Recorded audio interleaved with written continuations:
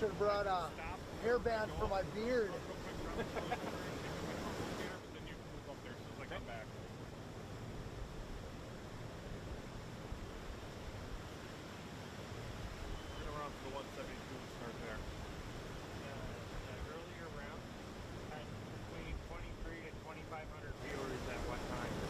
Holy crap.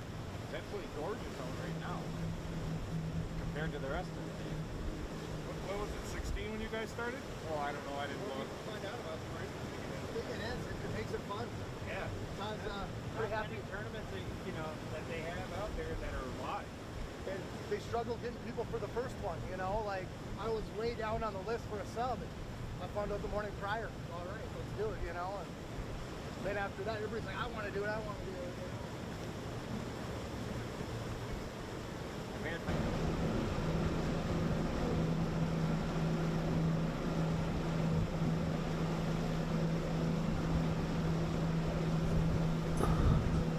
All right.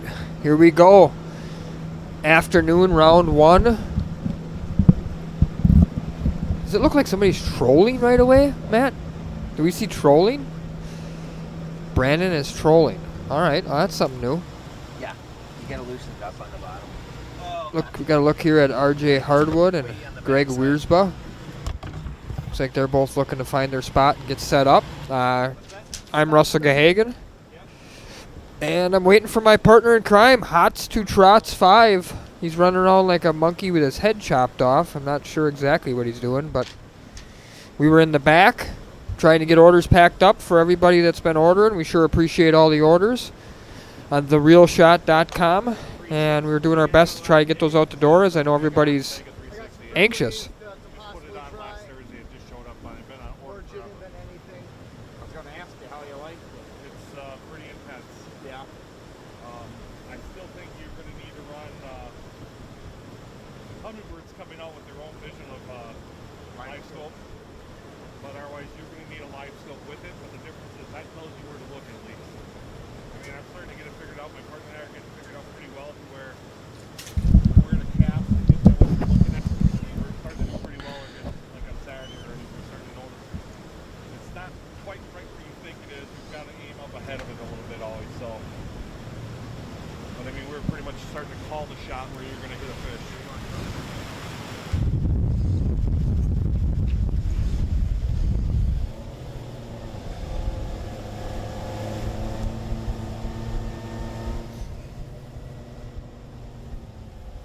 Oh, Derek. So funny you should ask. Russell, do we want to inform people what just hit the docks as we were running in here? Yeah, go for it. Yeah, Rapala scales. Yeah, Rapala scales. Okay, so they're in. Hold on to your enthusiasm. I was running, brother. I'm so jacked up right now, Russell. It's afternoon here of Deja Vu on the Fox, and I'm just so stoked because just be patient. Those scales are in, everybody.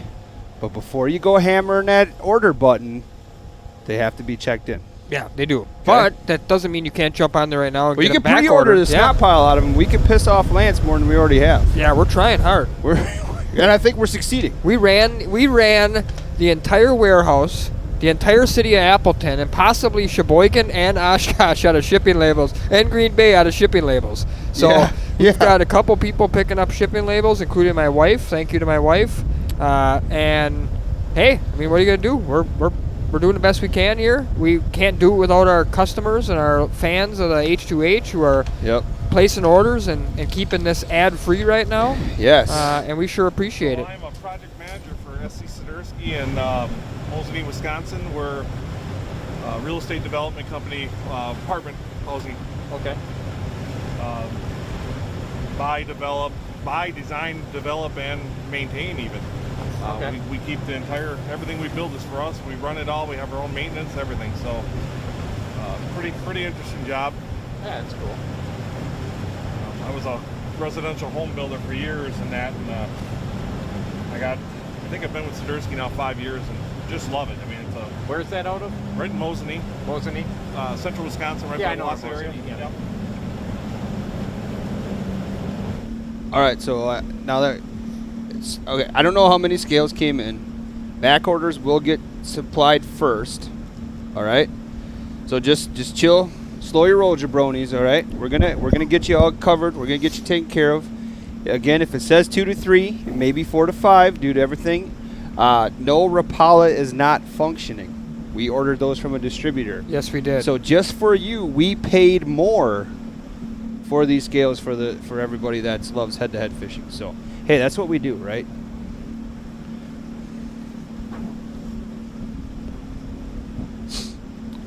I like the fact that Brandon set up right away. This tournament, you know, they launched out of Metro, obviously, and everybody else is running.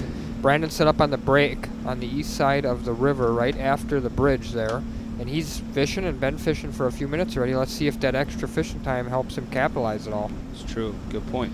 Russell, what's that yellow thing behind his boat there? Is he hauling a garbage can? He is not. That would be a buoy. Oh.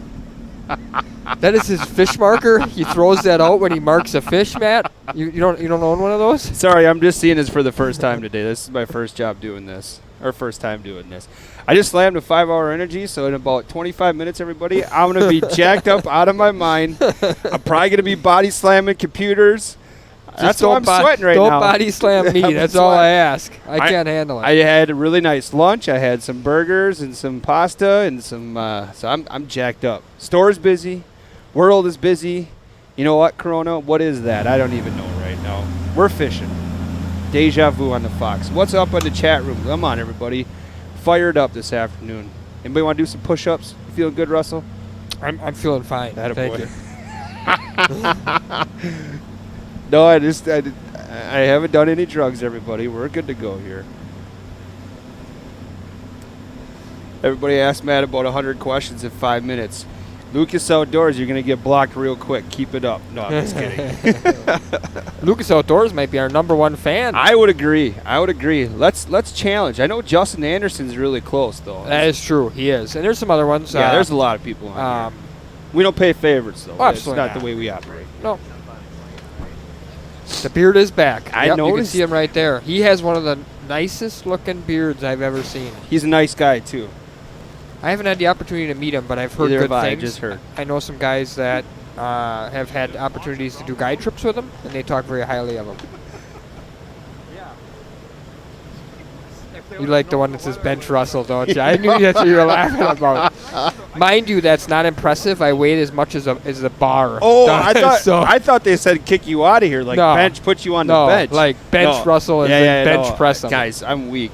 Well, like I said, I weigh as much as the bar without the weights. So Yeah. Sounds like 5-hour energy already kicked in.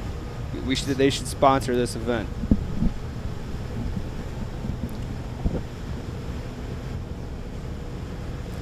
Yeah, it looks like that guy is going to be losing some tackle there. it's Brett Alexander. Yeah. He's ready to rock and roll. He's got quite a few different baits already lined up. All right, well, let's catch everybody up, Russell. This is head-to-head Deja Vu on the Fox. We are fishing the Fox River again. It's third time's a charm, and the fishing's terrible so far today. It's going to get hot this afternoon, though, right? The cold front definitely, had taken its toll on the fishing this morning. We've got day 1, round 1 afternoon fishing as we're experiencing a doubleheader here. Deja Vu on the Fox, De Pere, Wisconsin, Fox River. Brett Alexander's view is really cool. Hauling the mail is what we call that. See his hummingbird unit in the back. A lot of guys are full tilt right now. There's a guy right behind him. There's RJ Hardwood. We're racing. Oh, look at that. That's a cool view And right his there. nitro, somebody in a nitro next to him. Guessing that's Greg Wiersba. His head's got to be cold. Hey, we know. There's a lot of fans out there. Thanks, everybody. We appreciate it.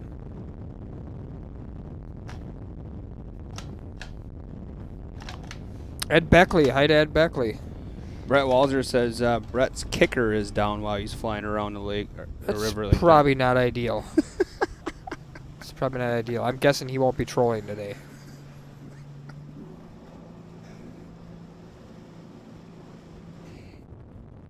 Nitro Nation, they say.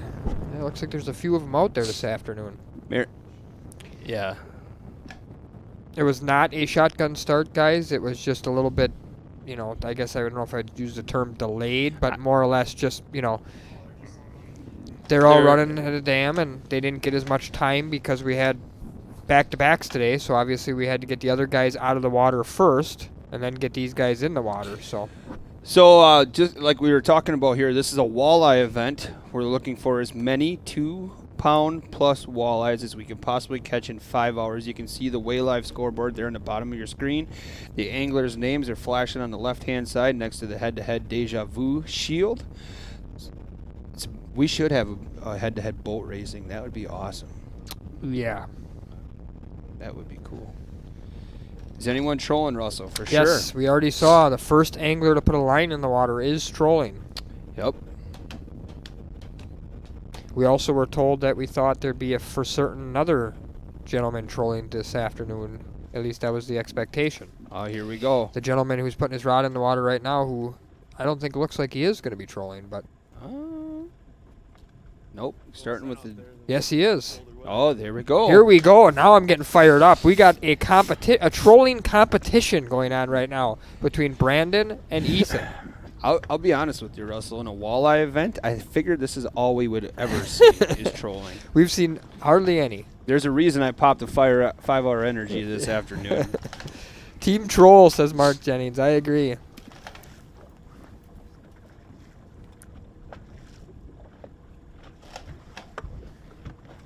Ethan, from what I understand, is a guide and is primarily a troller, so.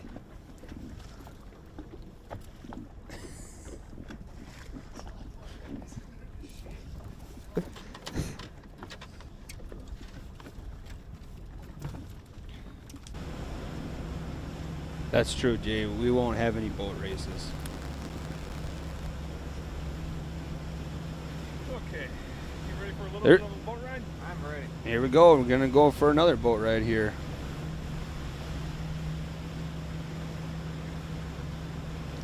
Mark Jackson's fishing.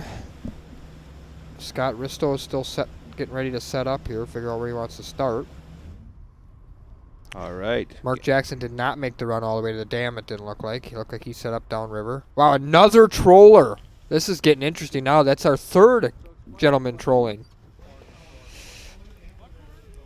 Oh, nice. That's a big 5-point side. Really? So Jared, I got to make Jared my best friend. I just found out that he's a whitetail guide. Yeah, you've been trying to line up the I'm trying, hot brother. spots. It ain't working. It ain't working. All you got to do is fire at him. Hots to trots 5. Yeah, come on, guys. I'm a great time.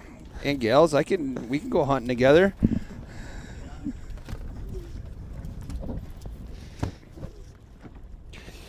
Yeah, you can definitely tell the difference between the 30-minute head start normally and this morning and this afternoon when they pretty much left at go time. Everybody's sort of in a pressurized panic right off the bat trying to get rods in the water. Lucas Outdoors, compare me to Shia LaBeouf or whoever. The guy's in a lot better shape than I am. For a good time, call hot to trot. Yikes. Good thing my wife doesn't watch any of this stuff. I'm ready for some awesome action here this afternoon. Who do you guys think is going to have the biggest bag this afternoon? Chime in and post who do you think. Looks like Jared is going to be trolling 3 ways. Interesting. He looks like he might put them both out on the same side of the boat, too. That's really odd. Garrett's picking Jared there. Brandon said Rudding Ridge Outfitters in Alma.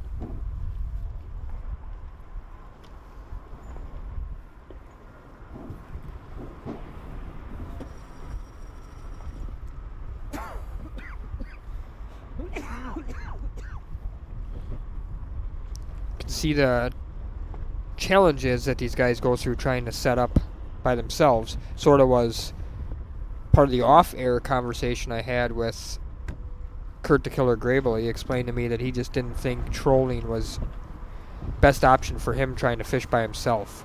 Isaac is on the chat. Isaac! He says he's going to have the biggest bag because he's going to get a dozen minnows and see how he does. Probably more than a dozen.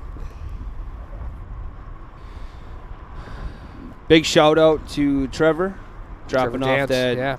pizza. That was outstanding of him. Thank you. He's a cool young kid for sure. He's going to be a name to remember, I think, in future years. He's got a lot of energy. Wants to be oh boy, we got Jared with the cover off his kicker motor. Uh-oh. Whoa boy.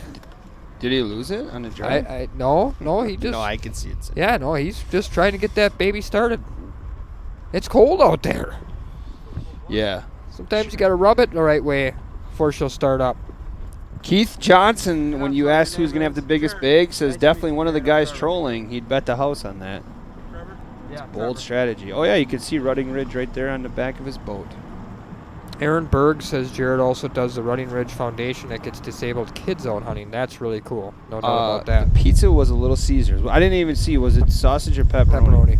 Oh, man. You guys have pepperoni pizza. I don't Got a get live it. view of Brandon. I'm going to just butcher it right off the bat and get it over with. Rouse, I'm going to go with. Yep. And so we got Brandon Rouse. He's trolling the east side of the river break. Just up from the bridge. Boom, And he's hooked up. He's hooked up.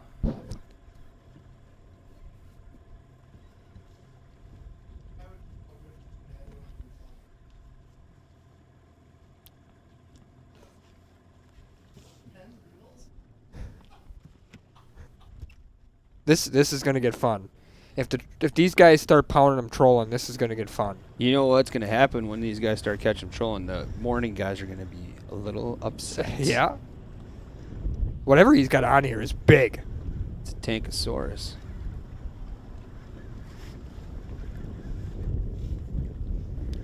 Faith says, let's go, Uncle Brandon. Let's do it. Ooh, you can see it. Oh, it looks like a good fish. Oh, he got him. He got him. Got him. Clearly in the mouth. No. Purple Descent, Russell, right away. Purple Descent scatter wrap. Oh. Great job, Jared. In a post-spawn spot, working the break, just up from the bridge. Oh, it's in the mouth. Is that a scatter wrap or It original is. floater? That is a scatter wrap.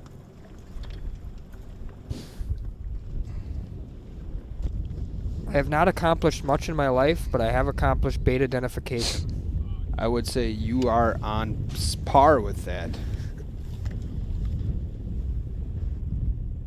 Gonna get a live weight here from Brandon. He's new to the tournament. Here goes. Yep. Shaking. Yeah, I see that. Excited, huh? That's what it's all about, man.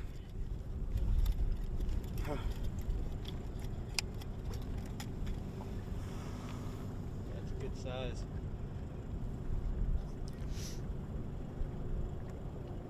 Four, 8. Yeah, 4.8.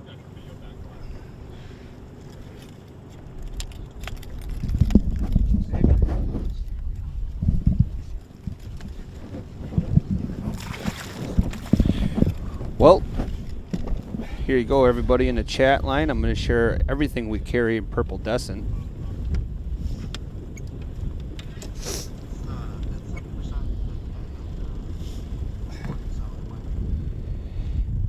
In YouTube, I'm not forgetting about you. Thanks, everybody, for joining us again for Deja Vu on the Fox.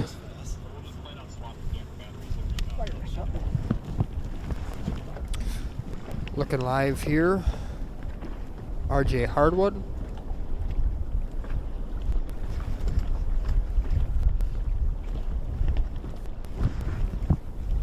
Oh, now you're getting nicknames here. Lucas Outdoors says Russell Gehagen, the tackle god Gehagen. Oh my God. Might be a little over the top, but Yeah, I thank that's it. Lucas Lu- Outdoors that's for Lucas. sure. You're banned. What was that? What was that sports show where they would mute the guys if they had Oh, it? he's hooked up. You can see the high vis braid on his rod, Matt, just like a lot of the guys have been using for the last couple of weeks. Just so you know, Lucas, I'm kidding.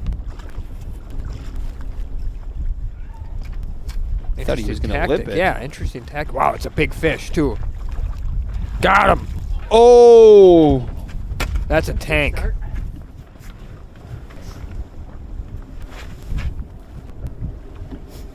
We're 20 minutes in, and we've already got a couple fish on the board. Stuff is definitely happening fast. Blade bait. Zeros? Yep. RJ's casting. What is he casting? Was that a Blade chicken bait. wrap? Blade bait. Oh, blade bait. Yeah. Looks like maybe a Vibe, maybe? Oh.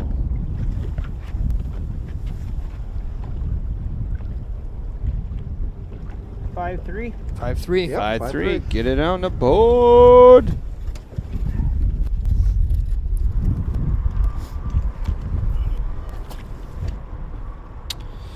So a lot of what were we talking about, Russell, for rod length? It was 7 foot to 7.3 between a medium light action. Yeah, so 6'10 to 7'3 seems to be the most popular. We sold, by the way, this morning already a couple of those new Mags Customs. Those went over really well. Yeah. That was pretty cool to see.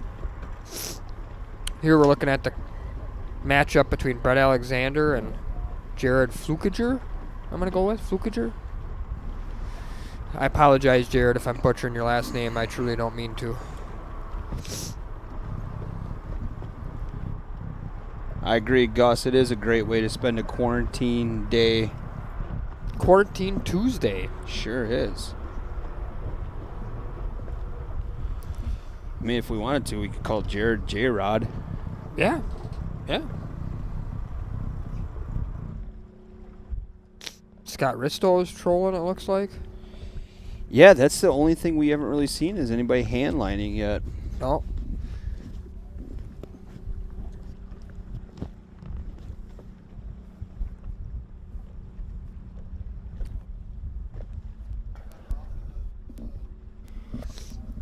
Here we're looking live at Scott Risto and Mark Jackson.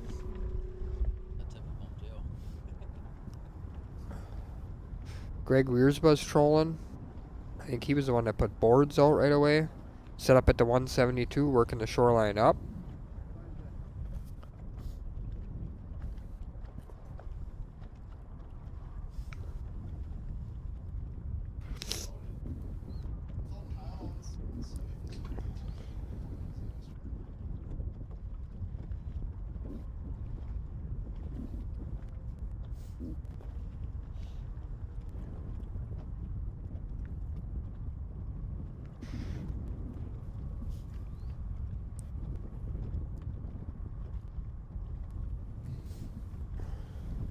Okay.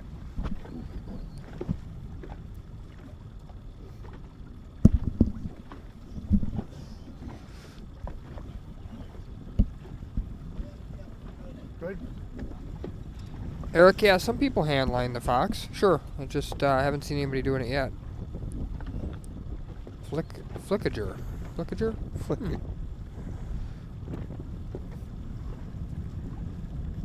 Flickager. Well, go for it. Yeah, when we salmon fish, when you get a half hour to reel one in, enough time to get your camera out, but never live. Yeah, adds to the element, that's for sure.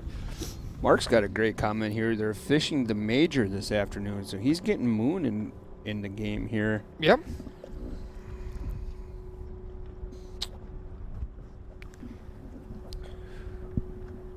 Mark's shaking his head, possibly missed one already.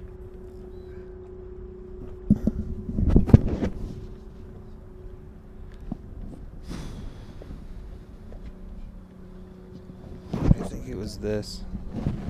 This one? Yeah, such a light little. Oh, trying to work the jig a little slower today. Smaller hops. Just couldn't get them.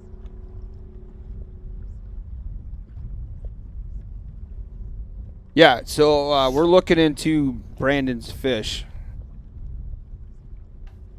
He definitely caught one. It does count. It does count. Sure is, Jared. Yeah, I think half these guys took a 5-hour energy right before they headed out like you, Matt, and they're just so jacked up. They're forgetting to get everything done here. Well, So. let me make a quick correction here before 5-hour energy starts knocking down the doors. It was a rip it. Rip it? Rip it. Okay. Okay, that comes from Quick Trip. So if either one wants to hit me up, Hot to Trot 5, just let me know. Matt's taking sponsors Taking on energy sponsorships. drinks. I think we both need some. I mean, I don't know that you want to see me on an energy drink. I would love to see that. Taking a look at Jared Flickiger Yeah, good job. and Brett Alexander. Yeah, we don't think he entered that fish in. Yep, sounds like he's in the process of wayliving a fish. I'm excited for when the Waylive actually is an app and people can use it. I think that would be phenomenal. Yep.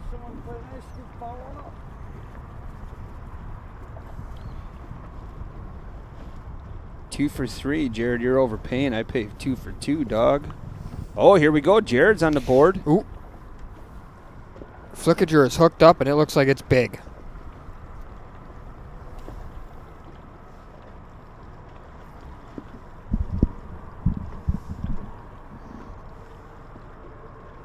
Wow, if this is a walleye, it's a nice one.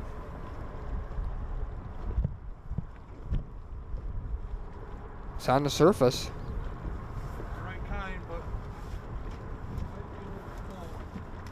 Heard him just say something about right kind, but something.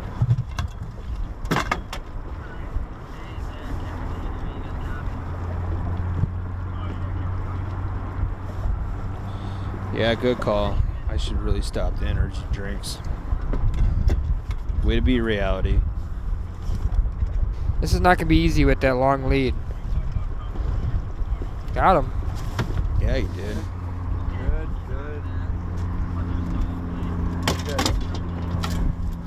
That weapon rig he's tossing around is going to be dangerous.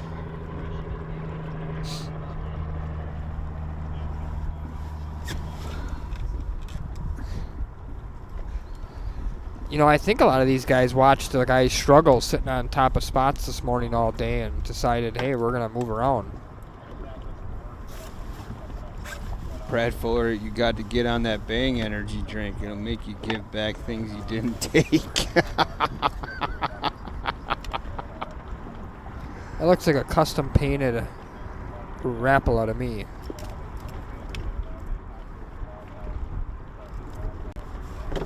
Hard to tell. It could be a faded orange and gold too. Don't think Jared thinks this one's going to register 2 pounds on the old Rapala scale, but we're going to find Show out. me that it's zeroed. Perfect. It is zeroed. Rapala. Yep. Depending on the day, I change it from Rapala to Rapala. I was going to say, you know what's going to happen. The chat line is going to blow up. Yeah. It's Rapala. I said Rapala yesterday, and then the guys corrected me Rapala. I so know. I'm Here we saying go. Rapala Look at this today. guy. Just digging in there. Liquid cocaine, people are saying Bang energy is. Here we go. Let's see the weight.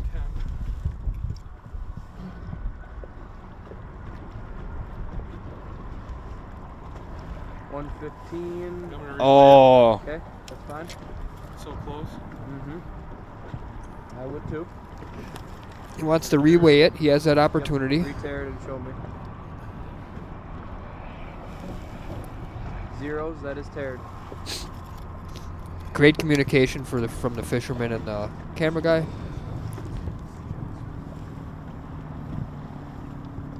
That is 115. Oh my gosh. You see 2? I just saw 2. Okay, It's that close. I'm watching.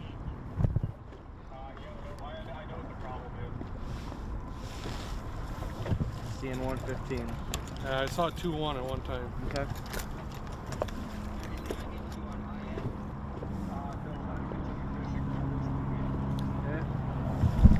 Yep, that's teared.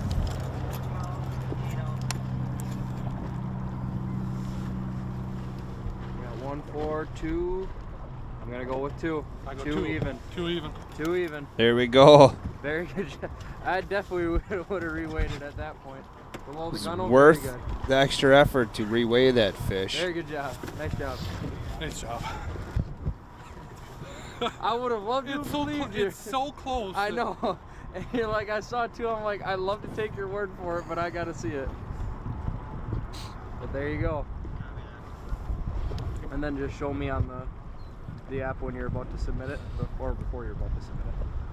Yeah, actually, we had to make one cameraman change. Unfortunately, one of our cameramen had to go, had a family emergency, so we sent Trevor in. Trevor was in here this morning doing a little bit of editing and threw him out in the field.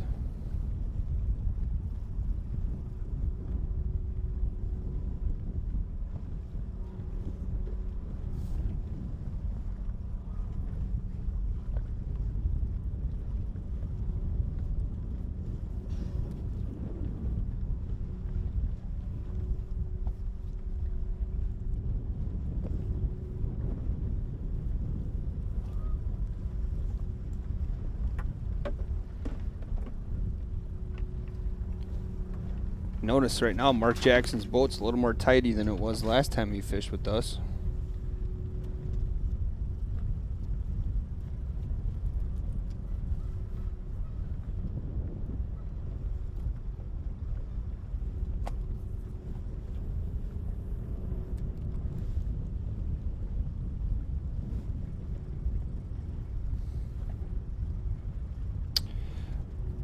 So all but one are the same cameramen.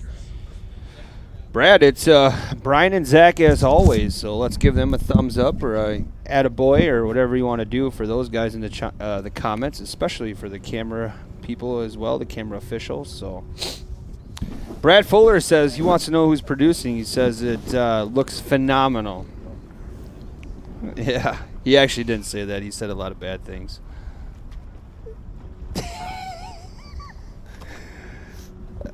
Cody, the cameramen are volunteers in a way, except they get paid, so they're really not volunteers.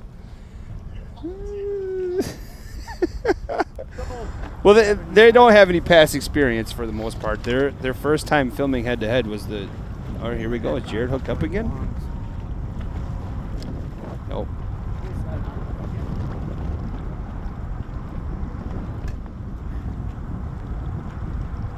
Bit of a challenge in that your own fish when you're going a mile and a half that way and the current's 3 miles an hour that way. That's a lot of fight to the fish.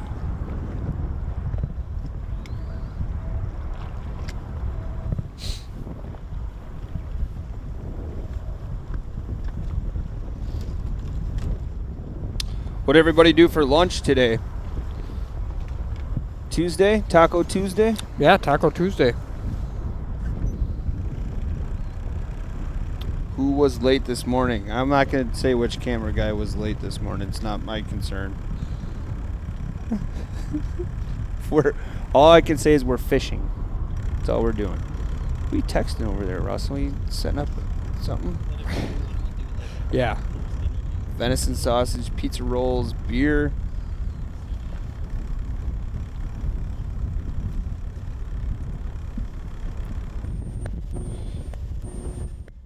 Uh-oh. Surprise guest coming in today. Yeah, who'd we got? Take a guess. I saw your phone, so it'd be hard to lie and say. We're going to have the man, the myth, the legend. The Lackich Lover? The creator, yes, of the Viper Custom Tackle, Lackich Lover. He said he'll be in here in about an hour. Perfect. Perfect. Leftovers, pulled pork, grilled cheese, Culver's, ice cream with my 2-year-old. Nope, they are on the same body of water. Salmon in the smoker, Menominee River, walleye for lunch.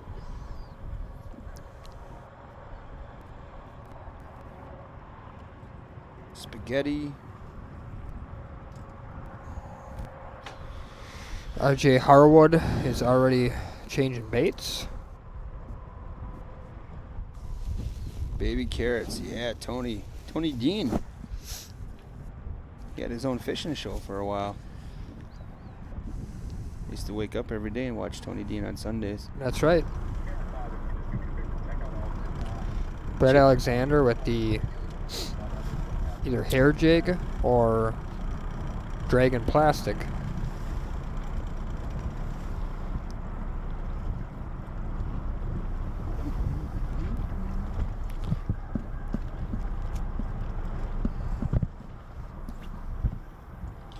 Cass Lake, bluegills and chips.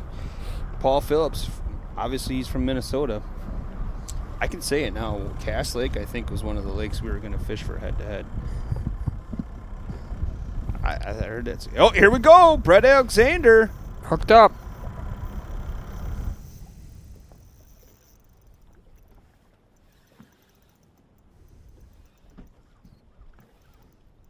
Looks like a Daiwa rod.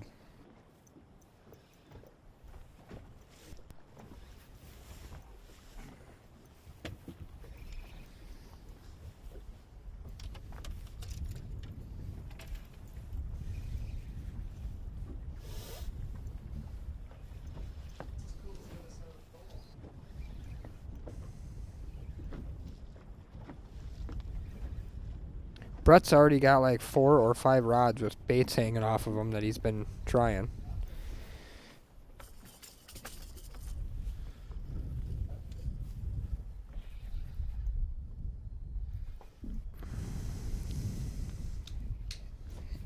Homemade beef briskets too. That sounds good.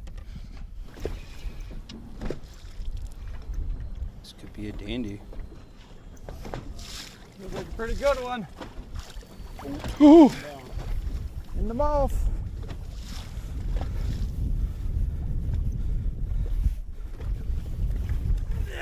Got him. Dang. Woohoo.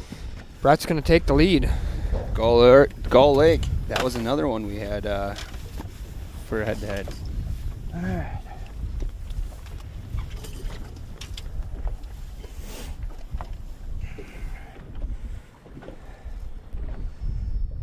Zeros. Yes, Isaac is going to be a guest.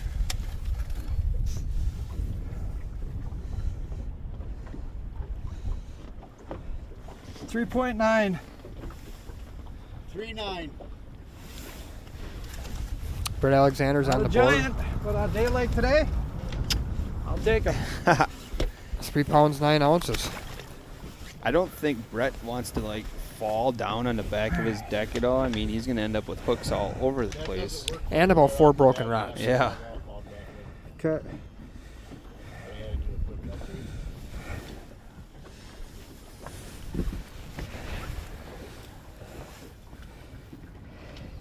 You know, I think at this point, Russell, we could have Isaac go live on the sales floor and people would come in for autographs. Probably, yeah. He's probably garnered one of the larger names in head-to-head fishing so far. Did you guys work out 3 royalties pounds, on 9 ounces. Blackish Lover? We have not. I'm going to go ahead and give that all to him. He made it happen. Back So to work. Hey, thanks, Chris Barge. Yeah, Troy. If Troy Kraus is watching, if he wants to swing by this week, I mean, we got Anthony lined up at some point this week. Jesse Brady. Jesse Brady is lined up at some point this week. I got 6 of them going. I got 6 of them going. I mean, the way Russell's at, we might have like the water boy or something come in here and be a commentator. He's inviting the pizza guy in here and everything like that. Absolutely. No, we were all cleaned out of it other than stuff in the shade and the swamps, but maybe a couple piles from the plow. But got hit hard, huh? yeah, 13 inches. I'm glad I was gone. Nothing worse than waking up and seeing that. I got a place in Alaska over by Kiwani, and we got an inch of snow there. Yeah. Come on, Go girls. there a lot? Oh yeah, summertime for salmon, and then to come down here and fish the bay. Would you just take all the work whenever? Yeah, I own my own welding supply, so I get Okay. a little bit of freedom. Oh, so this is your business that does this? This is, no, Rod Dog is another business, Oh, okay. so I own 2. Oh, okay. Oh my God. Yeah, we'll definitely give you some. I'll catch up to the comments here in Yeah. a second. Just a small outfit you got for both of them? Yeah, yeah. Couple guys. Couple guys, each one. Keep it small. We'd like to grow the fishing end of it, you know. Yeah.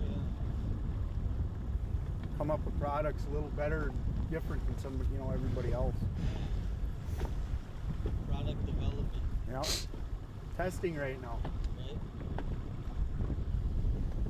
For this application, you don't really need it, but if you got to set your rod down, it's pretty handy to have it right there. Oh yeah. Probably troll the boards a little later.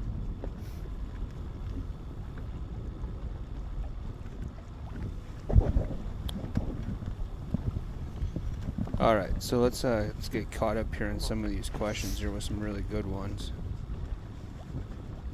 Preston asked, how did these 4 guys get in the match? At that point, it was first come, first served, right? They signed up. Correct. Yep. Good. No. Because it releases all the gases out of the shaft for years and years and years. Bad for the ozone. Water, food, everything.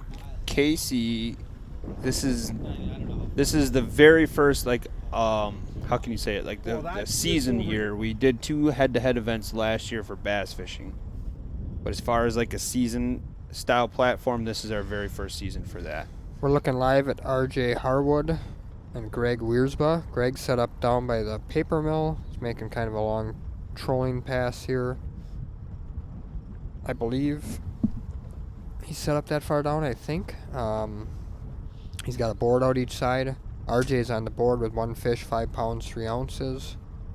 I think he caught that one on a blade bait.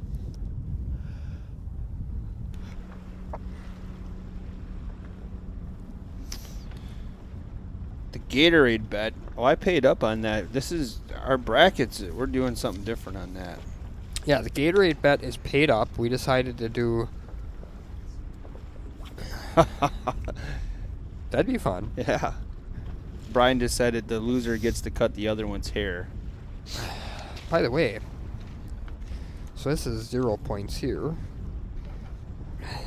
2, 2, and 0. Russell, there are a couple of people asking, what do you think that that rod holder is there? Can you read the name on it? It's called a Rod Dog. That is a... On the back is sort of what Rod Dog, I believe, makes, which is sort of a rod holder type accessory for your boat to hold all your rods in one place. And there's a Rod Dog tree there as well, which is just a welded 3 or 4 rod holder tree, vertical tree. Which Bago event are you asking about, Matt? Yeah, a small one, but Here's some. Yeah. Here's the link to the website for anybody that wants to sign up. Nah, you definitely should. I mean, really, anybody that's on the chat, if you want a nickname, you obviously have to fish a head-to-head so Russell and I can give you a Yeah, nickname. So absolutely. if you think you're cool now, you're not quite as cool as until you fish a head-to-head event. So there, that's the reason to get into head-to-head. Brad Alexander's got a 1 pound, 9 ounce lead right now on Jared Flukiger.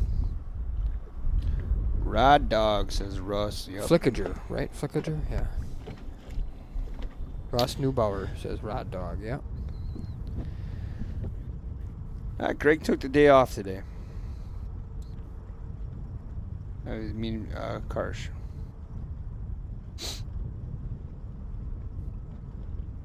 Come on over, Justin. Sign up. Which one? Which one do you want to sign up for?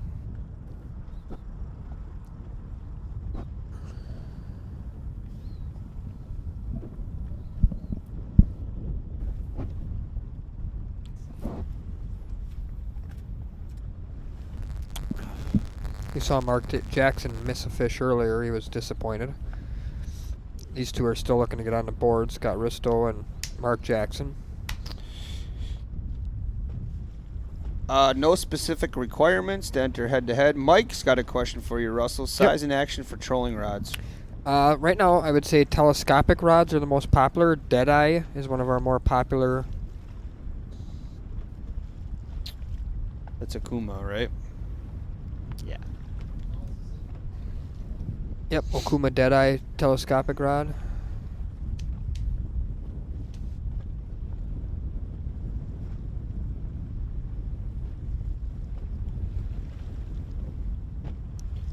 Certain length. There's a 710 and an 8.6. They're probably evenly popular.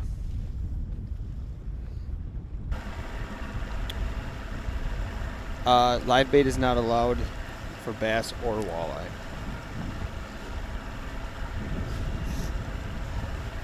We also have the Coots trolling rods. We have some rods from Shimano as well.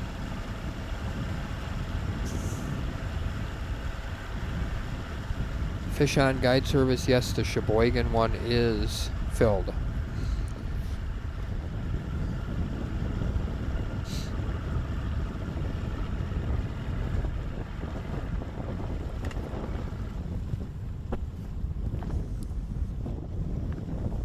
Maybe look up Troll Master. Try that.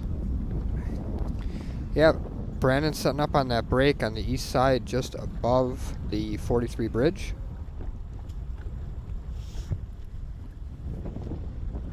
That is a great post-spawn walleye spot for sure. There we go. Here's the link to some trolling rods.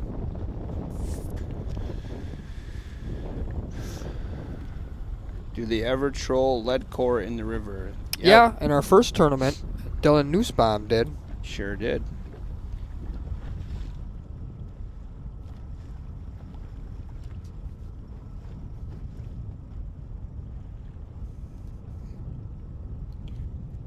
Just a quick check. Are the links coming into the chat on Facebook at all? Mind your way. Nope.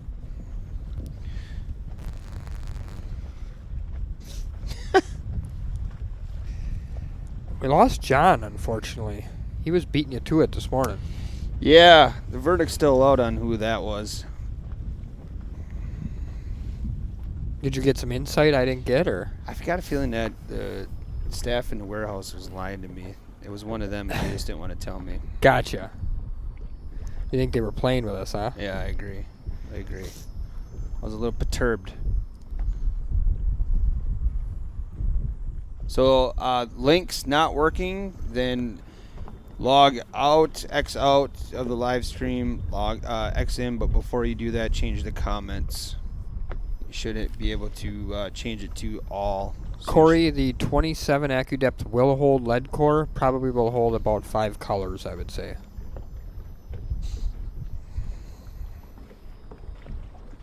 So Matt says he saw one on registration.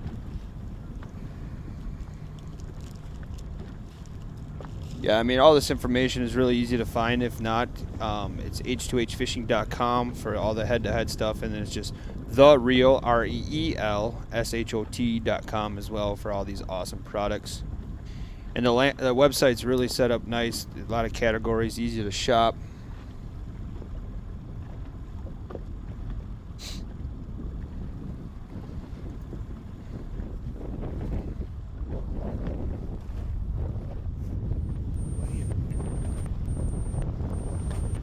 Got a 4-way look here at RJ Harwood going up against Greg Wiersba. Greg looks like he's digging through some tackle boxes, maybe trying to find a new couple of baits to switch out the ones he hasn't had a bite on yet.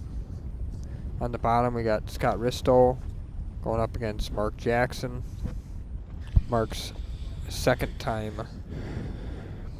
Yeah, Tim, the I was looking for him as well. They must not get uploaded yet.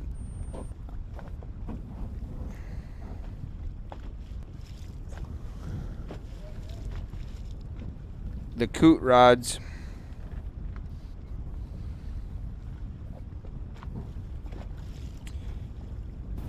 Josh, we have considered a head-to-head event for pretty much everything. Ice fishing, bow fishing, salmon, trout fishing, bluegill, crappie, turkey, striper, snook, Carp. sheephead, catfish. I mean, anything that's illegal we could have a head-to-head event for. I love lamp, carpet. We could have a head-to-head event for paper. Texting competition for head-to-head. So earlier, I'm just going to tell a little story here while we got a little break in the action. Brian's son has been working here quite a bit, Russell, helping us get caught up in the warehouse and stuff. I've seen him out there, exactly. He's very competitive, Yeah. like myself and like pretty much every person that works here. And I challenged him to a packaging contest on who could pack the fastest envelope. Okay. He won. Yeah? He won. So we had a head-to-head packaging envelope event going on in the warehouse. Love it. So right now, Jimmy has the lead. He has to take on the next competitor. Head-to-head deer. Yeah, it could anything. Pigeons, pheasants. I was teasing Brian's son in the warehouse today. I told him, boy, you thought school was boring until you came and packed orders, didn't you? And he kind of just smiled at me. So we were having a conversation as well, and I asked him what his favorite kind of pizza was, and he said pepperoni. And then I said, what type does your girlfriend like? And he always about to answer, and he said, yeah, I don't have one of those. Huh. Not yet. How does a business/company become a potential sponsor, donator, H2H? Well, that's a super, super easy process. Just send a message over to H2H Fishing on Facebook. We will have Kyle Carpenter, the tournament director /salesman/bouncer, get a hold of you and figure something out. Yeah, he reminds me of, what is it, Dana White from the UFC? Yeah, I agree. Yeah. I will not be challenging him to a wrestling match. I would. Yeah, I want to see that. He'd whoop me. Nathan Hahn, for anybody that's ever shopped at the Real Shot in the store. He's a big boy. He's a big boy. He'd fight. Looks like Flick, as they call him, I guess. Flick. Oh. Looks like he's idling back up for another pass. Well, it looks like the rate he's trolling, like the speed he's going, it looks like he's trying to catch sailfish or something. Or marlin. Yeah, it's a bold strategy, Cotton. He could be just trying to turn up the bottom. Usually, like when you get the dust and everything moving, the fish are attracted because it brings bait fish in. Flukager. So that's definitely not Kiger. how 10 other people have told us it's said or spelled. Let's call him Jared. I'm calling him Flick because that's what they said they call him. Oh, so. okay. I don't know. It is what it is.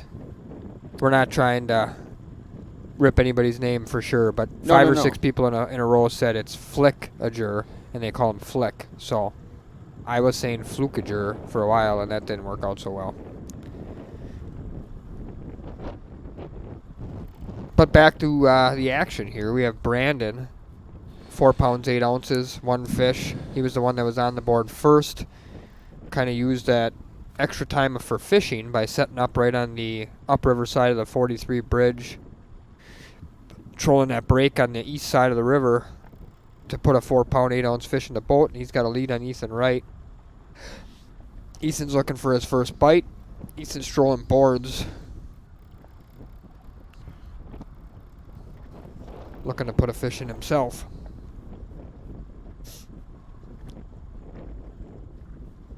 I agree, Leon.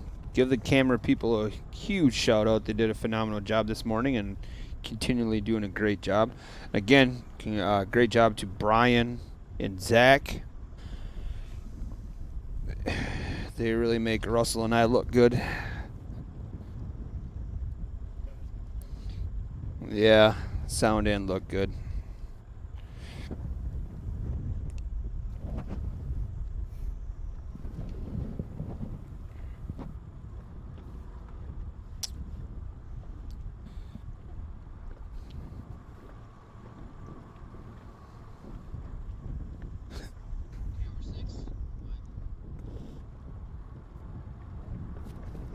If you can dodge a ball, you can dodge a wrench. Somebody just said they loved the dodgeball reference, so I had to throw another one out there. Yeah, cold. Water temperatures are cold, 39 degrees. Yeah, I heard a 5-degree temp drop. That was obviously a main reason why we saw very tough fishing. Cody Shaw, what's up, Cody? We can go over who made it through this morning. So the battle between Isaac and Scott. Scott made it through. The battle between Scott Allen and Robert Claus was Scott Allen. Mike Furyk and Nick Mills. Nick Mills made it through. David took on George Freeman. Oh, here we go. RJ's hooked up.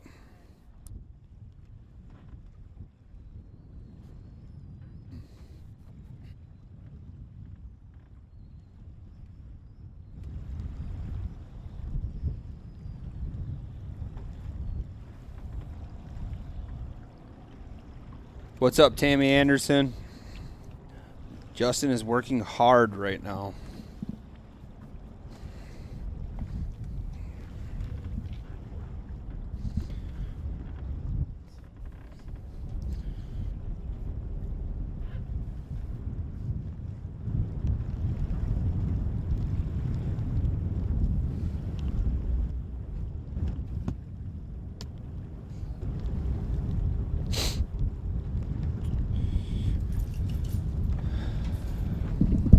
We haven't seen any saugers yet. RJ's battling a Tankosaurus here. It's a big fish, whatever it is. He appears like he wants to Yeah, break it now off. he's trying to break it off. Whitefish. That would be a rear-hooked whitefish. Oh, never mind. Sorry. I was just trying to cover your tail, Justin. You told me to say hi. Whitefish. I was just making sure that you didn't get in trouble.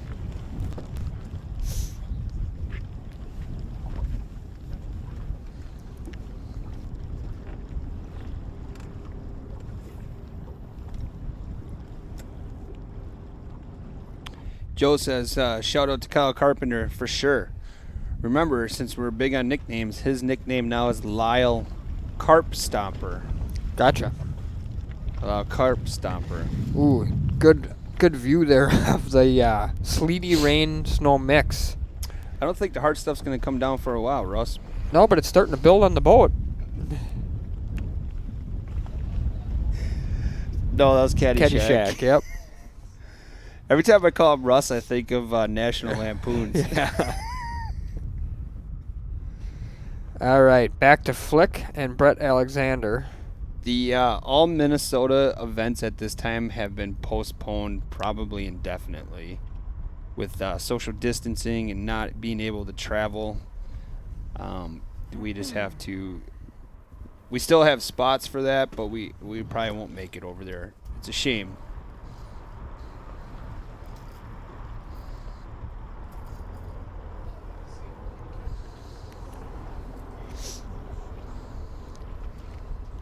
Yeah, it's a little interesting that these guys, a couple of these guys set up and popped a fish right away on their main spot, and now nothing.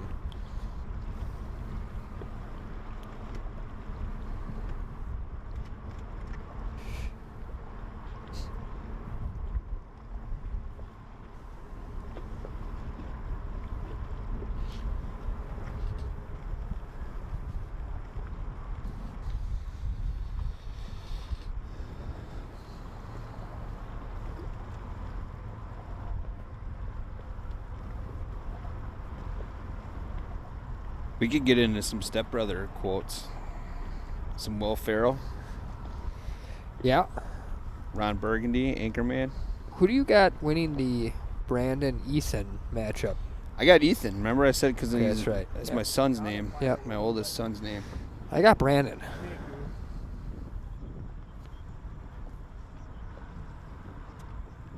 Got faith. Ooh, Ethan's working that rip wrap there, just up from the paper mill. So how far is that outside board, and I mean, how deep of water do you think that is? 3-4 feet. Okay. Yep.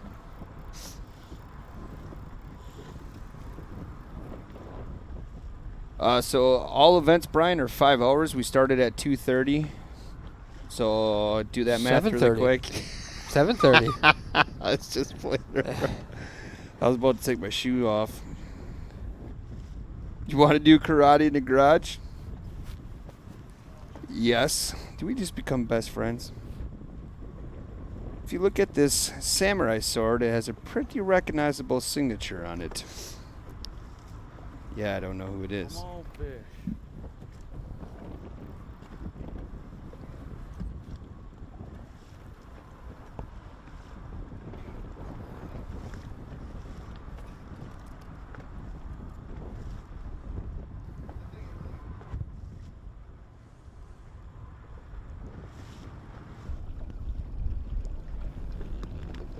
Russ, you gonna bring those scales to Sheboygan? I don't think you're gonna get a chance to touch them. They're gonna be gone. Well, as soon as we get ample stock in, sure. Yeah. Absolutely.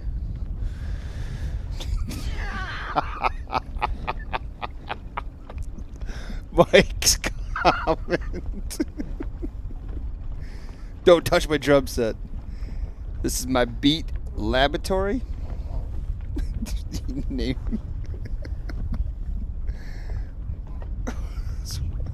Watching cops. Ross Neubauer's on a tear, too. Yeah. This is good. We're having fun. There's a good question for you from Uper Rack 22. How fast do you think they're trolling?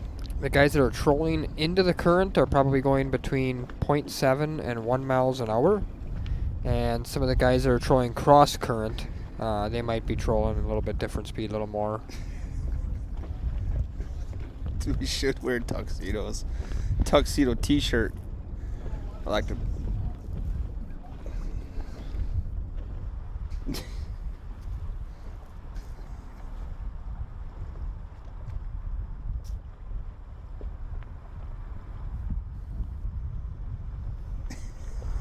Brett Alexander sitting on a 1 pound 9 ounce lead. Fish for fish with Flick.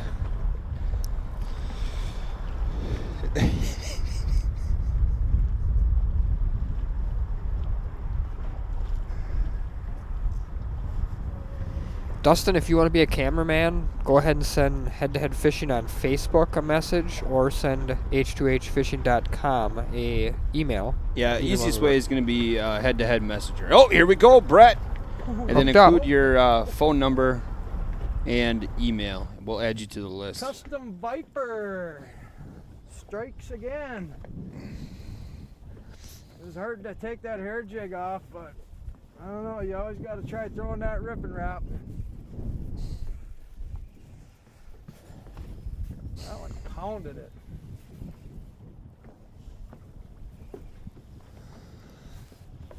Viper Customs.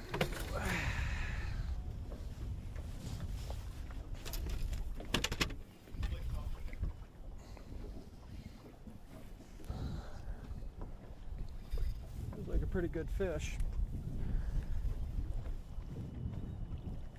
I don't want salmon. I said it 4 You times. can see in my boat, you got to kind of watch where you kneel down and you're going to get a hook in you.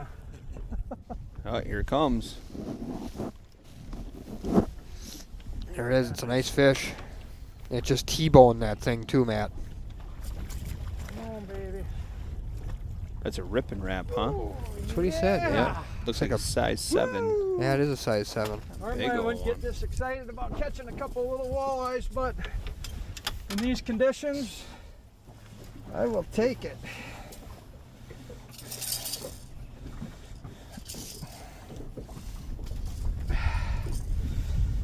Yeah. That one should weigh. Yeah. I agree.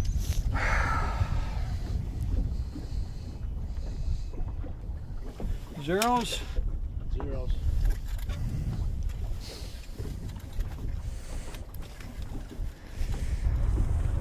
Brian, you would love the chat right now.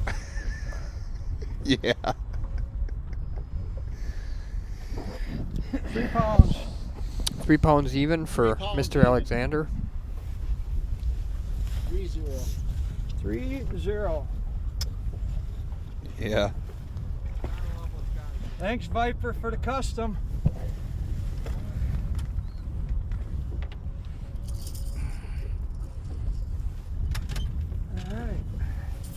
It's a Mag's Well. custom rod.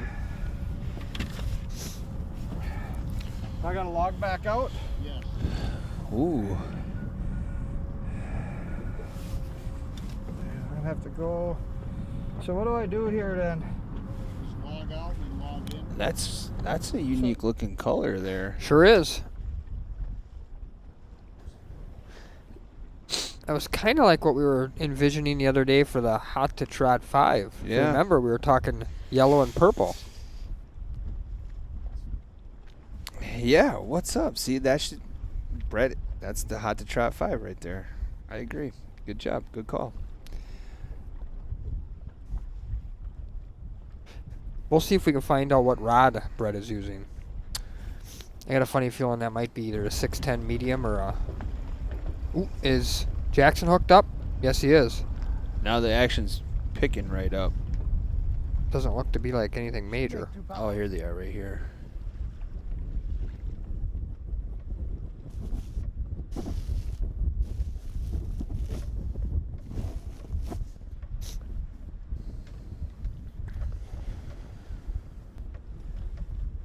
Yeah, they're fishing the Fox River.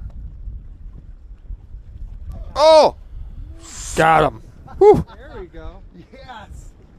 That's how I like to start it out. I tell you what, when this guy gets on a roll, Not he's biting real entertaining. hard either. That's a nice one. Scales right there, man. This guy's a good stick. Definitely a little chilly on the hands. A little extra weight on the side too.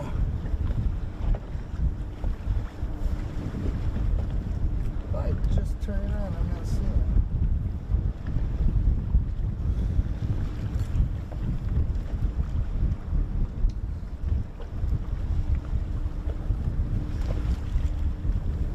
Corey Clark, Mark does have a nickname. It's Beard, or The Beard.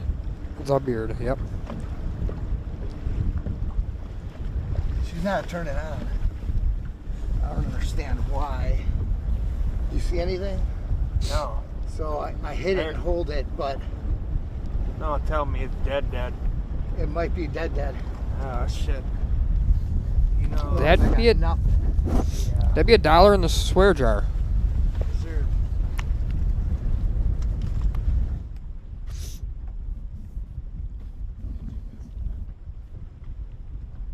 Rest of the week are all 8-1.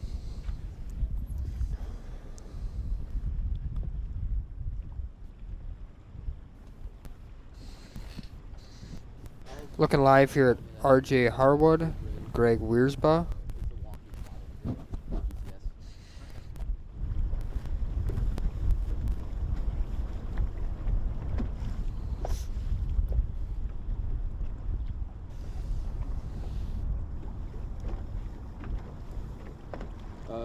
I'm going to unplug channel 1 first, because that's the shock mic, and we'll see if it's coming from there. For this, what I'm assuming is kind of like an audio squeal.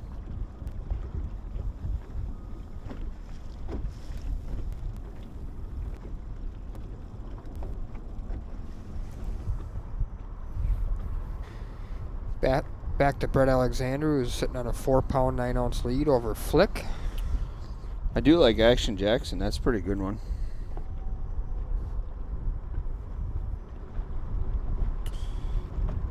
They have backup scales in the boats and backup batteries as well.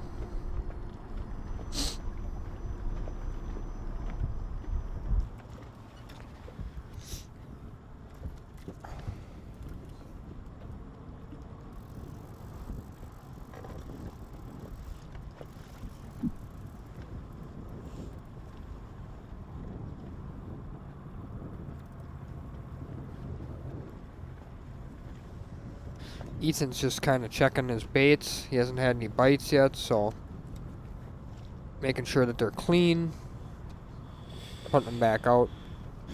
Chris wants to know what happens moving into summer with lightning or bad weather affects fishing. Will you always complete the session or end it?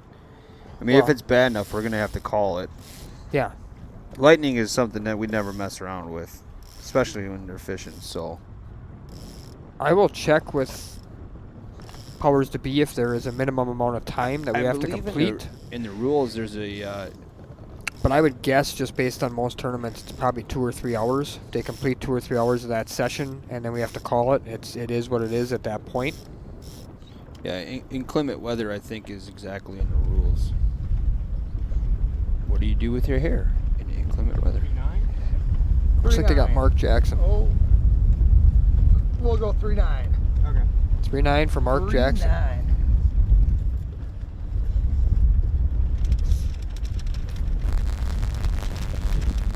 Yeah, I mean, for those wondering what do we do with the scales the way they were, I mean, these guys go to the water with an arsenal. They have backups to backups. I mean, there's a lot of stuff, so. A lot of moving parts to this whole deal.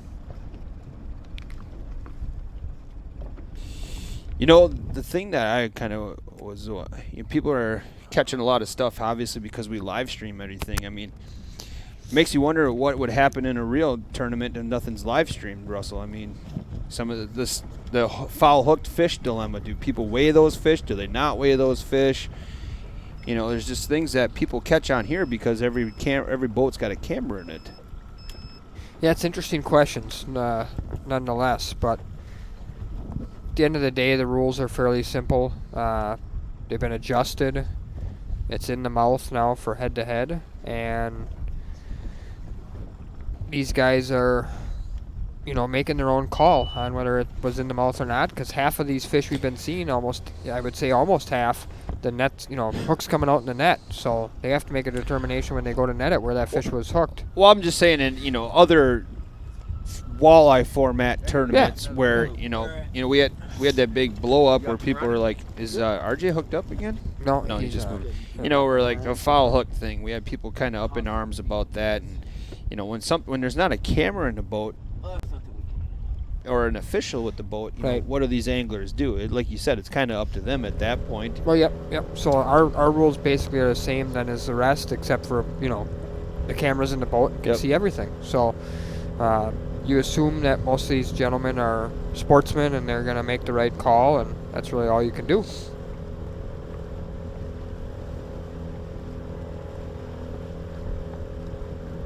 We got a 4-way screen going here. We got Flick up on the top, 1 fish, 2 pounds. Going up against Brett Alexander, 2 fish, 6 pounds, 9 ounces. On the bottom, we got Brandon Roos, 1 fish, 4 pounds, 8 ounces. And he's going up against Ethan Wright, who is still looking to get on the board. So everybody on that screen except for Ethan is on the board. Ethan's looking to get on the board yet. He's now trolled from basically down from the paper mill all the way up past the bridge. Yep. There's events going on in La Crosse. Again, if all this information is on the registration tab of H2HFishing.com.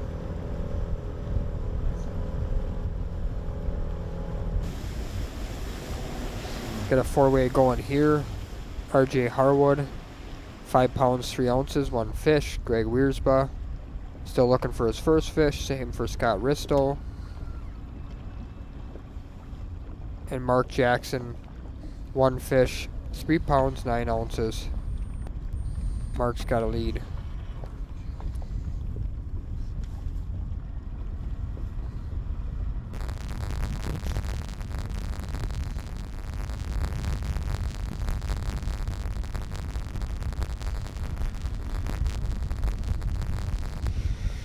Good question. I see it's a Frable, obviously. I do not know what model Frable net Jackson has. I'm not overly familiar with Frable nets. Yeah, Chris, the Minnesota Bass events are all, I would say they're not on at this point. Just due to, social distancing and not wanting people to travel far distances, they're not on. So at this point, like, any of the anglers would have had to have been a resident, and unfortunately, it's a real bummer. It's a real bummer. We wanted to be Fish Minnesota. We wanted to carry on with the whole entire season that way we had it. But, this is exciting. This is working out. The people are getting what they wanted. We have it head-to-head 3 weeks in a row, and there's no end in sight. Yeah, we'll be live next week. Yep. Russell Bass and I event. got nice butt grooves in these chairs from being here. Yeah, we got live bass next week. Then I think we have a week or two off, and then we got walleye, right? Well, let's check the registration page here.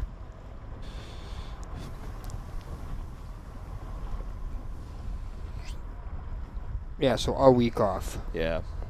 in between bagel bass and bagel walleye. Yep.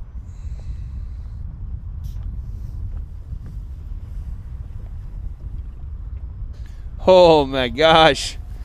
Another special guest. We're going to have these two duke it out. Absolutely. Tyler Miller's in, or Mueller. I said it right the first time. He's a big guy. I don't want to make him mad. You got that right. You want to come sit down for a while? You want to take a break, or I can take a break? You sure? You can sit down for 15. People want to ask him questions. Yeah, here we go. Here he comes. All right. Miller's going to join us here for a brief moment. He's not too excited, but we're forcing him into it.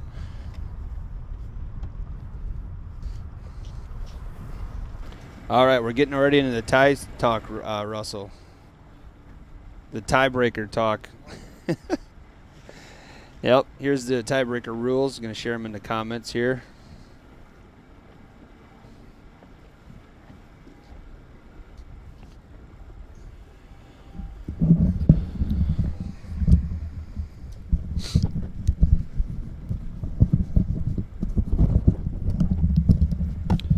No, this is not the pizza guy. I'll let him introduce himself. It's a bad mamma jamba right here. He's a walleye catching fool.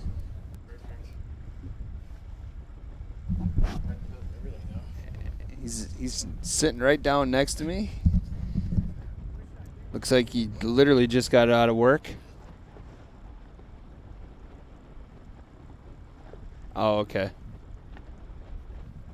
Feel comfortable? Pretty close to the mouth there. Yeah, you can hear me all right? Perfect. He's ready, Brian. All right, like we made a special guest appearance here, Tyler Miller. What's going on, buddy? Not much. Just got done with work, you said? I did. New ones is much. I did stop by to look at some rods, and I guess I ended up in here. Yeah, you got roped in and sitting in the hot seat now. I did. So everybody, if you got any questions for him, we can monitor those. But we're going to ask the same question we ask all you guys. What did you think of head-to-head so far? I loved it. It was as many tournaments as I fished. It's a different feeling. You're just constantly focused every second of the day, because obviously you see during this anything can change in a minute. And no, it was very cool. Very cool to take care of the fish, and the format is, I think it's going to carry a long way. So you haven't had any rest. I mean, since the event. I mean, you've been grinding all kinds of tournament action. Yeah, with this virus stuff, I've been trying to get everything I possibly can in until they shut more down or open it up. Depends on what they do, but yeah, I'm a fishing machine. When you just won the tournament this last weekend, right? I did, yeah. Me and my partner Jake, we won the Green Bay Walleye Series on Saturday, so that was pretty epic. And just got into it because our AIM event got pushed back, so we wanted to fish in the worst way and got into that and won it. So now it looks like we're fishing the rest of them too. So. Well, that's good. We got a couple of people asking questions for you here. Are you doing the bagel event in May? I'm not just because there's a conflicting tournament. Gotcha. So otherwise I wanted to, and in the worst way, but we'll see how this year goes, and I'll definitely be back doing some of these. Blaine wants to know, what's your tourney schedule this year look like? How many times am I going to have to fish against you? I've got all the AIM series yet, Green Bay Walleye series. I got a few local ones. I'm riding on the edge of NWT and Ocano. I might do that depending on what the schedule looks like and that. So, and then from there we just kind of fly by the seat of my pants. So.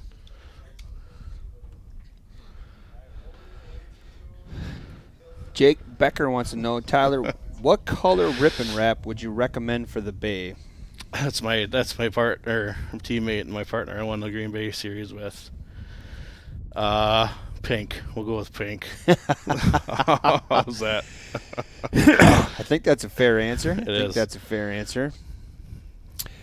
So we get this question a lot. The ability to know your weight and your competitor's weight, how does that play on you?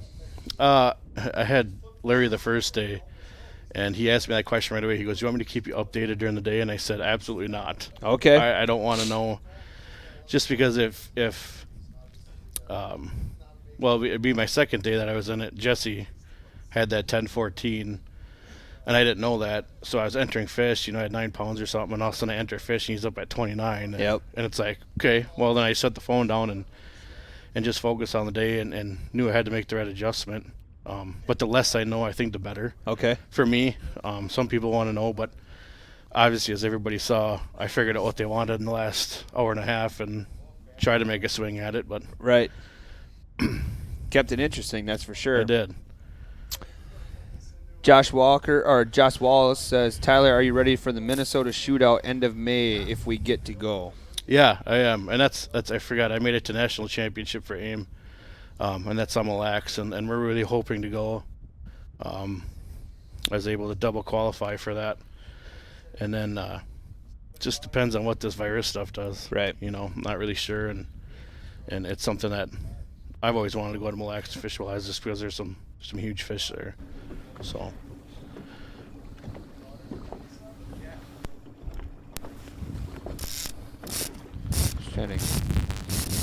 So, kind of recap, your experience, how many years you've been fishing, I started fishing. Have a fish. Oh, here we go. We got a fish on. We'll just let Scott deal with this bad boy.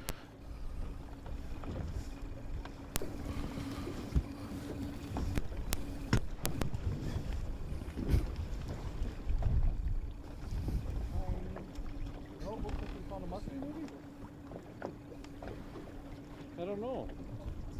Looks right to me. Right. Yeah.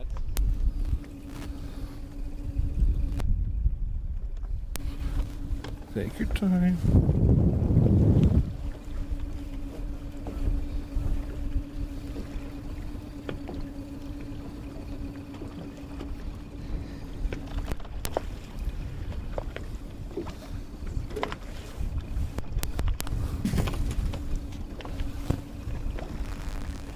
Oh, that's a nice fish. It's hooked, but not very well.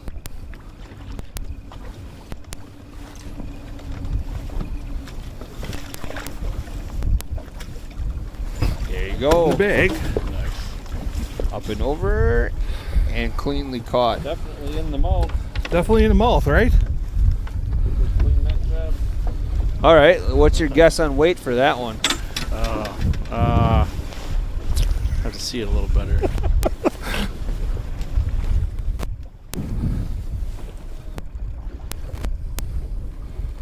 A little speed back here. I'll go 4-1. 4-1. There you go. Anybody on the chat line want to challenge Tyler in that guess? Yeah, I might overguess on that one. We'll see. A lot of nice job on your Green Bay Walleye event. Appreciate it. 2-9 says Robert. Chad, Andrew, 312, Oh, he, 212. Apparently wanted that number 11 Rapala.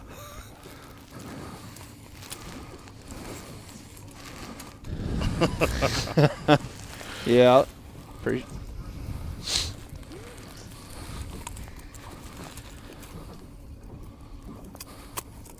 I don't think he was getting off. Fire tiger. You can use any color you want as long as it's fire tiger. That's what my buddies always say. Okay. We're on. Yeah. So I'm gonna. Good. Flashed, right?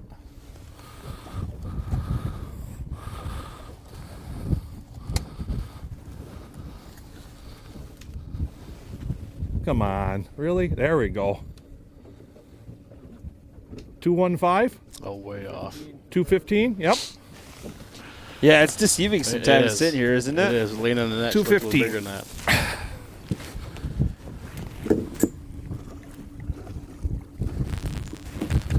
Clean release. Nice job.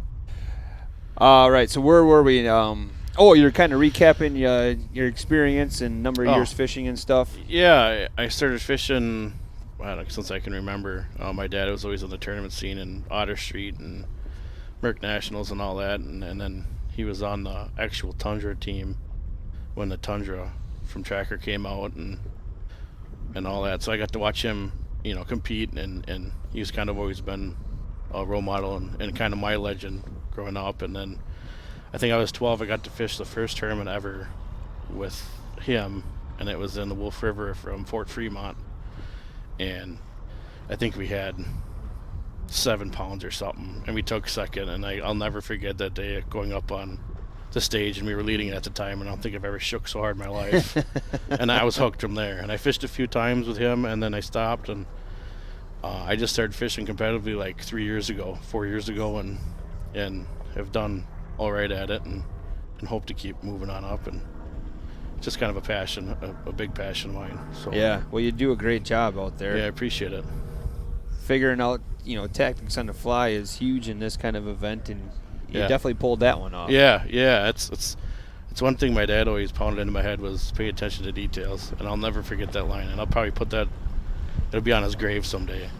But and he's right. It just I try to pay attention to every little thing, and obviously when you watch this, you can see that one little change can make your day. So here we got Chris has got a good question, especially paying attention to detail. Do you troll cranks?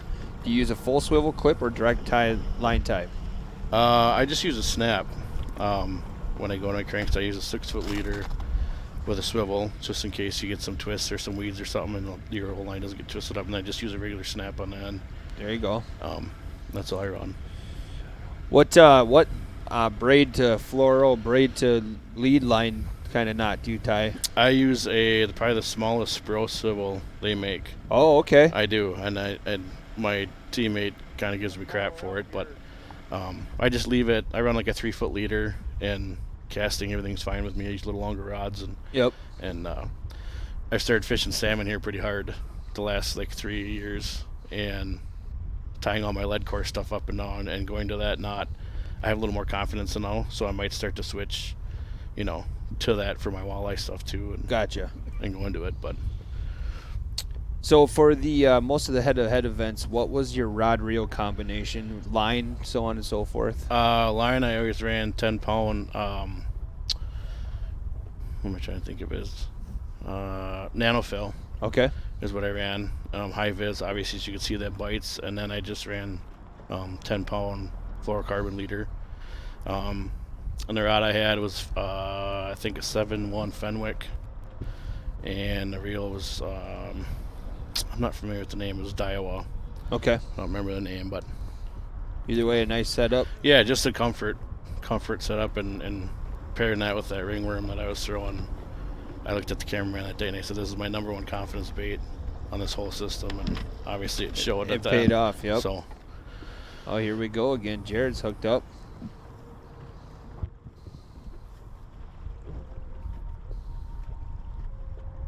It's just crazy from this morning to this afternoon how much more trolling. I mean, we didn't see any trolling this morning. Now we're seeing everybody doing it. Sure. Yeah, I didn't get a chance to watch anything, obviously being at work, but I checked in a few times, and it was, yeah. I listened to it most of the time in the truck, from the truck doing something, but I can't see much, and it definitely sounded very slow this morning. Yeah, it was slow. It was snowing, windy. They were bundled up. But yeah, it looks like a big fish.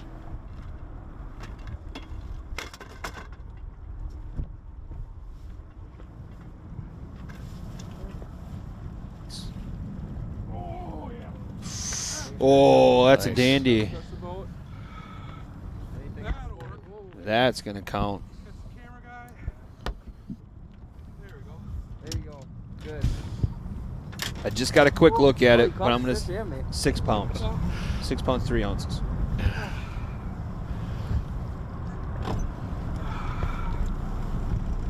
Fox, your hand is just.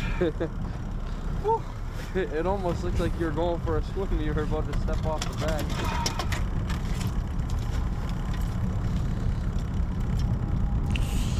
6 might be a stretch. I'll go with 4-1 again. All right.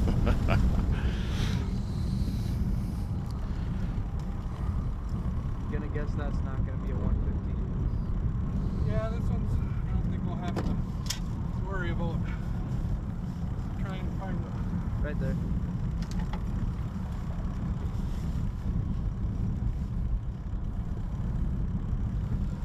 That is teared. Zeros? Yep. Maybe 4 pounds. What happened? I said I'm guessing it's probably 4 pounds.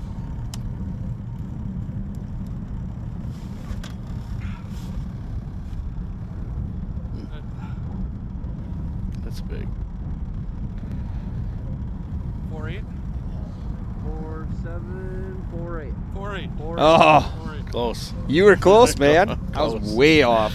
Close. If we were playing Wheel of Fortune or Price is Right, I would have lost. Good release, no penalty.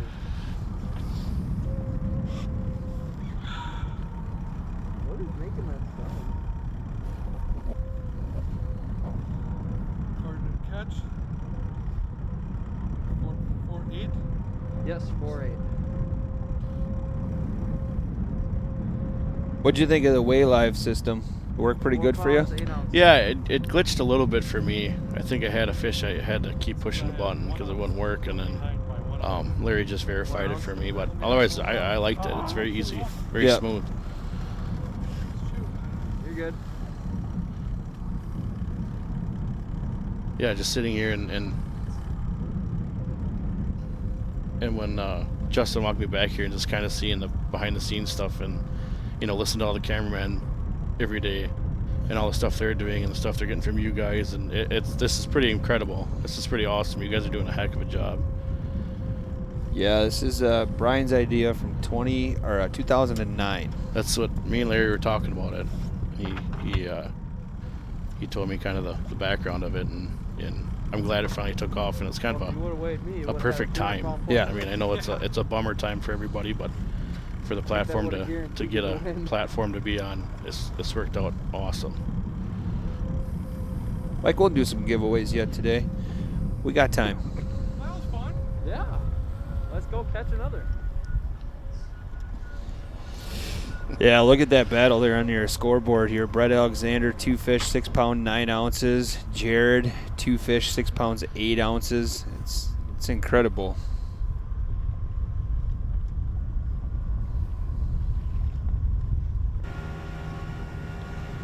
Here we go. We got Brandon versus Ethan.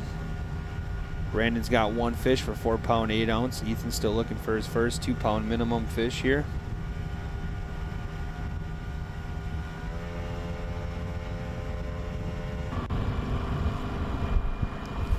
RJ versus Greg. RJ's 1 fish, 5 pounds, 3 ounces. That's a huge walleye today so far.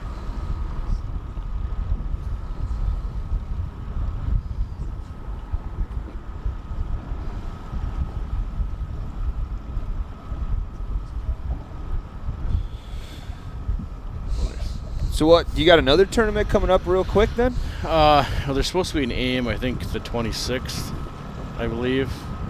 And just with the stuff going on, I haven't heard anything yet, but I don't know if it's going to happen. I hope it does, because I want to get a Winnebago and fish, but if it doesn't happen, I understand, and hopefully we can reschedule it. But yeah. What other kind of hobbies do you have besides kicking people's butt in walleye tournaments? I like to hunt whitetails in the fall a lot. I'm a big bow hunter. I like shooting divers on the bay, Lake Michigan. Nice. That's fun. Super nice guy and everything. I mean, otherwise, Everybody's kind of got just anything different outside, practice. I you know. like to knock them out. Just to mess I like up to be everyone's inside practice. is if I don't have to be, but. And tinkering with paint and crankbaits and all that stuff too. Yep. So. Here's a battle right here.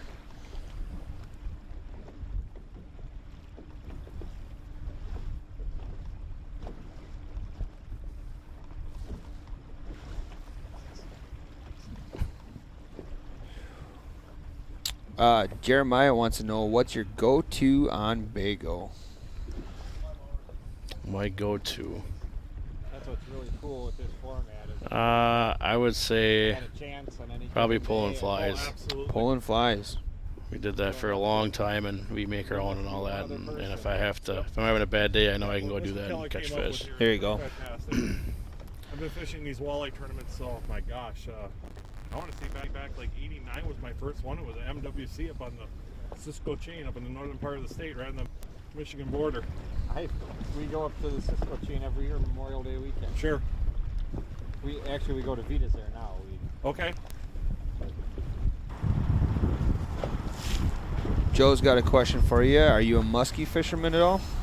I am. I used to do it all the time before I started fishing walleye tournaments when I had time to do things. And yeah, I fished. I think I started fishing the bay with my dad 14, 15 years ago for him, and everything was kind of in the fall. You know, that trolling run in October, and then we got into the casting and stuff, and I've had some really, really good days on there, and I wish I could do it a lot more, but unfortunately I don't have the time like I used to. Thank you. Dave Becker says, what up, Ty? Tell congrats on that wrenching win. Who was that other guy that you had as your partner? He must be pretty cool. That would be Jake's dad. So, no, he's a good guy. He's funny. Then Mark Brook wants to know, what boards do you run? I have, and I don't want to be conflicting, but I have both gator boards and offshore. And I run probably most of my gator stuff for salmon. It just seems like it holds up better with lead core and stuff. And now my offshore stuff's pretty much set up for walleyes, but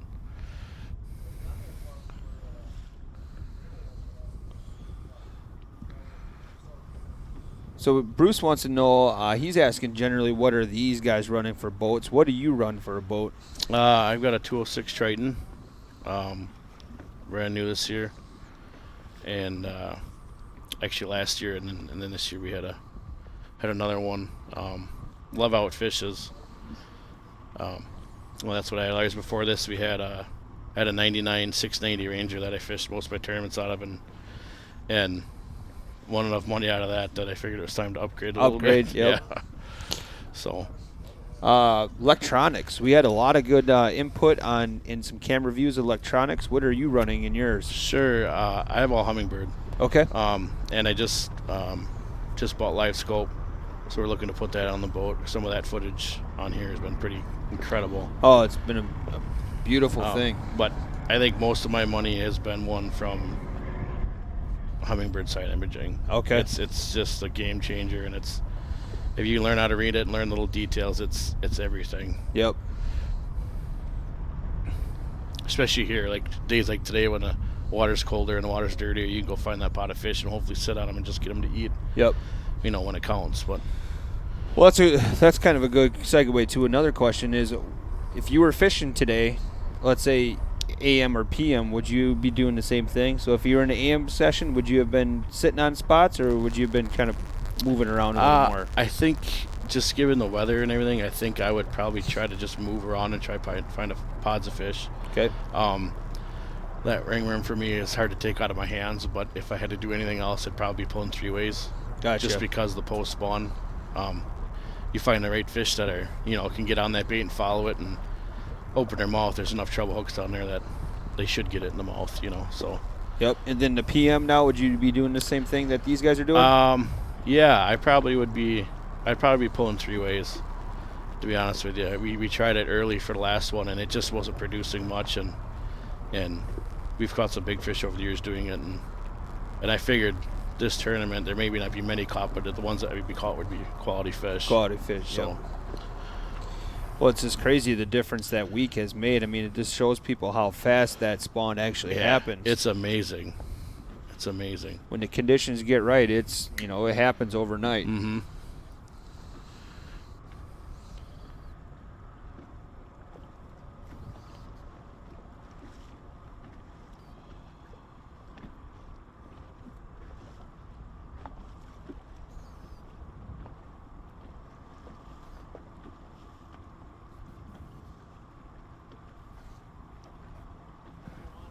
Yeah, he can get in there. Yeah, Yeah. you're good, Tyler. I mean, Yeah, we no. appreciate you making a surprise Yeah, visit here. yeah. Thank Justin. Glad for I that could one. rope you into sitting in a chair. Good No. luck the rest of the year, my friend. I appreciate it. It's been a pleasure. You guys do an incredible job. So Before we let you roll, do you want to give a shout out to anybody, sponsors? Do you want to let people know if you're on social media where they can reach you at? yeah, I mean, biggest thing just if you got any question or anything is just look me up on Facebook. And then as far as shout outs and stuff, just I guess hi to the family and friends, all the people that support me, and it's been really fun the last couple weeks. So Awesome. it's been good. Well, thanks, buddy. We appreciate you stopping in. Have a good rest of your day, Yeah. and good luck in the rest of the season. Appreciate it. Thank you. All right, man. Yeah. All right. Well, again, Tyler Miller, thanks so much for joining us. You did a phenomenal job. Now we're going to bring in another special guest here. They're just flowing in.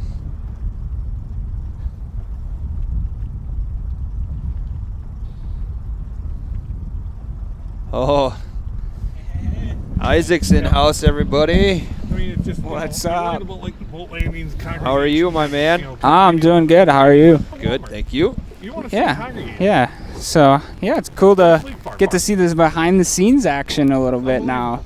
Yeah, you guys got a pretty sweet setup here. Everything's all in front of you, Yep. I like it. We just lounge around. Right. Definitely. Looks like a repeat of this morning. Not much going on, huh? Yeah, it started out kind of fast and furious, and then now it's slowed down a little bit.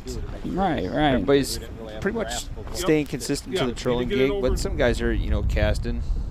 Definitely. Yeah, it's kind of cool actually being able to see all the guys here in the studio, like sitting here and looking at it, a little bit more after just coming off the water. It's kind of crazy how quick, I've swapped, into this position. Well, let's talk about it. How did this morning pan out for you? Oh, not good. Yeah, this morning was not the ideal situation that I was hoping for, but hey, that's fishing. Every single day is a different day, and that's why I love this sport. Really at the core of it is, no 2 days are the same. You can think you got it figured out, and she's gonna, Mother Nature, she's gonna humble you. Today we got, a little bit of everything this morning: snow, wind, all that kind of stuff, and really pushed the guys that were gonna catch fish, to the show that they can do it, and some of us struggled. So, that is what it is. Kind of just gotta live with it. Go with the punches, Right, that's for sure. right. That's fishing. That's tournament fishing. As many times as you're gonna sit up on top. If you do it as much as someone like me, with the amount of tournaments I fish, you're gonna have the same amount of days where you're sitting in the the dugout and watching from the sidelines. So, but it's cool. I love it. I mean, I think that's what makes your guys' format awesome. Is now that I'm done, well, cool. I got 3 more days of fishing to watch. So. Yep. So again, we're gonna go through the comments Holy here. cow. If you got any comments here for Isaac, let him know. So there's a couple of Paul Phillips says, "What's up, Isaac? I missed this morning action. Did you try that perch rip and wrap again?" It was a perch slab wrap that I was actually getting a lot of my fish on in the first tournament. I did not. I can't find any. Right. Everyone bought them all out after I did really good on it. I actually was using the slab wraps again today. I did catch 1 fish on that slab wrap. It wasn't the biggest fish in the world. It was actually 2 ounces short of the 2-pound minimum, so it didn't count. But that's what I actually primarily kind of fished with today, was that slab wrap. And I actually think that was a little bit of my downfall on why I didn't catch as many fish. I just wasn't having the bottom contact that I think I needed. Yep. So, today it probably wasn't the best game plan to go with that, just because of the wind that we were dealing with. Not necessarily the cold. I wanted to use it because of the cold. That's why I like to use it, is when I see a decrease in water temperature. It usually excels beyond other baits. But the hampering part of it is it's so light that it's just really tough to fish and, sustain 10 to 15 mile an hour winds or whatever we had today. So. What were the water temps when you were out there this morning? It was pretty cold. So yesterday when I was out on my graph, I was reading about 42 to 43 degrees was about the warmest temperature I could find. And then today the warmest temps that I found was just barely over 41. Wow. So it dropped 2 degrees overnight. and I think it might be coming back up a little bit today. This morning it was cold. Some of the colder spots that I found were in the 38-degree range. So Okay. these fish are really, there's a ton of fish. I jigged in the channel for a little bit, and there's a ton of fish just stacked down deep in that channel, but they're so negative, not moving. Didn't want anything to do with any of the presentations I was giving them. I don't know if some of these guys, just kind of tuning in a little bit. I haven't had a chance to watch too much and no one's caught anything, but yeah, it's hard to say if these guys are getting into fishing the deeper stuff. It looks like a couple of them are fishing the edges, so yeah, I wish I would have spent a little more time doing that, but Dylan Williams says it was the pizza, wasn't it? It's very possible, considering the last tournament I had McDonald's 3 nights in a row and did really well, and I changed it up. So who knows? The pizza boy, Trevor, I heard he stopped by today. He did. Good. He did a great job. I think he's got to be a great fisherman. He knows a lot. Trevor's what I would call sponge. He absorbs every little bit of information that he comes in contact with, and he's really good at implementing it when it comes time to implement it. And he's got a little bit of the luck streak too, and yeah, he's a killer. He's a killer stick. So yeah, he was a nice guy to have in here today, and we need a commentator cam. So we got a question here that says, oh my God, you were out yesterday in that wind? Yeah, that wind was awful. Yesterday was not fun. I heard drag. Never mind. Someone trolling. I was like, oh, fish on, maybe, but not. Yeah, so yesterday the wind was pretty bad, but actually the bite was better, I think. I mean, the water temperature hadn't dropped as much, so the bite actually yesterday, even though it was windier in terms of dealing with that, I caught more fish than I did today, so... And that's kind of the consensus from some of the other guys I talked to as well. See, Isaac, do you fish Green Bay a lot, like Oconto North? Yeah. North of Oconto is probably one of my favorite areas of Green Bay to fish, all the way up to Little Bay and Big Bay Denok. I'm a trophy angler. I like going after big fish, and that's where a lot of big fish reside. A lot of people don't have the patience to fish up there. I will say that. It's a lot of days I've spent where I will talk about seeing fish on my graph or, missing a bite and not catching anything. So, it's a love-hate relationship up there. It's, as awesome as she can be with the great prizes she'll give out, it's just as humbling. So, Justin Anderson wants to know, Miller or Budweiser? Ooh. I'd probably go with Miller. Okay. I'd probably go with Miller. Call them trophies. They win a lot of trophy, Miller Lite does. I'd call Miller. Yep. Yeah, it's awesome, some of the comments we get on this thing. Right. They were quoting movies earlier. We were talking some Will Ferrell movies, some Step Brother, all that kind of good stuff. Nice. Yeah. So it's definitely a unique format. I like it. I like the commentator aspect, being able to bring some of us in here. I mean, this is cool for me as an angler. I've never had this opportunity to come and sit down and commentate on other guys that, some of these guys I'm friends with, some of them I have no idea who they are, and I'll try to keep my biases out of my commentations, but why? Russell and I don't. right. But yeah, I mean, I want to see all these guys catch fish. Obviously, that's what this is about. It's about expanding the industry and showing the world what fishing's all about and how exciting it can be, and the days that hey, it's not a cakewalk every day. You can't have it that way. We got a couple of good questions in here, but one I want to get to first before we get to Jeremiah's is TJ Gabriel says, pick up some diapers on your way home. Yeah. Yeah, I definitely do need to do that. Yeah, it's it's kind of a blessing in disguise. I got knocked out, but I get to go spend some time with my beautiful girlfriend Clarissa and our baby daughter Avery. So, we get to go home and hang out and enjoy the rest of the week off because I took off. So I'm not responsible for anything other than cooking dinner and doing chores. Boy. So Jeremiah wanted to know earlier. He says, "Hi, Isaac, how do you tackle pre-fishing?" Well, when I look into, there's two ways I tackle pre-fishing. If it's a body of water I know a a lot of the times I'm using some of my friends and people that I know of in the area that are able to give me little cues like water temps, and I've learned throughout the years, of fishing a certain body of water, like, oh, if the wind direction is going this way, I'm most likely going to go, to this shoreline, or, so it's different for how I break down a body of water that I know versus how I break down a body of water that's, say, new.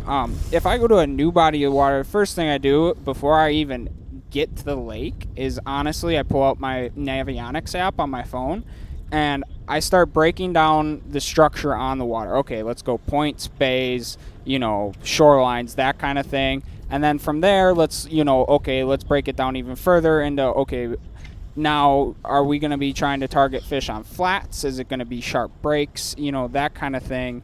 And going online is your best source of information for any time you're going to go to any body of water. Like, you can go onto Google or onto YouTube and you type in that body of water and hit search, and you're most likely going to come up with 10,000 different articles on, fishing there and tourism and all sorts of stuff, right? And that's a huge asset as an angler for me, because I can go and look at what other people have said about it, and get an idea of, okay, well, in late summer on Leech Lake, these guys are fishing, offshore breaks, or they're fishing deep water humps versus, in Leech Lake in the spring, it's a totally different program. Right. So, like, when we went to Leech Lake last year, Max and I, I took information that I've learned on, basically the internet, and kind of applied that to how I started breaking the body down. And then once you get out on the body of water, that's when the real footwork comes in. And what any experienced angler will tell you is the amount of not fishing you need to do when you're breaking water down is a lot more than you think. Scout.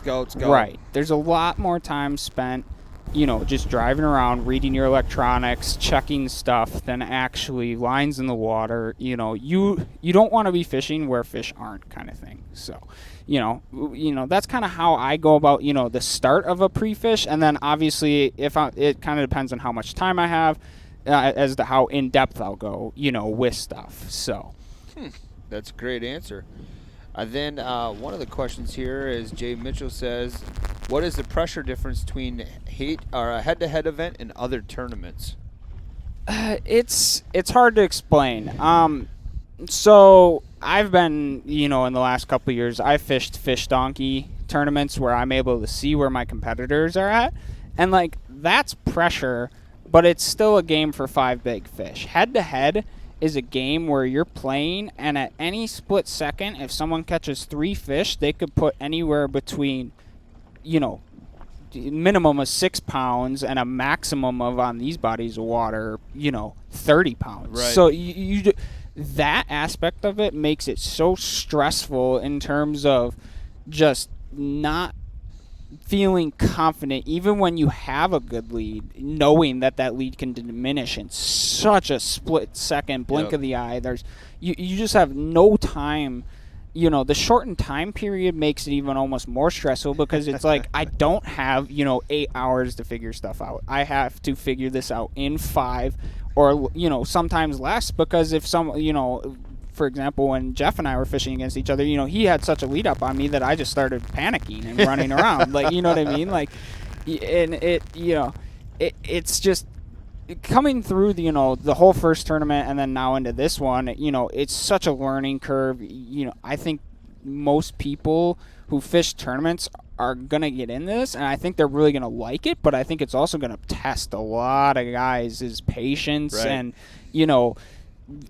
drive, really, is how hard are you willing to push yourself for that 5-hour window, because you have to catch more fish. That's all. You have to catch more and bigger fish and more weight, and it's never like, you're never safe. You're never like, oh, I have 5 28s in the boat and I'm good. It's this mindset of, at any given point in time, the guy that I'm fishing against could go on a 5-fish run and make up the distance between us. And it hasn't, I don't know. It's just, it's unbelievable. It puts so much pressure on you. I'm tired right now just from a half day, and the weather didn't help with any of that. But, yeah, it's so mentally draining. I mean, by the end of the first tournament, I was just done. I was burnt out, and glad that it was over when it was over. I wish, obviously, that I could have done a little bit better, but yeah, it pushes you to limits you didn't think you could go to.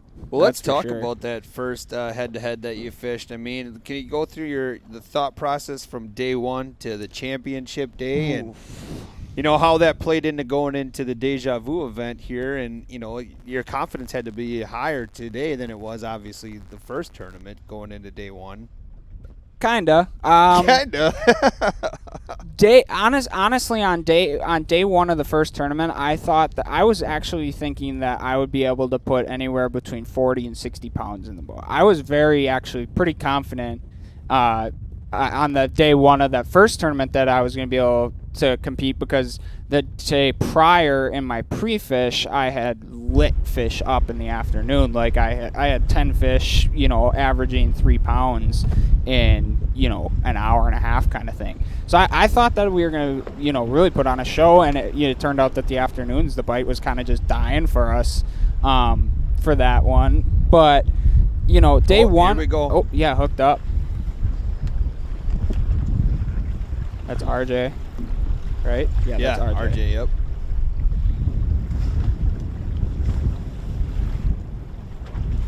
I think it's snagged. Oh, man. Hey, Nick Mills told me this morning he thought that the big 7-8 pounder that he had was snagged too, so you never know. You just never know. No.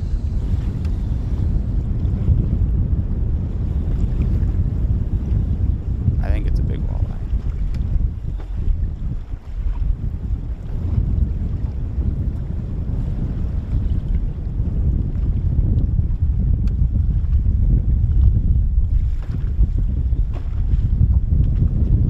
Man, it's big, whatever it is.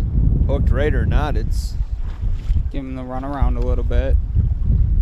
The interesting thing is he hasn't positioned his net yet. Right. He's going to see that it's caught in the mouth, and he's going to be scrambling. He's going to scramble really fast. Yeah, he just hasn't seen it yet. It's hard to say. He thinks it's snagged, but... Oh, well, that was weird. Yeah, it got some big slack in it.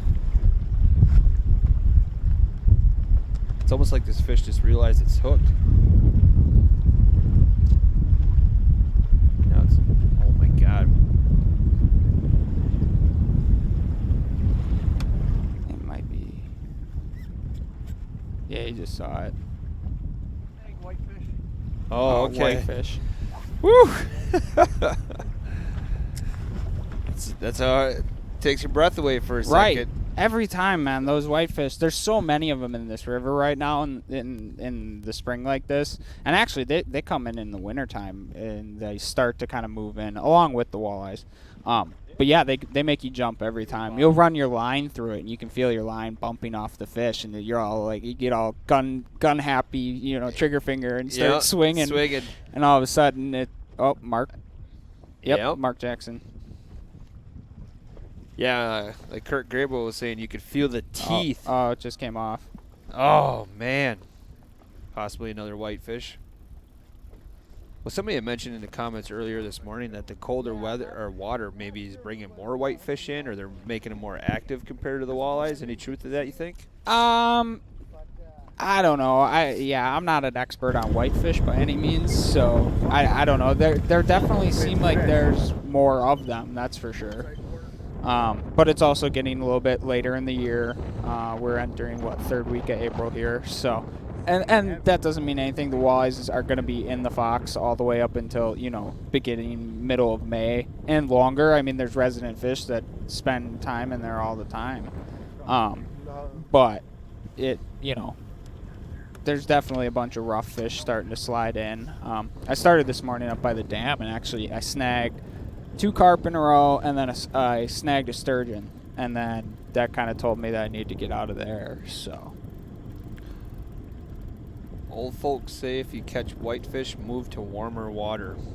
True that. That is true. I know that like when I'm out on Green Bay and I pull up on an offshore hump or something, if I catch a whitefish, I'm gone usually. Really? Pretty quick. Usually pretty quick. Sometimes. Brandon's hook up all of a sudden.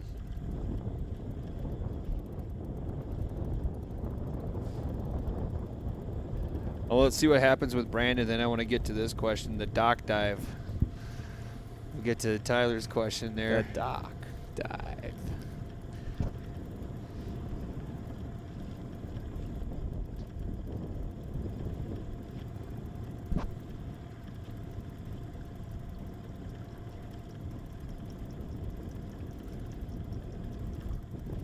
He's doing a really good job of not pumping that rod.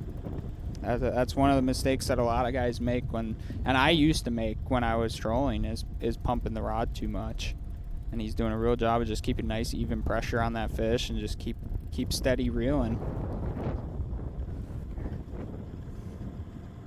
Hard part, not getting no slack. Yeah, normally a partner would be taking that board off, right? Right.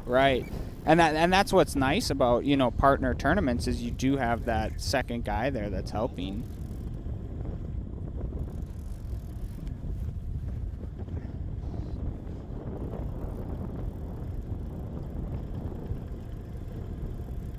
Been fooled before.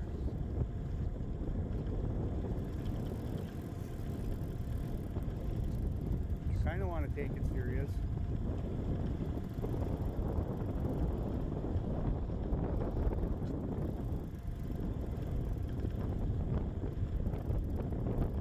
Oh yeah. It's a nice one.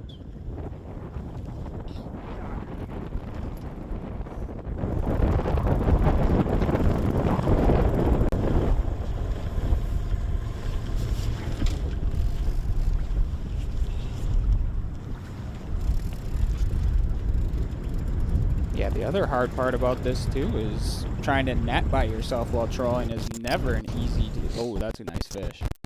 That looked like a decent one. Got him. Got it. Got him. Yeah, that's a good one. Yep. He is barely hooked. That looks like a Like the flicker last shad. one, Yep, though. size 7 flicker shad behind a board. That's a solid 24 to 24 inch fish, I would say. Nice.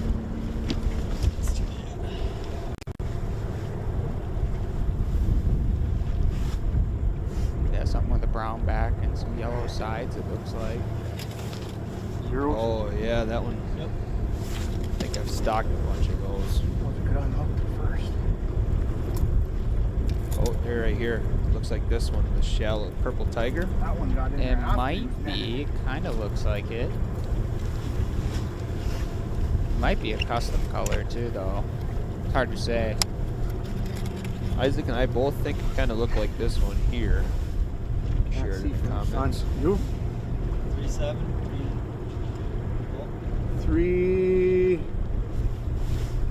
3.9. See it. Let's keep 3.9. bouncing.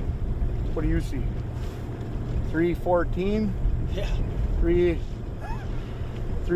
3.12? I think 3.11 I saw the most. All right. 3.13 right now. Keeps moving. Up to Oh, 4.1. watch your hand's touching the. Oh, that's There you go. gotcha. Make it right. Oh, now it's right. 4.4. 4.4? Yeah. That's better. 4.4. Wow. Yeah, your hand was touching the thing. 4.4. Yep. Yeah, that's a beautiful. 4-4, nice fish. It's a good one. Yeah. 4-4. 20, probably 24, 25 incher. Yeah, 24 Okay. incher. No, Post spawn. 4.4. Nice fish. I told you, your hand.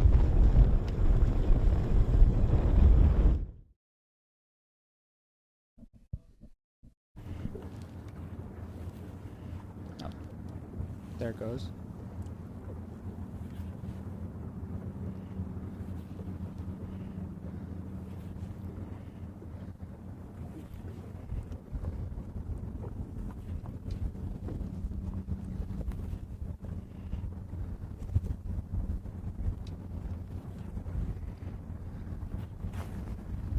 Mark's hooked up. Here we go. Oh. Not good. That's the second one that he lost, I think. Russell always brings up this point after the situation. Yeah, like that. not sure if it was hooked in the mouth though. So disappointed I didn't get to see. But more fish down there. It looks much more enjoyable out there than it was this morning. Let me just say that right now. Here, I was gonna say Russell always asks. The question is, how come he didn't? Oh, see, look at check his hooks. Oh, that looks like a good fish.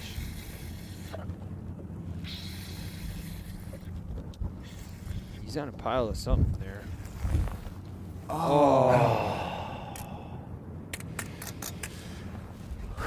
Yeah. Ah, look at that. That was a big old carp. Yep, carp. See, that's a good thing when that happens because it's time. Good to clarify that one. That's what That people wasn't don't carp, that realize was is snag. when your cat. Oh, here RJ's hooked up. But as I was saying, yeah, the rough fish in the system, they're actually, they eat your time up, and if you get into a pot of them, you want to move fast. I think RJ's on the right fish, though. It seems like he's jumping out to a little bit of an early lead here. It looks like he was in approximately the same area that we were this morning. Oh, yeah, it's a nice walleye.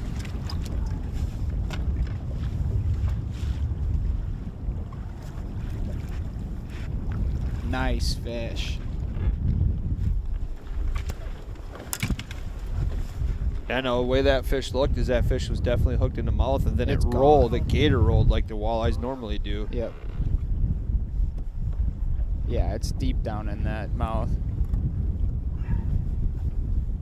Okay. See, and I thought that was going to happen today. I knew that as that sun was on that water longer, it was going to get better, and it even kind of showed in the first round because some of those guys did get into some fish, early or right there late in the match. So, hopefully that water temp's warming up and these guys have a little bit better afternoon. I know. Yesterday afternoon when I fished in the afternoon, I did better than obviously I did this morning. So. 5-2. 5-2. Oof. That's a nice fish. He's got something figured out now. Yeah, he's using a little blade bait, it looked like. All right. RJ's a stick. He's a really good stick. I've fished against him in a couple different MWC events, and yeah, him and his dad, they definitely are no joke. They're two anglers that have got it figured out for sure. And here's a guy we all know.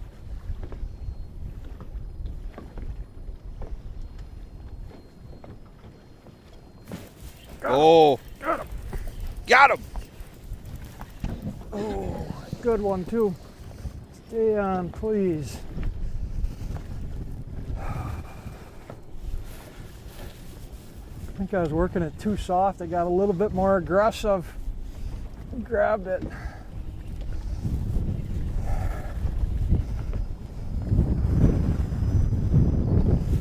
Ooh, I needed that bite.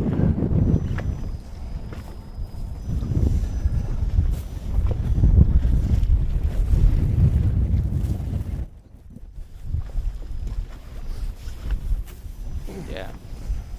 Nice fish.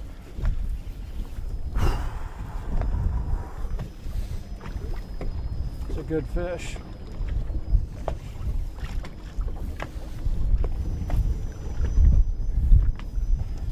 Take your time, get him in the net.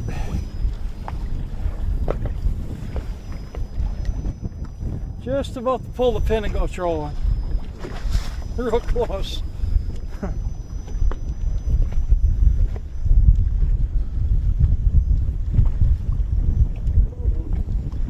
Yeah, baby. This looks like a good fish. Yeah, he's definitely battling it. Oh, baby.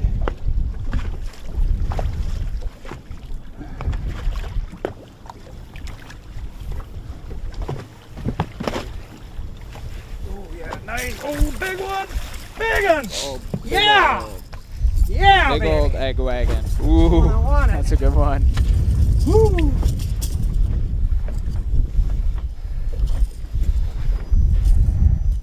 Yeah, that's a nice one. That's on a UV. It's yellow with black stripes. I think it's a custom. Yeah, that's Is that Viper tackle? yeah, Metro Madness. Is that what it's called? Yep. Ooh. Zeros. Well, I didn't get informed about these prior to Come on. today. 5 pounds, 6 pounds. Okay, I'm Come gonna on. put a couple of those to the side. Store it here for me. So that 6, they don't all 10, disappear. 6, 9, 6, 10, 6, 10. 610. That's a big 6'10". walleye. That's a nice fish. Yeah, baby. And Memphis is a perfect Pre-spawner. example of, yeah, like Brett just said, pre-spawn walleye.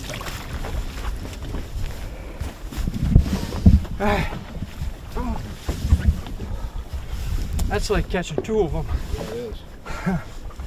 Oh, agony. Come on. Oh boy. Welcome we are. back, Russell.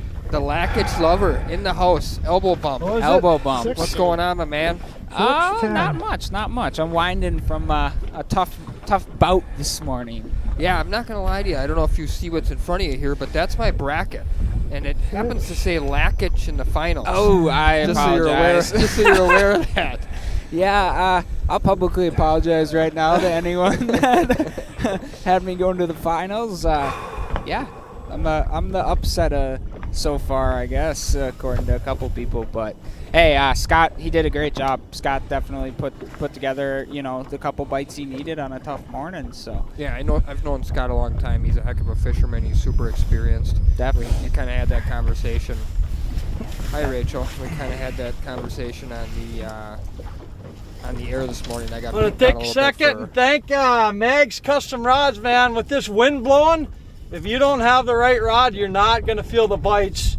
And you're not getting very many bites, so you want to feel when you get them. And also Viper painted me up this ripping wrap. And they're eating it today.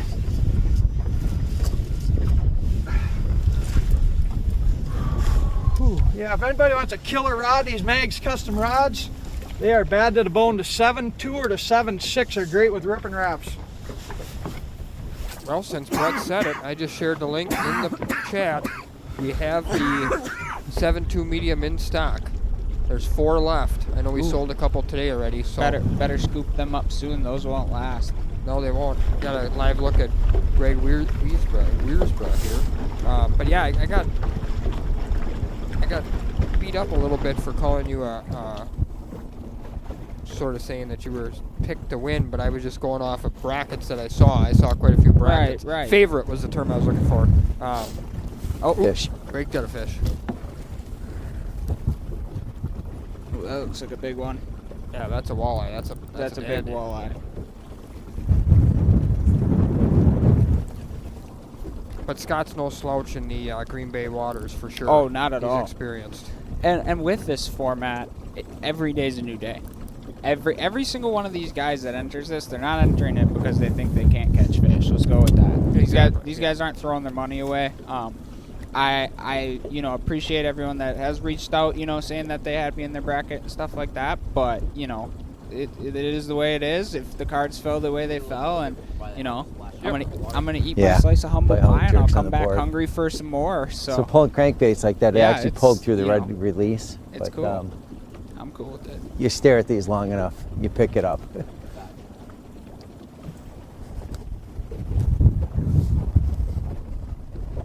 That looks like a nice fish. It does, yep. Chris, I will post a rod and a link on YouTube too. And Amanda beat me to it. That new color of Viper Rip and Wrap is Instant Karma, which I happen to love that name, by the way. That's a great name. Nothing gets by Amanda.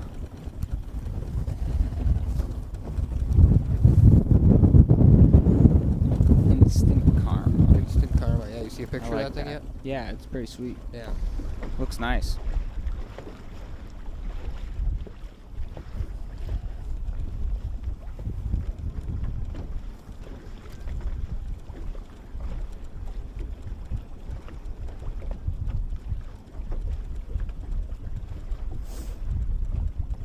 Looks like he's hauling a offshore or 12 planer board there.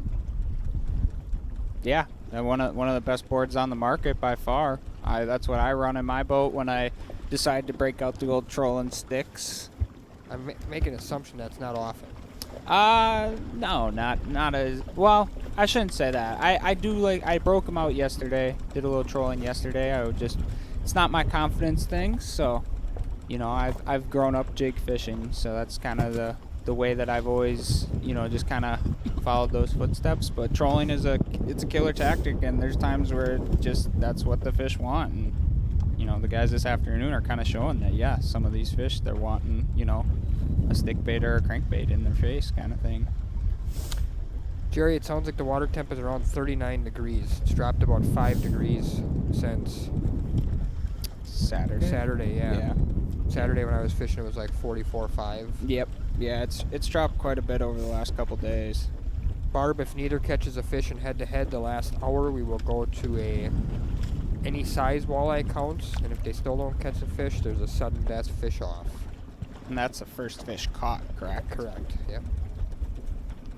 You know, I kind of had my fingers crossed today. I hadn't looked at my phone until about noon. I was hoping that's what we were headed towards, because this morning was rough.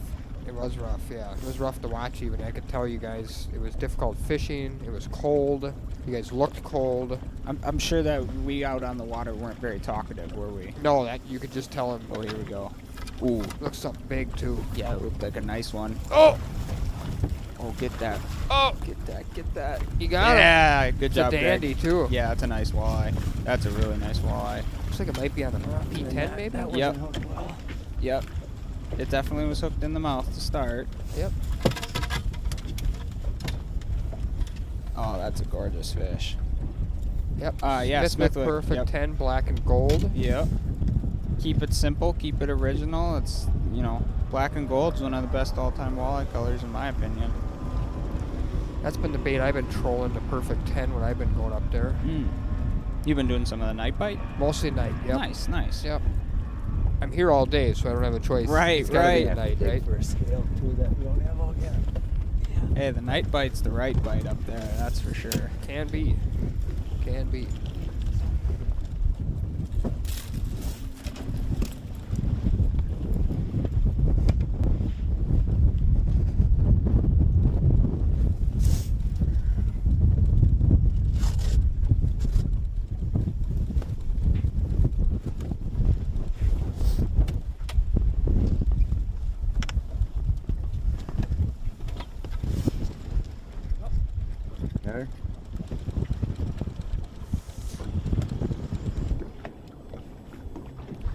Back on Brett Alexander here live. He's got a 16-pound lead right now, I think, right? Or does his competitor have one fish? I do not know.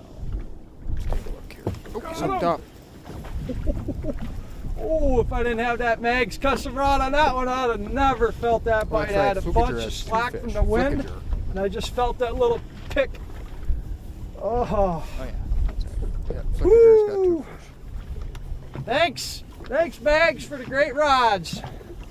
Where's this fish? Anybody wants a killer walleye rod, call Pat at Mag's Custom Rods, baby.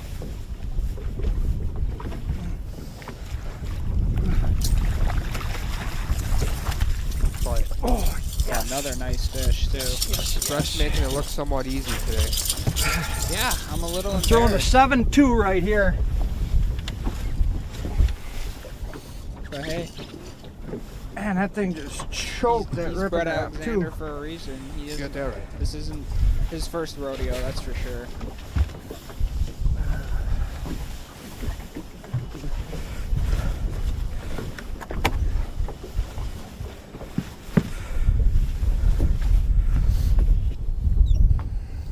Is Brett's boat always like this? From what I understand, yes. Chaos. Organized chaos. It does look like organized. plastics there in the corner, but they're all separate and neat at the same time. Same thing even with his, like, I saw he's got a little pile of ripping wraps and a pile of blade baits. He's kind of got, Broke my you know, a ripping wrap. pile of each that he might want to use. Yeah, that's not good. He just said he broke his ripping wrap. That is a really bad thing. Zeros. Yep.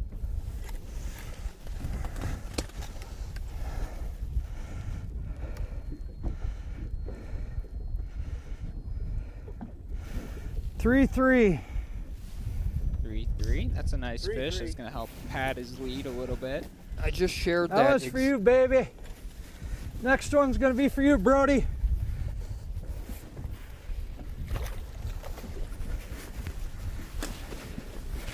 Alright, we got a little problem.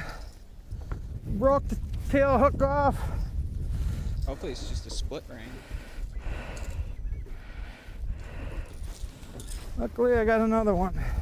Ooh, that's not good.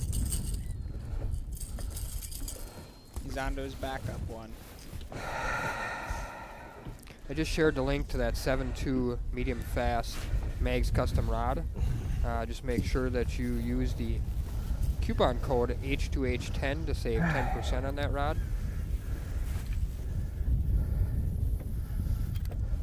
I'm gonna guess Davey's using the 7.2 medium. Oh, I gotta register that one, don't I? No, I don't think so. Here we got a live look at Brandon Roos, I think.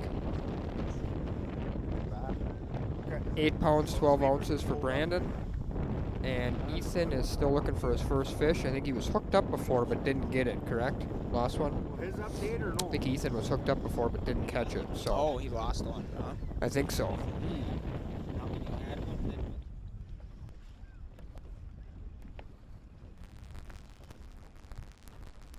Here we're looking at a live view of Scott Ristow and Mark Jackson. That's a tight little match going on right there. One fish each, with about halfway through, a little bit less than halfway through, but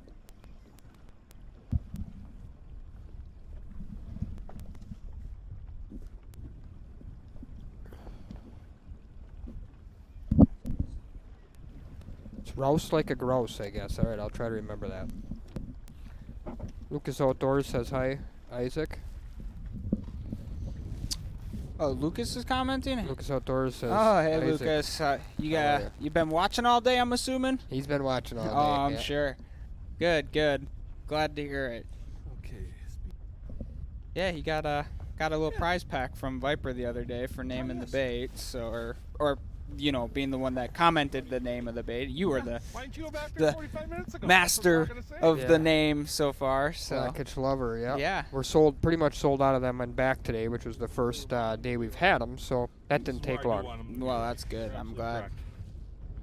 Yeah, it's a good looking bait. I designed it to, you know, look like a little fathead was kind of the idea. Make it look kind of These like a fish little will not be here small tomorrow, they'll fathead be down minnow, there. and yeah, it definitely did some damage for me in that first tournament, and I actually didn't even really Oh, throw yeah, it today. I'm not that I just wasn't feeling No. it. The water's a little bit dirty out there. It's, you know, about a foot of visibility. Yeah, it looks a so- little dirtier, I agree. Yeah, I stuck with the little bit brighter colors, you know, something that had a little bit more chrome to it, so that it would, you know, kind of flash a little bit more. But hey, what do I know? I didn't catch fish today, so.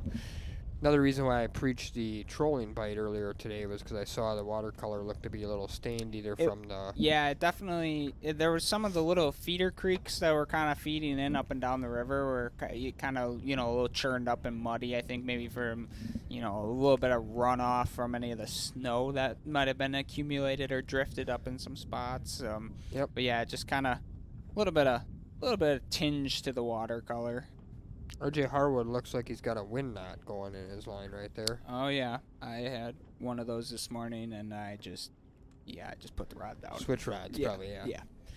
Yeah, this is, you know, some of the guys, you know, they want to use a specific rod, or they have a lot of these guys might have custom rods where, you know, higher end, one of a kind blank kind of thing with their name on it or something that they really like. So hard to say, but Looking at Mark Jackson live here, I'm not sure if he's popping a plastic there or a hair jig. yeah, Looks it pretty kind of looks aggressive. like a little. Well, hair jig. He's letting it fall on a slack line. It almost looks like he's really seemed pretty tuned into watching it. You know, if you're gonna pop a jig like that, you really gotta watch your line to see when it kind of jumps on, and that's either bottom or a fish. Typically, you know, you don't really feel bites. You're gonna see bites more with that kind of a tactic. That you'll feel.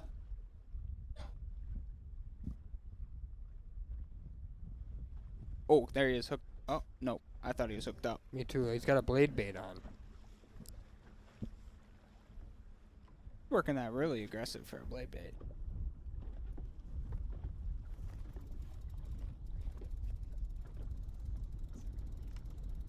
Is he hooked up? No, looks like he's just reeling up a little bit there. Getting his boards in a little tighter.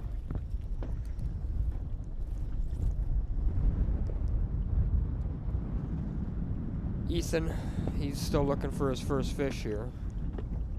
Hopefully that's a Red Bull he's drinking, try and get himself fired up here. He could use a fish or two. Right, definitely.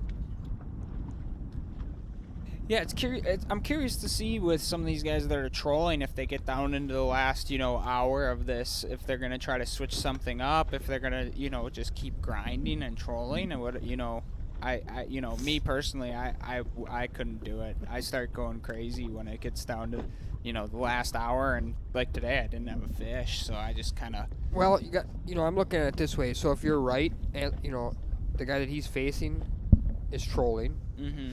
If you're, Wiersbud just put in his first fish, a 5-pounder trolling. That was his first action. Mm-hmm. Flukager's trolling, but I mean, or Flickager. What is he gonna, is he gonna switch and try and do Alexander's program and beat him at his program? Right. I doubt it. There you go. Someone, so yes. Flickager's got one right now. Looks like, yeah. Yeah, apparently the cameraman was doing a battery swap and Flickager caught one, so there you go. Right underneath the 172 there. He's grinding his program. He's going back and forth along the 172. From what I'm understanding from the chat, this guy's a stick. I mean, he can fish. Yeah, and that's a killer program. It looks like he's pulling some three-ways there in that little bit deeper channel, and, that is definitely a cold front presentation that works. Definitely works. 3.5? Yeah, we saw that in the championship of the last event when Anthony Engelbert almost pulled off the upset against a guy that was just literally red hot, Kurt the Killer Grable. It's a nice walleye, beautiful. Yeah, 3.5 looks like a little bit of a post spawner right there. Yep. So I'm gonna get the shots that I want because I gotta edit the highlight reel tomorrow. There you go.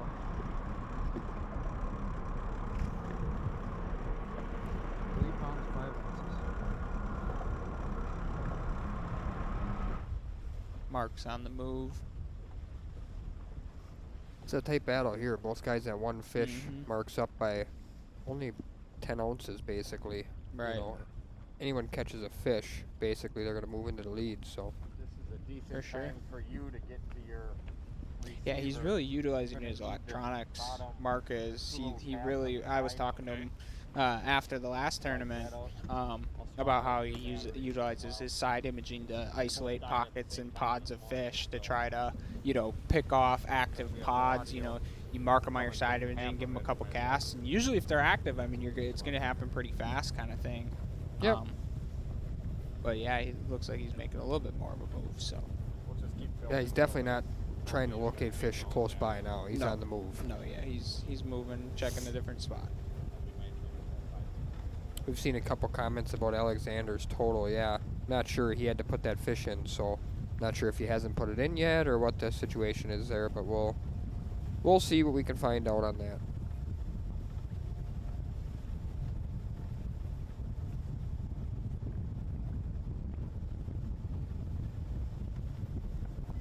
He did not put his last fish in. The last I saw, he was putting his rod down to go do that, but he never did put it in, I don't think.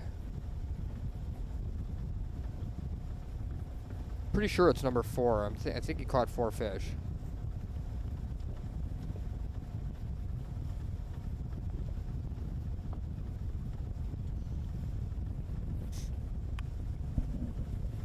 I think we're going to bring in Captain Jim Keller. Definitely. Switch you out. I sure appreciate you coming in, taking the time to chat with us. For sure, yeah. No, I I enjoyed coming in. I think you guys here at Head to Head definitely have a a very unique format, a format that's at the top of the game here. I think you're going to attract a lot of big names going down the road, and a lot of people that want to test themselves and see what they can do in this kind of a format. I think it gives the average guy a good opportunity to have a great day, and it's a killer format. I really enjoy it. I think it's great for the sponsorship stuff. Being able to talk about all of our gear and stuff live on camera as an angler is killer. All the companies that help support me, being able to talk about Viper and Lakewood and Okuma and all them is awesome, and it gives them exposure, and then it also helps me get exposure. I think you guys have really found a nice niche, and everyone watching and watching right now needs to go and share the link. Share the link to Head to Head Fishing, either .com, YouTube, or Facebook, and keep growing this thing. This gives you guys an inside look on how to do different jigging techniques. I see the live comment feed of all you guys are always asking questions. I think that's awesome. I think that this is really going to help you guys learn about walleye fishing and what it's about, and the different tactics and techniques that different anglers utilize to put fish in the boat. So absolutely. Well, we look forward to seeing you in some of the events in the future. Definitely. I may be making an appearance on Winnebago here in a couple That'd be weeks. Fun. Let's make it happen. We'll see. So yeah, I'm excited. Again. So thank you. I'm it. signing out.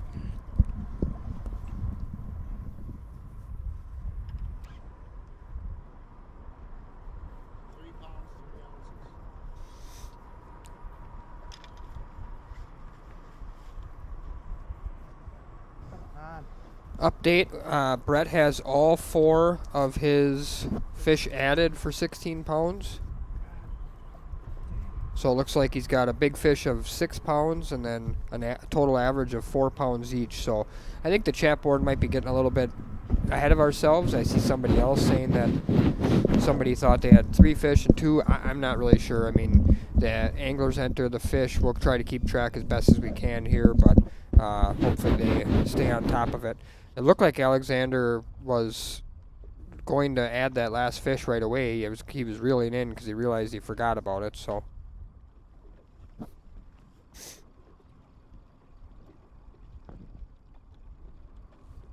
Jim. Hey. Welcome back. Captain Keller here, folks. I'm back. Had a little break from this morning, but ran some errands, had some fun, went to the office, checked on a few things. You went on label duty from what I heard. Yeah, I did. I went looking for some labels. And yeah, Isaac was awesome in here. And real good, real nice young man. He's going to go a long way in the fishing world for sure. Yeah, he's definitely a young gun for sure. We've seen what he can do in the first event, taking second place. He obviously showed today that fishing is fishing, like we've all had days like that, every one of us. Hello, guys. Glad to be back. Yeah, everybody takes one on the chin. If you're going to be a fisherman, you better be used to high highs and low lows. And, of course, the high highs are more fun. Yeah. But the low lows are like Isaac had this morning, so... I'm sure as you used to tell Brian, my dad used to tell me when I was a kid, you got to learn how to carry an empty cooler before you can carry a full one. Absolutely. So that's part of the learning curve when it comes to tournament fishing. Well, and I Mr. noticed Lackich has carried a lot more full coolers than he has emptied in his tournament experience here with Max Wilson and on his own. They've done quite well for themselves, both together and separate. So I noticed you mentioned your dad a lot. Brian, he was 10 years old. I had him on the charter boat. I wouldn't let him work the downriggers until he was big enough. Yeah. Until he was about 14. And when he was 18, we got him a Ranger walleye boat, and then he was off to the races. He's 40 years old now. Right. Well, he's been fishing a long time himself. And I noticed that Tyler mentioned his dad many times this morning. Yeah. Yep. Yep. It's nice to have a dad in the mix of things. I was sitting in the outside the studio room with you and Brian, and both of you mentioned R.J. Harwood's dad. that you Yes. fished against him. So, Yes. you know, it's sort of interesting that a lot of these guys have fished with their dads is what it boils down to at some point, right? And either in tournament fishing or their dad taught them and then they went into tournament fishing. So I said, I ran into people that goes, is that the same Mr. Keller that used to fish all those years back? Yeah, that's the same guy. That's me. I'm going down with a rod in my hand. Welcome back. Thank you, Laura. You're my favorite, he goes. Yeah, I'm going to talk about sound for a minute, Russell. Let's talk about sound. I'm a scuba diver, and I've dove all over the world. And I haven't dove for a long time, but my point is sound underwater and how fish relate to it. When you're diving, a fish will not let you touch it. Now, I dove in the oceans and all over the place. You get in a school of fishing, you cannot touch those fish. And they'll be going any different direction, and you get your hand by that lateral line, and they will move. They will let you get about a foot away, but they will not let you touch it. And I thought that was fascinating. And of course, sound travels 4 times as fast in the water as it does on land. So when they're using those loud rattle baits, they hear that vibration, they can feel that vibration, then they zero in on the bait and then they whack it. right. Yep. But when you're fishing those loud rattles, and years ago the baits didn't have rattles, now they're full of rattles. But when you can hear those rattles, there's a bell on these cameras. Those fish can hear that vibration. Hear through their lateral lines. They got lateral lines on both their sides. And when you clean a fish and you fillet it, and you see that brown line through the fish, that brown line, it doesn't taste very good. That's the lateral line, and you want to take that out.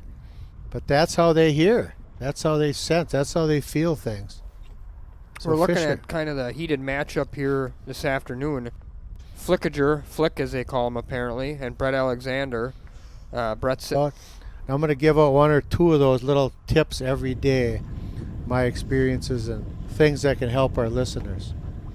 Because the more you know about this, the intangible things, the more you know about those, the better results you'll get. Joe Mans has a question for you, Jim. What are your thoughts on rattle I beads? think they're okay. What do you think, Russell? I haven't had a lot of experience using them, but I know a lot of guys that do swear by them. So I'm not a big crawler troller. I don't think you are really either. A lot of big live bait troller. We like to use stick baits if we can. Yep. But I think a lot of guys that are hardcore crawler harness guys that I respect seem to like those rattling beads. Yeah. Thank you, Lucas. Yeah, I bought some baits on Lake Erie. They got a little lazy Ike in front of it, and then they got the 3 hooks behind it. Right. And it looks like a little snake through the water. Yep. And boy, do those things work if you can get them working right. Well, kind of similar to that bait you and I got on a couple of years ago by Lindy. What was that called? The little one. I can't think of it. Little Buddy. Yes. Little Buddy. Remember we were working those with crawler harnesses, and we did that because you could troll them right with a crankbait at 2 miles an hour or whatever you wanted to do. So, Little Buddies. Yep. Bronco. That's the guy that fishes with me. That's why he knows that. So, yeah, we got on those, and we could throw those out right with our crankbaits at 2 miles an hour, and those work great. So. Yes. One thing I didn't see anybody using today is rattling wasps. Coots lure, and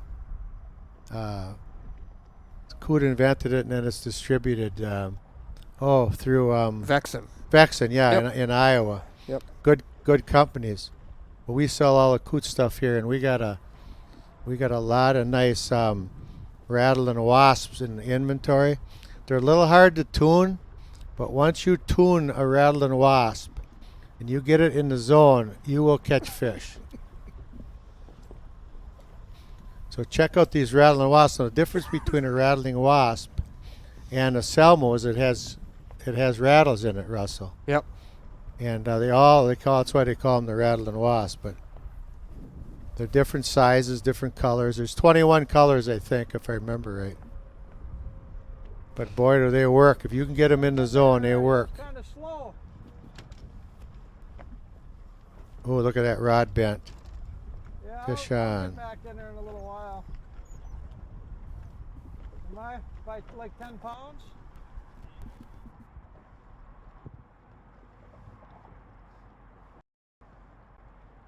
What do you think, Russell? I don't know what he's got going here. I don't know if he's hung up and he's trying to get it out or if he's got a fish on. It's so hard to tell with them big weights. I think he's hung up.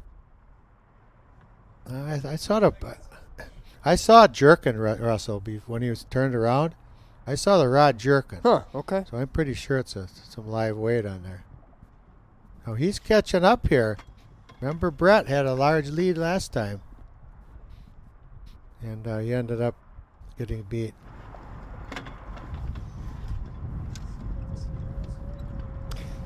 Oh boy, I'm gonna catch some grief for that. This is a snag with fins. Yes, it is. In my defense, I was trying to pull up rattling wasps at the time. Yeah, Wow. He's got a double Rapalas on there. I'm calling them Rapalas today because I got picked on for calling them Rapalas yesterday or Friday, whatever it was.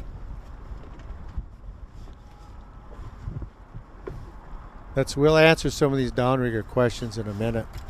Russell and I know a lot about that. Jared's not going away. He's not intimidated at all by Brett Alexander. I'll tell you some stories about Jared too, because we fished against him in AIM way back when it was founded, back in 08, 09. He's a sly guy, okay? He knows a lot about outdoor stuff. He's a great outfitter.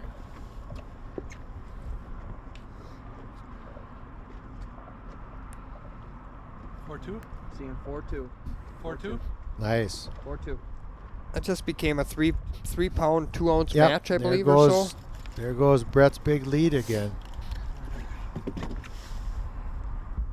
you go. Beautiful. Good rhythm. Downrigger cable noises. I think we both like that. There you go, that'll help. Send some noise through the water. Right, Russell? Absolutely. Somebody asks about strong, like some kind of fire line or something for downriggers rather than wire. No, don't use a 150-pound wire cable.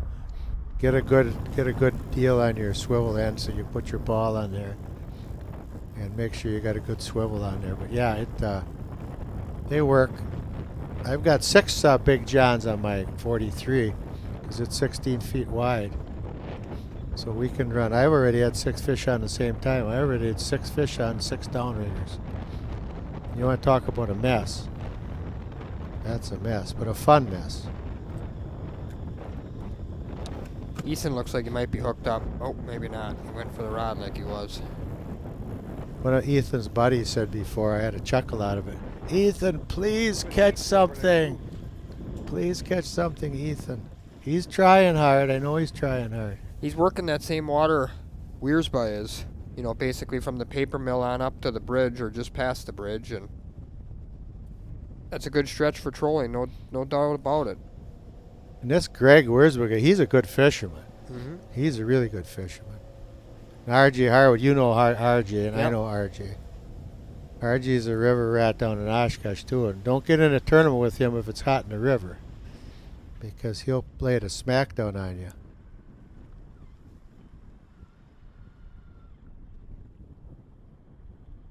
So they call Jared Fish. Is that what you said, Russell? Flick, okay, I'm sorry. Flick, yeah, because I guess his last name is pronounced Flickinger, not Fluginger. Well, at least that's what people were telling me earlier. So here's this quick story. And if somebody catches something, hit me on the head, so I shut up.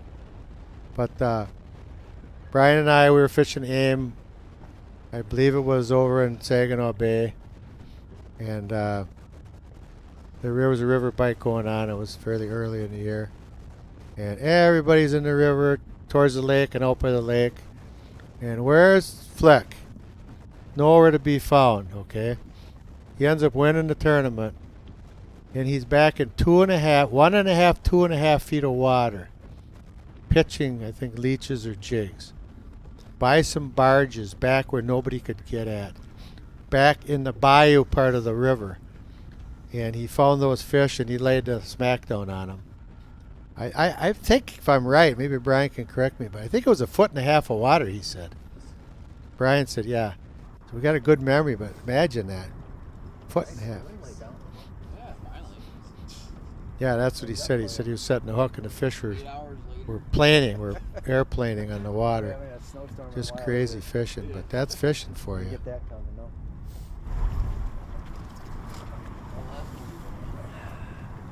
Someone said you went to the Yeah, I think one of the things that I was mentioning at lunchtime when Brian and I were talking, Jim, is that being that the hours got pushed back a little bit, it's 2:30 to 7:30 today.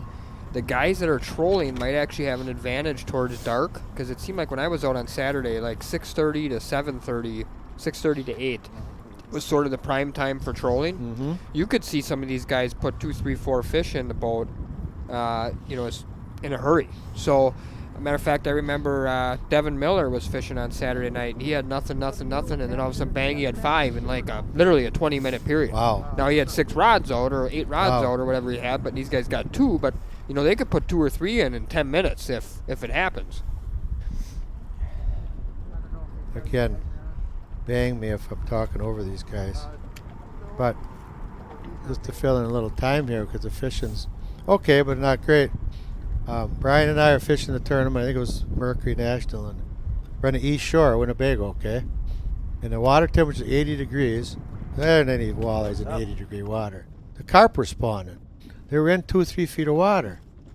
I said, let's put a board up there, right along that shoreline. Guess what? Big walleye. Walleye were eating those carp eggs. So we made about 4 passes. We caught about 15, 20 fish. It was the craziest walleye fishing ever. And then an hour and a half later, the wave runners came out, and that was the end of it. They went through that area, and we went back through, and they were gone. But that just shows you, don't be afraid to poke around when it comes to walleye fishing. Yep. And you might think they're not there, but they might be right there, and a lot of them. We're looking at Brandon Roos and Ethan Wright. 2,000.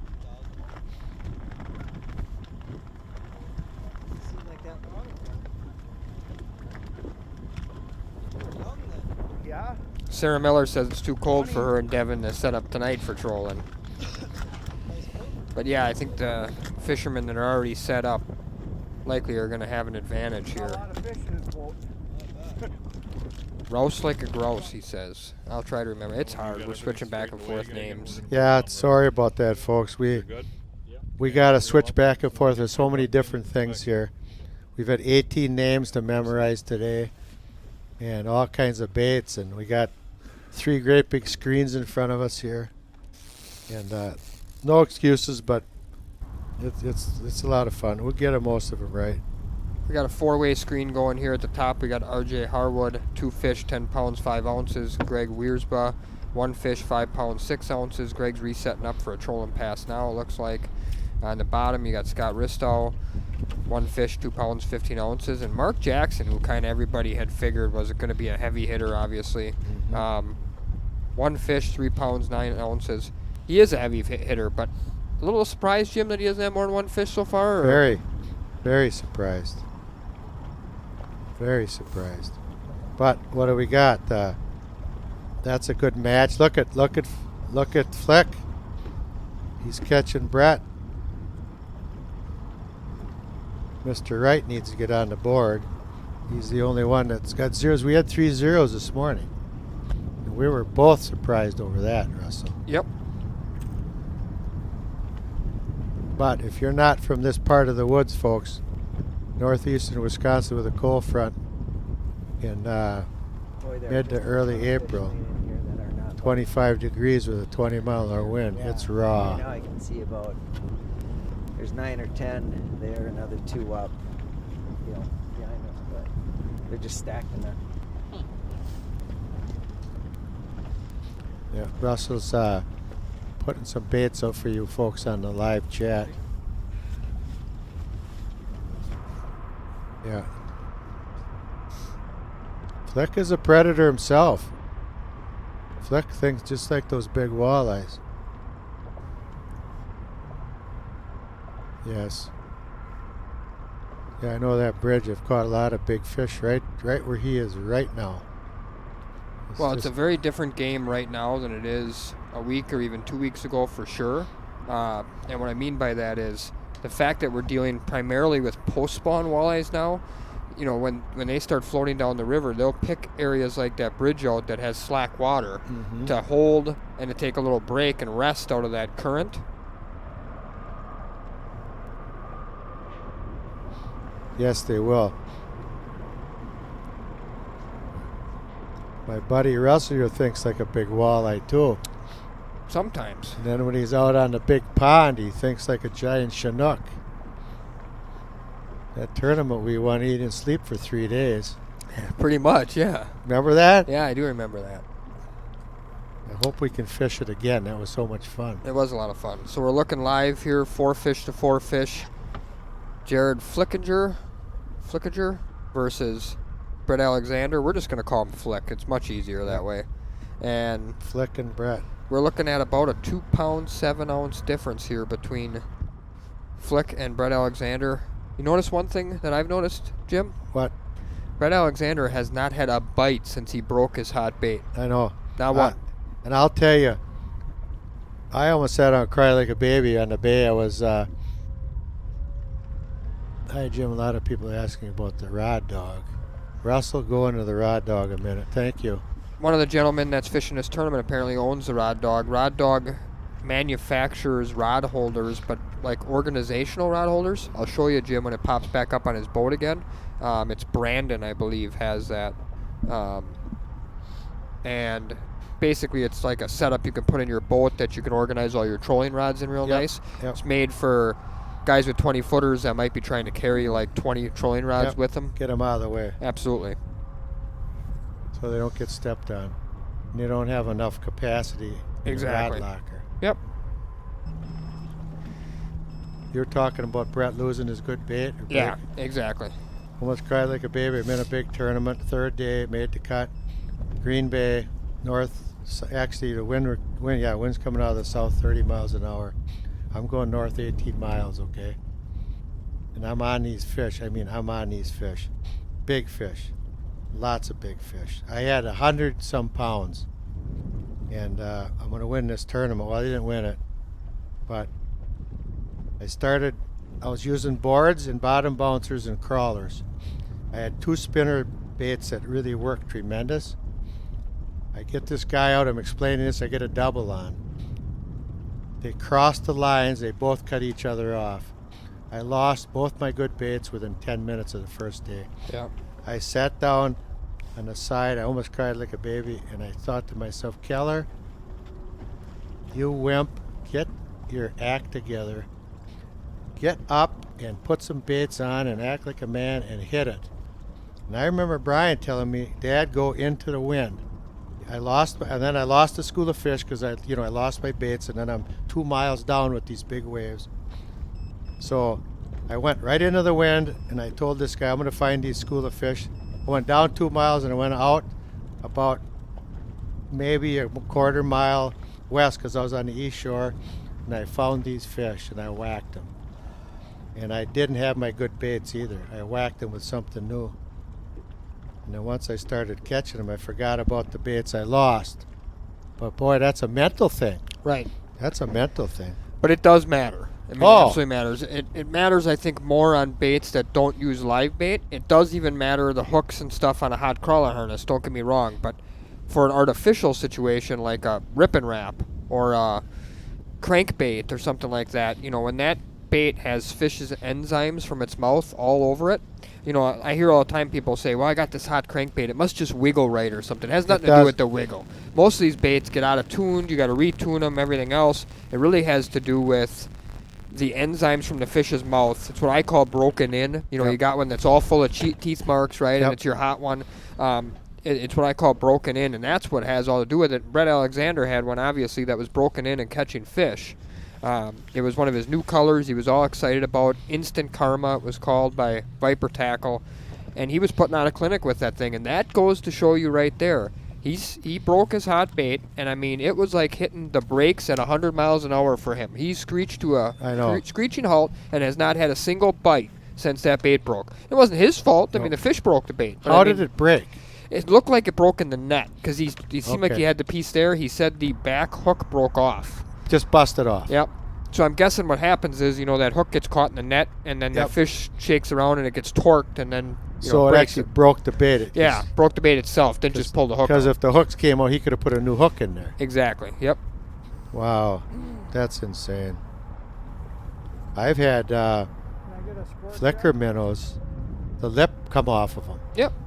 Last year in the tournament, I caught a fish, and there was some. And I let it out. About 10 minutes later, checked on it, brought it, had a few weeds on it, and I, banged on the back of the boat, and the darn bait fell off of the lip. There goes my best bait. Yep. Then I got another one too. An hour later, same thing happened. Yep. I mean, it's just heartbreaking when that happens. Absolutely. Yes, Actually, Lori, the Rip and Wraps come with a bigger hook on the front, smaller hook on the back.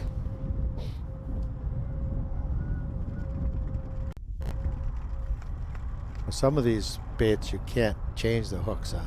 No, you have to definitely play with it if you're going to change the hooks. Make sure you still get the right action out of the bait.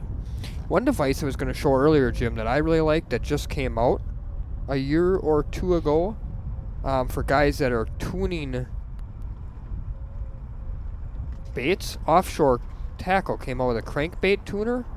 Yes. I know we sell them. I just don't know if we have them online. I have one. Yet. I have one too, yeah, and they really are nice. I have one. Like if you're, see, I don't see it on here, but we do sell them. It's a crankbait tuner by Offshore Tackle. Offshore Tackle. I see Bruce DeShano's on the live chat right now. Oh, Hi, yeah. Bruce. Yep. Thanks for the great products. Russell's going to try to find this.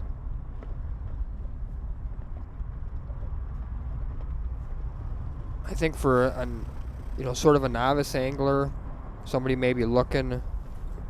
We have them at both Reel Shot locations. It looks like they're just not on the website currently. This would be something I would get if you're interested in it, and if you're a crankbait fisherman for sure, and you're constantly feel like you're tuning baits. Do we have them in inventory, Russell? We do. Yeah, Okay. it just must be one of the 1,000 products that Lance is working daily on trying to get on the website. Yeah. Folks, we got so many products in this business. Is Greg hooked up here? Looks like Greg could be hooked up. Hope so. He's kind of reeling it in like he is. He gets another 5-pounder. He's got RJ tied. Yeah, he's hooked up here, and it looks like it could be a nice one. Yep. Come on. By the way, folks, Greg is a very excellent troller. He's fished a lot of tournaments with him. He really knows what he's doing, and he's a cold-blooded dude too. Look at no hat, nothing today. I mean, it's only 34 degrees outside. So he's a gamer.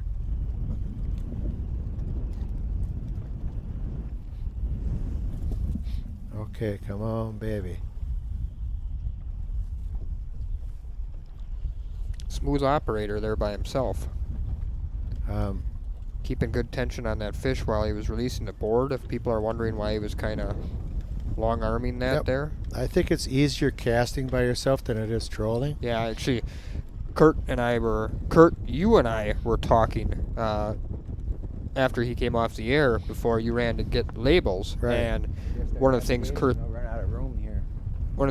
said was he actually basically decided he wasn't going to troll no matter what because he didn't think he could do a very good job of it by himself. He felt like he could fish better by himself, casting or pitching jigs or whatever. So, and that boils somewhat down to your personal preference, of course. But I was thinking about this too. When you're anchor locked, you don't have the boat moving. When you're trolling, you got the boat moving a little bit, so it adds a little more tension. And you can't grab the rod quite as easy. That is a nice one. Oh, get him! Get him in! Get yes, him! He got him. Yes. That's not easy, folks. Another That's a another dandy. perfect 10 there. Or maybe not. No. Yeah, it's hard to tell. Find that and get it up on the screen there, Russ. That's an awesome looking bait. Yeah, it's hard to tell. It kind of looks like a perfect 10 coming out the bottom of the bait. I think it is, Jim. Yep. I think it's going to be... Yep. I think you're right, Russell. I think I know what bait that is, too. Yep. Nice work, Greg.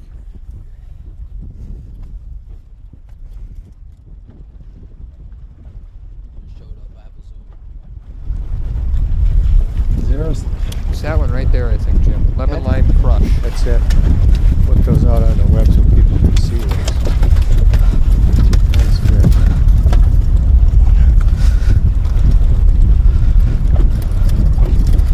Got some real good battles going on here today, folks. So hang in there. A little less than 2 hours to go.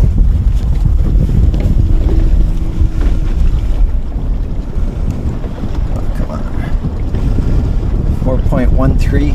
4.13, so he's going to be down about All right. half Good. a pound or 3/4 of a pound. Ooh.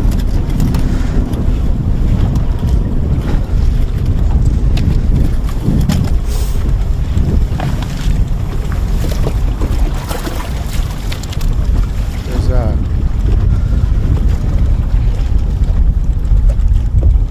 two epic battles, folks. Got one troller, Wurzbach, and one jigger, hardwood. Then you got Mr. Alexander casting and jigging and Flick trolling. Yep. So we got the perfect scenario here so you can see it all. We got a 4-way screen going now. At the top of your screen, we got RJ Harwood, 10 pounds, 5 ounces, 2 fish. We just saw Greg Wiersba catch one around 4 pounds, so he's going to be right around 9 pounds, 9 ounces, somewhere around there. So he's going to be down about a half a pound or less. Yeah, no kidding, huh? Just bring that back. Bottom of your screen, Scott Ristow, 1 fish, 2 pounds, 15 ounces. He's going up against Mark Jackson, 1 fish, 3 pounds, 9 ounces. Mark is sort of reminding me of the final day of his last event, Jim, where he started in a spot, fished a little bit, and now he's spending a lot of time driving around.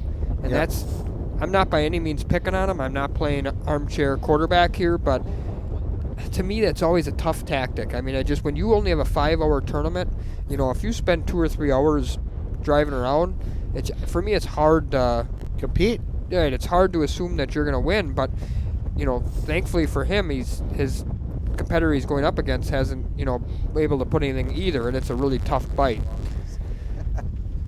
Looks like Mark was able to find some fish there that he's looking for and starting to cast again. Yep. The last tournament that Mark fished in, you said it many times, he was running around. He was scrambling, yep. But he was behind. Ooh, Brett's hooked up. Yep, Brett's hooked up. I don't think Brett knew he was hooked up. I don't either. No, I think he was reeling to reel in and he got hit. Those are nice fish when that happens. I'm sure what he's doing either. He's got slack line going. I'm not sure he believes it's a walleye or.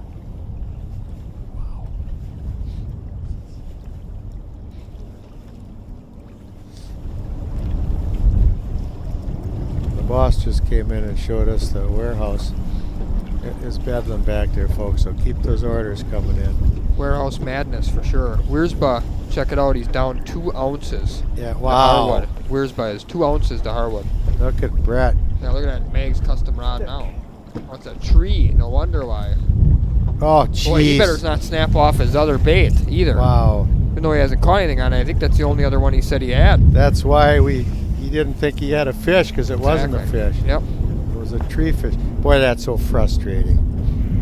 That just drives me crazy when that happens. Because you go, why me? You know, this crap. Now it's back in the lake so somebody else can catch it. Yep. That's what'll happen to him. If any of you followers on the chat here are going to try night fishing at Deep Pier trolling, check out that P10 page. I'll share with you a couple colors that have just been working for me. No big deal, just wanted you guys to see and know so you could pick some specific ones. Seatown has been one of my good ones. I'll share links directly to a couple of these just for something to do here while we're waiting for a fish. All right, we need 2 ounces. Let's go get it. Seatown has been one of my best ones. That's it? Just Yeah. 2 ounces, we're done. You ready? We got some dandy. Those are P's, right? Yep. Smithwick Perfect 10s. Marvin has been probably the second best one on Lily's side. Lily's been beating me up, to be honest with you. Every time we go, she's been catching at least twice as many as me. Think back towards the bridge. What's that? Going back towards the bridge. We're gonna go just a little shallower than we were, and then if that doesn't work out, we're gonna make one pass up top. But the fish are stacked in there. I'm only hoping as the sun goes down, we're gonna get a little more active. We pre-fished it yesterday, last night, and lit them up pretty good. So it's just a matter of getting a couple more to bite. They're there. They just need to turn on. Couple more Yep. ounces. That was Greg, so like I said before, he knows his stuff. Jared's hooked up, I think? Nope, lost it. He's right under the bridge. You can hear the cars going over the bridge. Big Highway 172 bridge. Side rod's banging in the Oh, it's holder. banging. The producer saw that before Jared did. Almost a double. Yes, you're exactly right. Right under the bridge. There's a lot of current running under there, so those fish will be following that.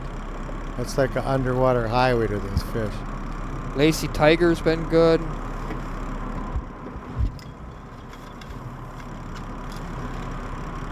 Oh, what did he get? Think he'll go 2? Think he'll go 2? That's gonna be close. Close to 2 pounds. I think it's a 2 pounder. I don't know. I can't see it that close. What's he using for weights, Russell? Just looks like a big bell sinker. But he's down on the bottom. It's a big bell sinker, yep. He's down on the bottom. Jeff, how's it going? Yeah, check out my YouTube page. Yeah, check out my YouTube page, Russell's Fishing Tech, He for got salmon himself hooked. videos. Hope he doesn't in his hand. It's in his hand. Oh, it was Got in his hand. Oh, ouch, ouch, ouch. Yeah, it's pretty similar to a pump handle setup for sure. Let's hope it weighs. 1.8. That 2 even. Come on. 0. He's going to narrow this lead. Oh, he's going to take the lead. Russell. This is 2. He takes the lead. 2-1. Oh, wow. 2-1. Oh, wow. Look 2-1. at There you that. go. You thought it was a 1-10. That's a huge 2-1. Everything I say. There you go. Because 2-1. 2 ounces less and it's a 0. That's right. Yep. And a catch It's of a the huge hat. 2-1. We are seeing. You see the one I had on? Hey, when you lose one, you catch another. Folks, we're seeing something right now that I preach in every salmon seminar that I Obviously, where give. they're at now. We're seeing it play out right now for Brett Alexander. I talk constantly about how important hot baits are, enzymes on the fish's mouth, keeping your hot baits, checking your line, using good quality line, and you guys are all seeing it firsthand right here.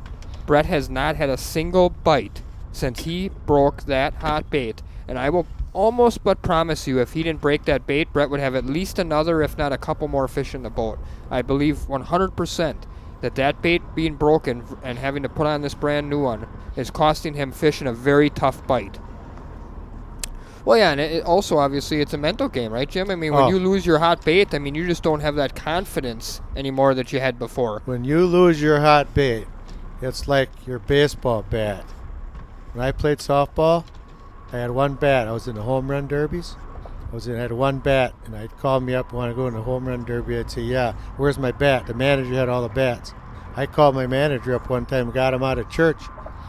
He was leaving church. I said, where's my bat? He says, in my trunk. I said, I got to have my bat. It's all in your head.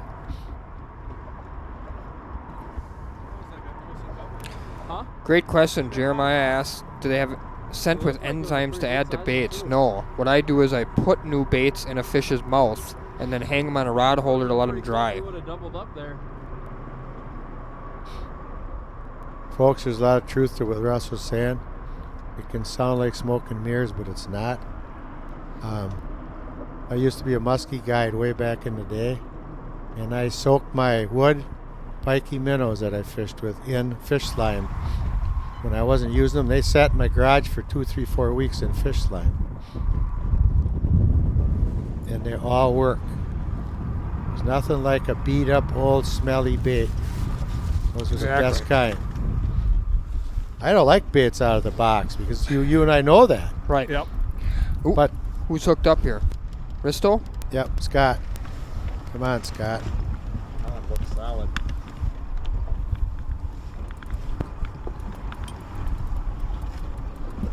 David, yes. Flick. Nice Jared. fish.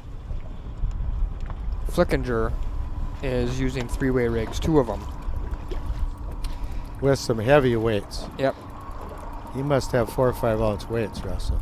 Jared Adamovich, I think that he actually broke the tail off the bait, was kind of what I heard.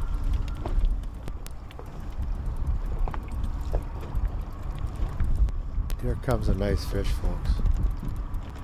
Scott's got a nice one on. And he can use this fish. I mean, he can really use this fish. If he gets it in, he'll take the lead. The issue with fishing in the river that a lot of people don't understand, that maybe don't fish in the river a lot, is that current is strong, Jim. And if you aren't careful, take the boat out of gear, you know, put it in neutral, put it in spot lock, whatever, you put too much pressure on these fish with walleyes having a paper thin mouth. You can rip these hooks out of them. There it is. Oh, He's got him. nice fish too. There we go, folks. There we go.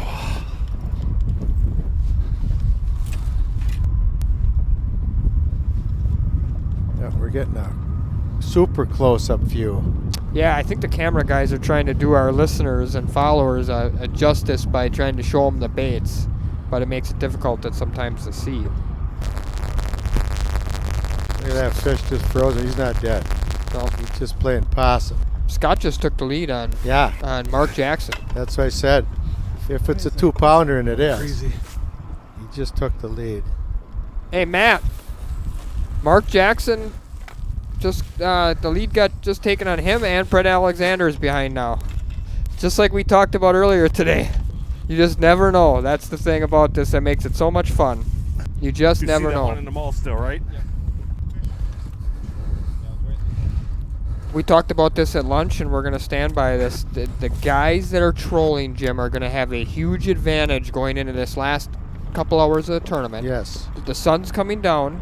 Sure, you can still catch them jigging that way, but the trollers really shine right before dark and after dark, and these guys are going to get right up into dark. They're going to get a basically fish. Yeah, so then the other thing is obviously when these guys Wrong button. finish up trolling tonight, but then they go out at 8 a.m. tomorrow morning, then what are they going to do? Oh, different ball game. Russell, the fish going to come up now and they're coming back. Generally speaking, yep. So they won't be tight to the bottom, but they'll be suspended somewhere in the water column. Come on, open up. Matter of fact, Saturday my hottest rod, Jim, was only 21 back. Wow. In 14 feet of water. On a floater. On a floater, yeah. Yeah, so that's not down very far. 5 feet maybe. 5 feet down, yeah, that's not down very far. 415? Ooh, nice. 414, 415? 415. Boy, I didn't think that was a 5-pound fish. Boy, it looks pretty nice. I know. Pretty darn nice. I think it's longer than it really looks on the camera. You know what I mean? When he lifted it up, it was pretty long. Well, he just took the lead. Every match is tight now. A couple more of those. Yeah, it looks like Alexander's actually still up 6 ounces. I was wrong on that. Yeah. So right here we got Jared Flickinger, 16 pounds, 5 fish. Brett Alexander still sitting at 4 fish, 16 pounds, 6 ounces. That match isn't over. Those guys are going to catch some fish yet. I think both of those guys are going to catch fish yet. Jared's actually got really hot here in the last hour and a half or so. He just had almost a double on, basically. Yep. Taking a live look here at RJ Harwood. He's been dead. He was the guy, I think he had 2 fish before anybody else had, multiple fish. Yep. I think he's sitting on a... Ooh, he's hooked up now, though. I think he's got that high-vis smackdown line on, Jim. Did you get some of that? Yeah, what's the name? Nanofill. Oh, Nanofill you got. Nanofill, Yep, yeah. Fireline, yep. That Nanofill. I know we've been selling that Seagar Smackdown or Sunline Smackdown, whichever one it Yeah. is, like crazy. Yeah. Skeet Reese is using the Nanofill. Nanofill, yeah. Yellow Nanofill. And then Dale Stroheim went to it, and then it got on social media. Josh just asked a great question. Can you pull double wraps on?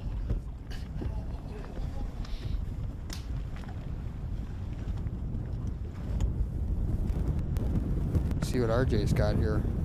We'll get back to Josh's question in a second. I don't want to miss this. Whatever this is, Jim, is pulling hard. Oh yeah, it's a good fish. Oh yeah.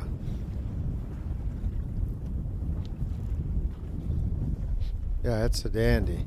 RJ's got a 2-ounce lead before this fish here. 2-ounce lead. Yeah, assuming That's that he not gets this much. one. Got to get this in the boat. This is where it's easier than trolling because you can net straight down, bring it straight up, and in the net. Oh, Look at the size of it. Oh, Got him. Got him. What a dandy. Rip and wrap, too. Wow. Right, or is it blade bait? Look at that one. Maybe that is that blade bait he started with. We'll have to put that one up there for everybody to see, Russell. That is a dandy. Couple questions I wanted to hit here. Tanner, what's the advantages of using high-vis line? With the wind and things going on today and the way that these guys work these blade baits and rip and wraps, they're letting them fall on slack line. So they're actually watching the line itself for the bite. They're looking for it to jump, and then they set the hook. So they have to use a high-vis line, otherwise it becomes very difficult for them to see that line jump. Then another question somebody asked earlier, Jim, was can you run 2 baits on both rods or just one rod? Just one rod, because they're allowed 3 lures in the state of Wisconsin. Yep, 3 so lures. Jared's running a double rig on one rod and then just a single bait on the other rod. So he's maxed out. He's maxed out. He can run 2 rods via head-to-head, but he can run 3 baits on 2 rods if you like. Just 2 rods. Yep. And the state law allows you to run 3 rods with 1 bait on each one. Correct. Or Yep. 3 3 baits lures on total. one. Yeah, 3 or lures 2 total. and 1, like Flick's doing. But that's going to be a big fish. 4 or 5. 4 or 4 or 5. 5. Yeah, about right. Well, that puts him in the lead now. Somebody guessed 5'8", a little bit heavy. 4 or 5. Look at this thing. Look at that. Yeah. Wow. Yikes. Got some warts on it. Yeah, that's a beat up, spawned out fish. That fish was probably 6 pounds a week ago. Lead a little bit. 5.5. Back on Brett Alexander. Both these guys are casting yet. Brett's a troller too. Well, he can do both. Yeah, absolutely. Brett will troll if he figures that's an advantage for him. Got him. Ooh, Brett's hooked up. He switched rods here too now. He's back to that Daiwa, Jim. Right there you can see his rip and wrap in the background. There it is. Got the bench. You almost wonder if he lost confidence in that thing and now he switched back to that air jig or to the plastic, whatever he's got on there. Yep.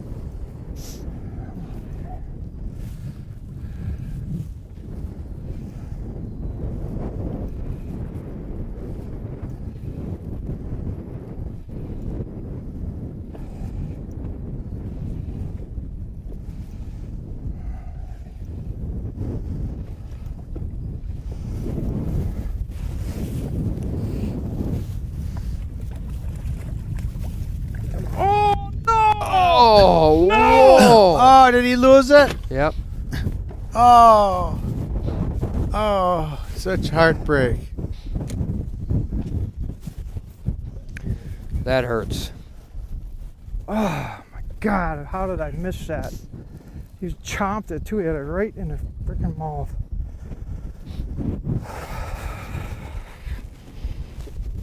Unbelievable. That was totally my fault.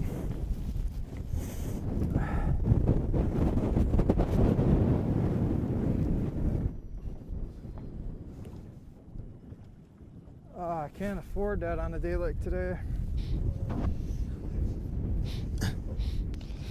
That is, I'm still kind of in shock, Jim. That's could come to haunt Brett Yeah. Alexander. That's just unbelievable. That's too bad. I mean, he didn't do anything wrong. You know, the fish just came undone right before he went But for Russell, it. he said that was totally his fault. What do Yeah. you think's going through his mind? I'm sure he's thinking that he should have reached a little further. You know, we talked about it earlier. It's hard when you are doing everything by yourself. I mean, it just is. Isaac was in here before saying the same thing.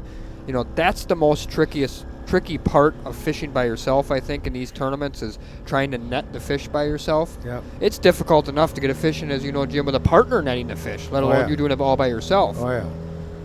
Lost plenty. Look at this. Look at Jared. He's going nuts. He's going back. He's got the kicker going full speed. He's going back to a spot. So we're looking at Jared Flickinger, 5 fish, 16 pounds. Brett Alexander still sitting on 4 fish, 16 pounds, 6 ounces. He just had a chance to really extend his lead there probably by 2.5, 3 pounds, but unfortunately that fish got off. Next matchup we're looking at is Brandon Rouse, 8 pounds, 12 ounces for 2 fish. He was the first guy on the board today. That's your rod dog guy in the back there. That's his rod dog. He's kind of hiding it right now, but Brandon. trolling rod organizer. And you got Ethan Wright. He keeps plugging away here. He's going to go up, make another pass. You know, he's trolling with boards. He's got a program that he thinks he can make work. So don't count him out yet. As it gets closer to dark, he could get hot in a hurry. Yep. You could have a double line. You get 10 pounds in 2 minutes. Scott Ristow, who just put in his second fish, he's at 7 pounds, 14 ounces with 2 fish. Just took the lead over Mark Jackson, who's sitting at 1 fish, 3 pounds, 9 ounces. You know, you get off a post spawn, but I haven't seen Ooh, him rock Greg the boat Wiersba's that hooked hard up, this Jim. year. It's only Again. methodical drag. Same spot about, too. You get nicknames for these guys. That's Mr. Yeah, look at that thing buried. That's Mr. Troller, folks. I'll call him Mr. Troller. That's his nickname from me. 'Cause that boy can troll. I fished a lot of tournaments with him, and if our name isn't in the top 10, his name's up there. Or both of ours are up there.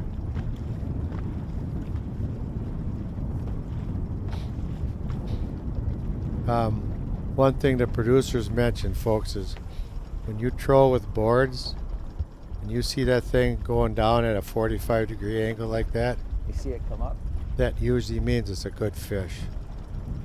And that comes in T-bone like that. You know, the other night, Jim, I was using the Sam's Pro releases. I think if more guys would switch to these walleye fishing, he wouldn't have to worry about the board going under, because if he'd released the front of the board, he wouldn't have that problem. I know it's kind of foreign language to walleye fishermen, but more guys are getting a hang of it. I'm going to bring that up here, and if you guys haven't tried this yet, I mean, it's a game changer as far as I'm concerned. I think I see the fish in the background. Either that or there's some waves back there, but I thought I saw the fish a couple times. Usually if he's going to surface, you can see the fish, you can tell what it is. A lot of times walleyes will come up with their mouth wide open. And then you got to be wary. You release the front of that board and take all that pressure off of that board pulling to the side, it becomes a lot easier to reel those fish in. Hopefully I'm wrong. Seaguar Smackdown's good line, Lucas. I use Seaguar Smackdown.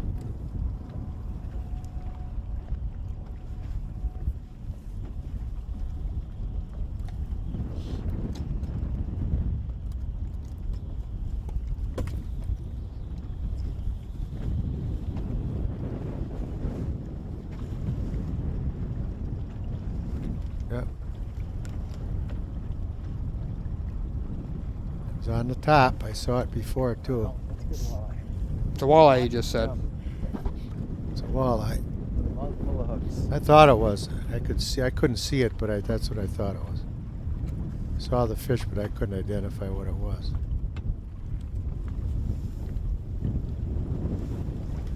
Heath, I'll get to you in a second on that question.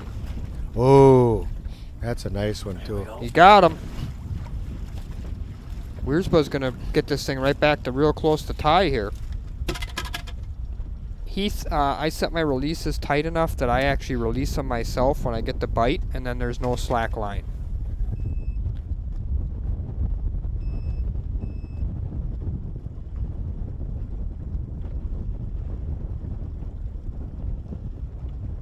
Folks, I think he's punching in his waypoint right now. Yep.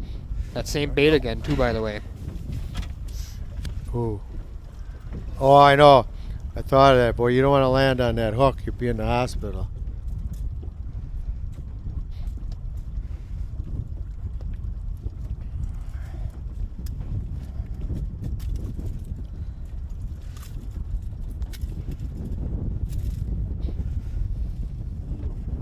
What baits he got there, Russell? That's that lemon lime crush That's that P10. Same P10. Yep. It's a hot bait. Based on the amount of time it took him to reel it in, I'm going to guess it's about 50 to 60 back, Jim. Okay. I have Maybe no way we to can be sure of that, but that'd be my guess. maybe we can see that if we pay attention, if the cameraman can catch that. I was trying to time it out, and that would be my guess, about 50 to 60 back. Mr. Troller's putting a smackdown here. He might tie this thing up or even Oh, take yeah. the lead. He's down about 4 pounds to RJ. 5.3. Oh, he just took the lead. 5.3. Greg Wiersba is just taking the lead over RJ Harwood. The trolling boys are starting to make some noise here. Mr. Troller's getting it done. And Jared and Brett are really are within ounces. Angler interviews after the winners afterwards. Okay. Looking live at Risto here, who was trolling before, So we'll need to make sure we do or that is trolling. if it applies. Sam's Pro Release, guys. It's game changer. If you haven't used it, you should.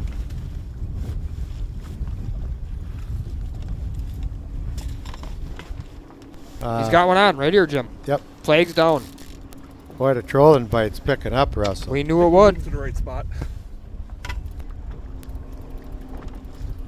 Those fish are coming down, spawned out, and they're hungry.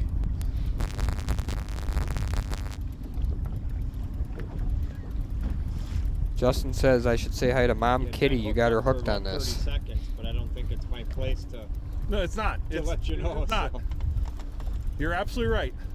Just heard the camera guy said it's been on there for 30 seconds, but it's Yeah. not his place. Exactly. He's the official, but he's not the fish caller.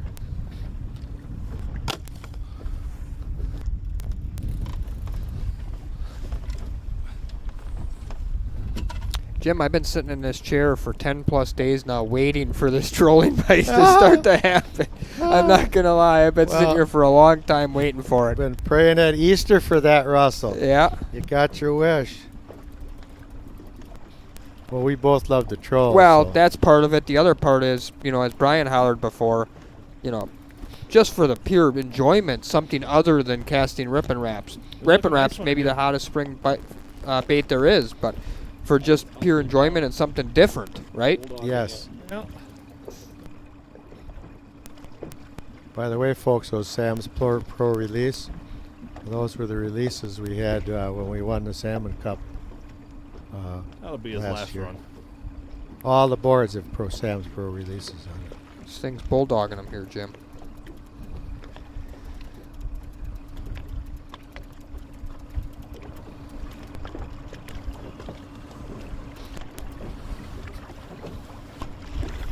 Well, here comes the net.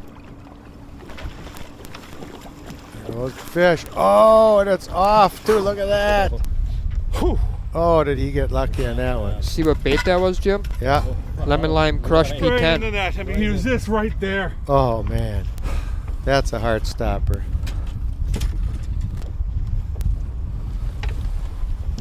He's running 2 of them. Same color bait. Think those guys are on a program there? That fish at any point you'd have been gone. Absolutely.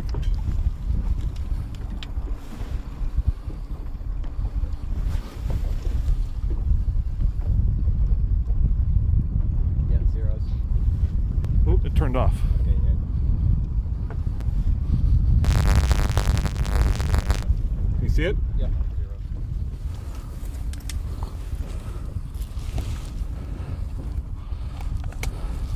He's excited.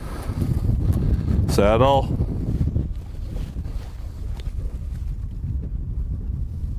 Come on.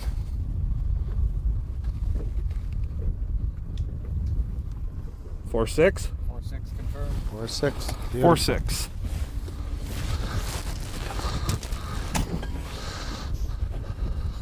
Mr. Risto 4-6 going back. 12 pounds. 4-6 back in the drink. Okay, I'm gonna try to get set up, but we're gonna keep fishing. Looking back at the matchup of RJ Harwood and Greg Wiersba, it's a tight battle here. Greg's up by about 8 ounces right now. Pretty much matching each other fish for fish here, 3-3 right now. Greg's using a snap weight on that side of the boat. But if I remember right, at least 2 of his fish have come on the other side. For sure 2 of them did. Now when you're trolling, you got 2 rods versus 1. So you got 2 lines in the water versus 1. And when you're trolling, your lines are in the water 100% of the time till you get a fish. So it's a pretty good odds.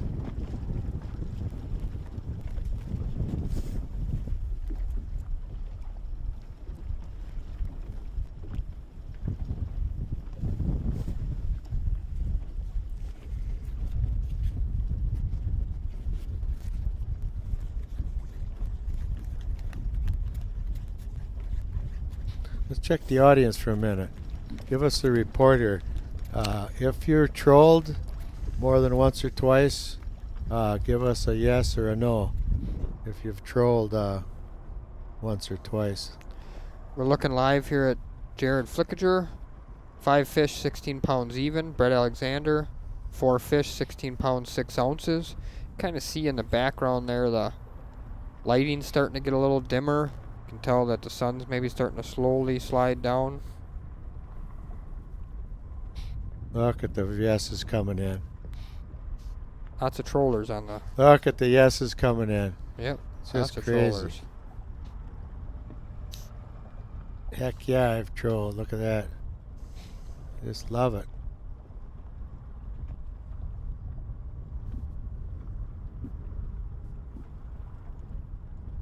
I thought it was a dumb question at first, but I guess it wasn't, Russell. No, got lots of Look good at trollers that. on It's just, here.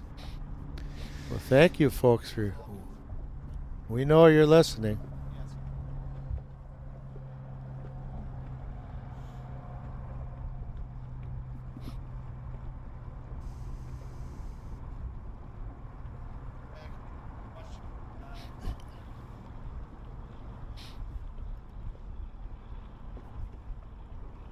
Many decades, Jim, it says. Many decades, yeah.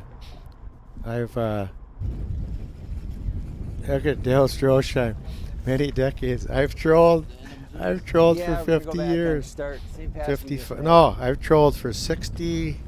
Let's see, 10 years old. Yeah, 62 years. Russell. Yep. I've trolled for 62 years. That's crazy, isn't it? Yep. I like jigging though. It's fun. Andy Glass has my old Pursuit. He's caught a few fish on that boat, so have I. Oh, sorry. Man, that question got everybody going. Oh yeah. Hundreds, awesome. Hundreds of replies. That's awesome.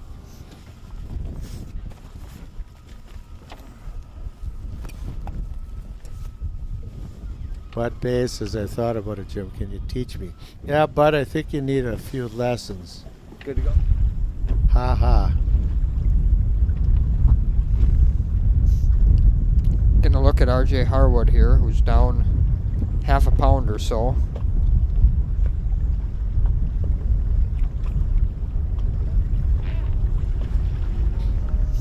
Again, thank everybody for watching this. We got thousands of viewers again today, Oop, Russ. RJ's hooked up.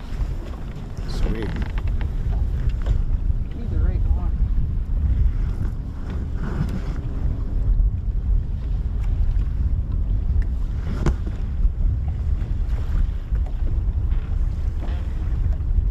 See what RJ's got here. How many miles have you trolled in your life, Keller? Oh, I don't know. Just thousands of miles. I don't think so. RJ doesn't think that this is a walleye.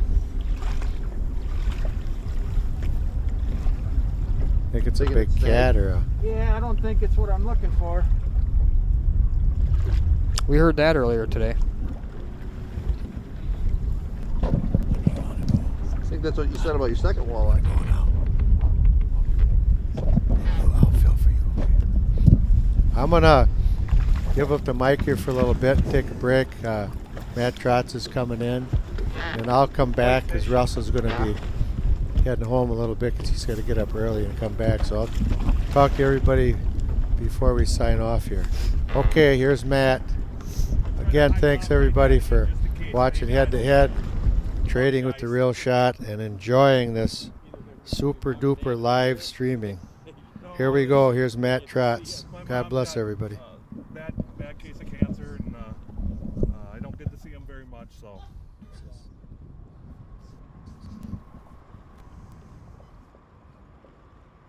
And they get to see you doing something you're passionate about. They know that, yep. Having success at right now, which is a cherry on the top. Cherry on top right there. Glad I moved when I did. Thanks, Randy.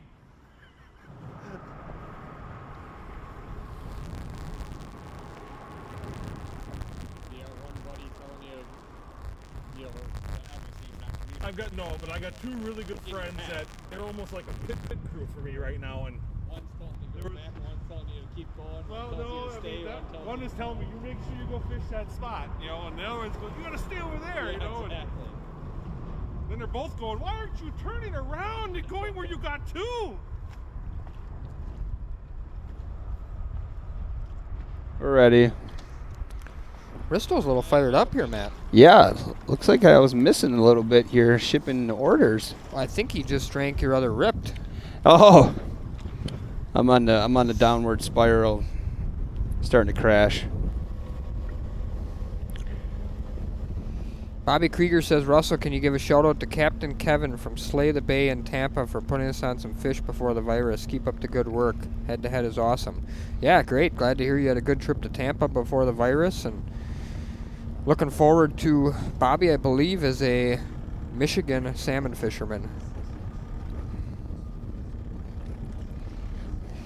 Nate, most of the guys that are trolling into the current are trolling 0.7 to 1 mile an hour. So basically less than 1 mile an hour up to 1 mile an hour. So they're using the current to move the bait for the most part. Lucas, I'm still jacked, bro. I'm jacked. I was out there filling orders. Last I heard they were down to like 350. Did it get under that at all, or? I don't think so. Yeah. I don't think so. Well, you mean they're still coming in? Yeah. No, it's been crazy. It's been crazy. Yeah, it was pre-fishing. Crazy awesome that is. Jared over there on Easter Sunday actually, and the docks are flooded, strong northeast wind, and he dumped me in. Saved me from getting wet feet. Was it really busy out here Easter Sunday? No. You could definitely tell the tourney boats. There's 4 of them. Oh. The guys that had no family either couldn't find their basket. Wesson Farmer, how you doing? Glad you're watching. Appreciate it. We kind of got the rally caps going for Ethan here. I feel like he's on that same program that Dylan Nussbaum was at one point. We're looking for him to get a fish or two here and try and get in this match. So what's the deal? What have I been missing? Is he not going through any of the areas? He's going through all the same areas. Yeah, I think he's just... So what I figured out is there's 2 guys on a program here, Risto and Wiersba, and that program is that bait you're staring at right there. Yep. One of them's running 2 of them, one of them's running 1. Wiersba's caught all 3 of his fish on that bait, and the other gentleman's running 2 of them. I'm guessing Ethan probably doesn't have one of those out. I'm hoping maybe he gets that figured out here quickly. So, okay, I just want to make sure. Last time I left, though, who was it? Somebody caught something that looked like on a fire tiger, right? That was Flukinger, or Flickinger. Sorry, Jared Flickinger. Brad Fuller. Man, you suck it up and stay tough. We don't need to hear you drag. I ain't dragging, bro. I'm ready to roll. I'm ready to roll. I'm ready to get... Justin, I do not know what kind of boat Brandon Rouse is in. I do not know.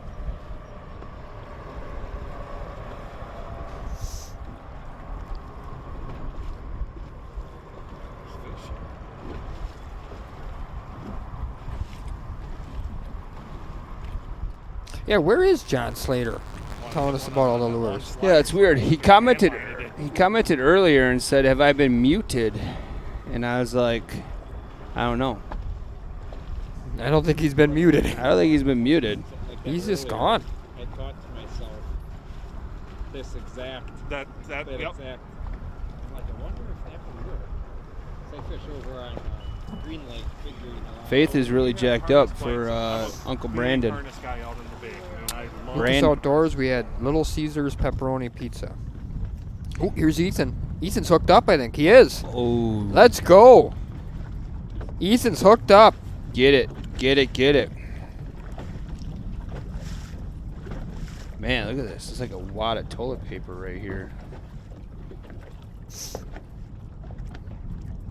gross. Ethan is hooked up. That's really gross. Pile of hand sanitizer here. Come on, Denali Rods. Let's go. I got you winning this. Let's go, Ethan. I agree. Let's get this one in the boat. Tighten up this match.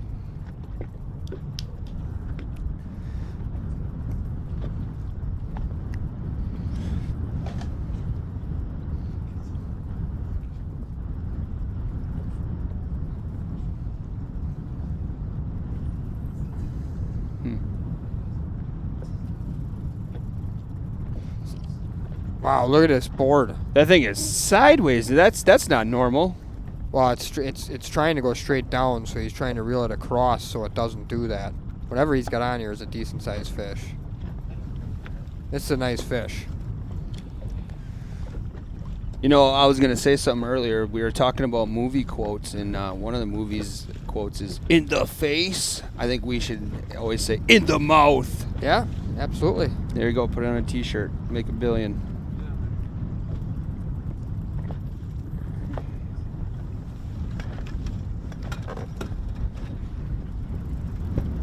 Yep. Yeah, I'll take a royalty on that saying. Word on the street is Kurt the Killer Grable t-shirts are coming soon. Now, get out of here.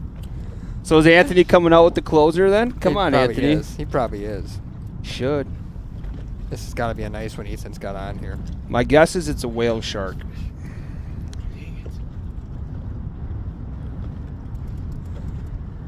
Look at it. I'm going to go with a 6+ pound walleye. Tonight. Get in the boat! He got him. Maybe not quite that big, but he got him. In the mouth! Yep. Flicker shad, it looks like. Yeah, we saw one of those earlier when Isaac was in here.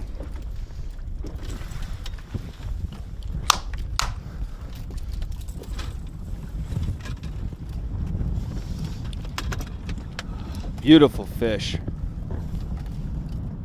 In the face, Christopher says. No, it's in the mouth. Yeah. In the mouth. In the mouth. Zeros. Bingo, bango. Open up the window. Let's go. Ethan just cut the lead.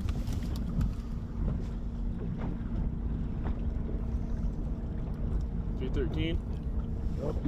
Good. Look at those AFCO gloves. That's hot. Get them on there. Do we have them? Let's do this. So jacked right now. Just about to start jigging, man. Don't do that. Don't do it. We heard Brett Alexander say that as well earlier. Stick with that game plan.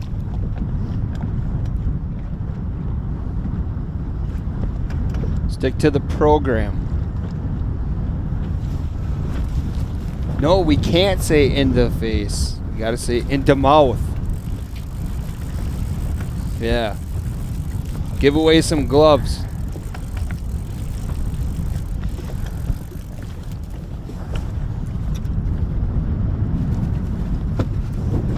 Ethan's coming back. I think his 5-hour energy's kicking his Rip It. Everybody, there was a couple nice things that people said about Rip It's in there. The last thing I need is a Rip It. I take a Rip It, I won't even sleep tonight. Yeah? Tricky trying to hold any type of constant speed today, too. Depending on what side of the river I set up, there's we've got, not only the current, but this wind is fucking. Wow, I think Mark Jackson might be trolling now too. Yep. Weird. Walleye guy's trolling. He's three-way, isn't he? If the glove don't fit, you must have quit.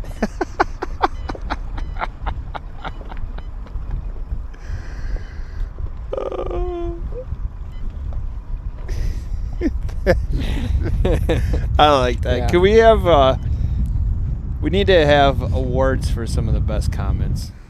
I think that's critical. Got a live look. Brett Alexander. Is he trolling?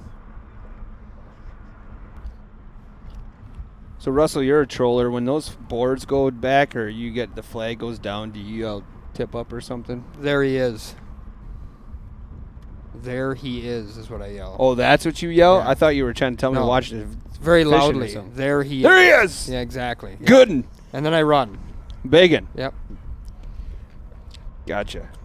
See, I grew up on the charter boats and we yelled to create excitement. The Yeah. problem is Lily the Pounder is sort of sneaky, right? She just runs and grabs the rod, and I'll turn around and she's got it in her hand. She's reeling it in, and I'll go, Lily, why didn't you say anything? You know? And she's like, oh, I just grabbed it. I think, Brian, I got another one for us. We can't use it, probably, but Darcy blows. Yeah. That clip must have went out. Huh? It's from Moby Dick. Here's Weirsbaugh. Back the head. He's having a good time. Oh, he's Board hooked up. back. Hooked up. Yep. There he is. Say it. There he is. There he is. Weirsbaugh's hooked up. It's weird when these guys get a fish on trolling, they don't tiptoe and pucker into them. They just reel. Finally, a trolling bite. I see Lance out there. Lance, you better get the P10s ready. Get the offshore boards, the gator boards. Should we bring Lance on for a little bit? We probably should. I think dilly. I like that. Ooh, look at this fish. Looks like a dandy.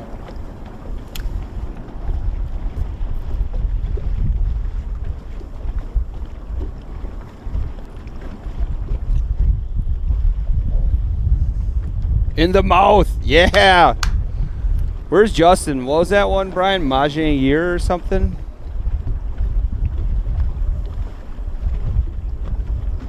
Oh no, don't turn the clicker off.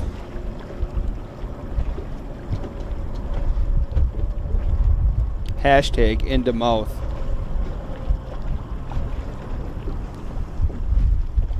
What's halfway down his line here? Looks like he's dragging something on his, I think in between his line and the board, probably some debris of some sort. She's still hooked? Oh yeah. Or it looked like on he the outside potentially was board. running an extra lure off that bait. That could be that too. No way, really? Yep. And, now he just kind of laid down.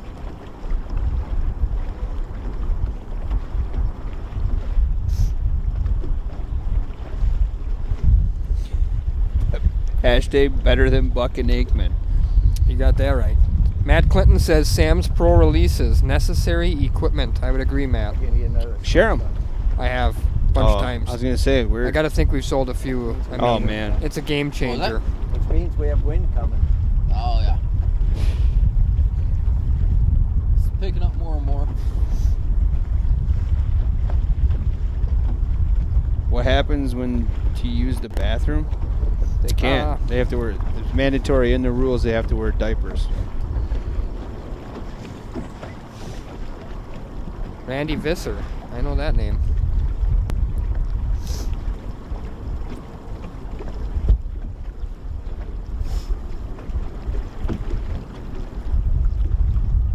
Outside board. Yep. I'm kind of curious here to see what he's got. Eric, I'm a clicker on guy for sure. Spent too many years chartering not to be a clicker on guy. Russell, Gotta know what's going on. whatever that is, though, could that put a hindrance on netting this fish, or He's is that gonna going have to to come take off? it off. Yeah, it looks to me like an OR16 release, and he's got an extra lure on there, which is what I thought he had. He's running two lures on the same rod, so he's gonna take that one off. That definitely makes it difficult. Oh, it's an man. interesting setup, not necessarily the way I would do it. I mean, we can say it now. There he goes. But oh, see, now the issue there is he does that, and if it happens to get a bite and doesn't hold, Yep. Yeah, that's a bold strategy right there for show. He's running a stacker on an extra crankbait on a stacker using an OR16 release. Sort of a interesting way to do it, but hey, more power to him. Oof. He obviously knows what he's doing.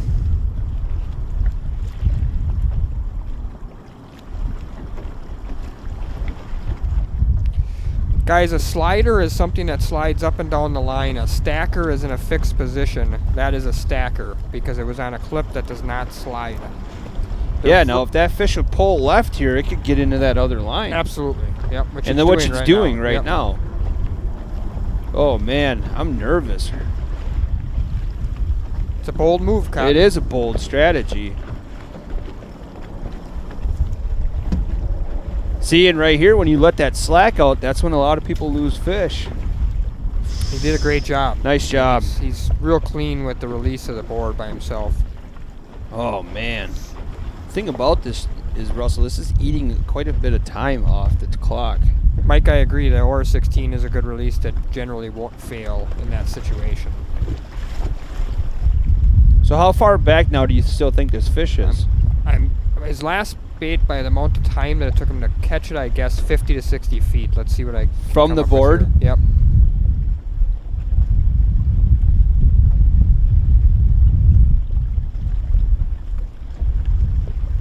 Yeah, I'm going to say maybe even a little more this time.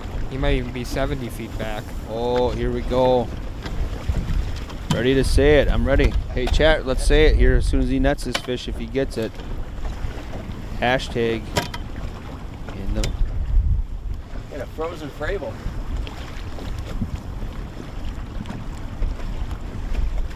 He's not hooked well.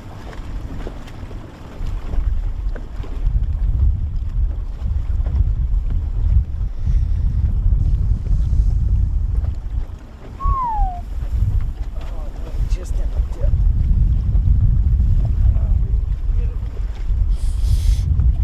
Oh. Oh. Got him? No. No, not yet. I was reading the... I only think it's like a 3-pounder.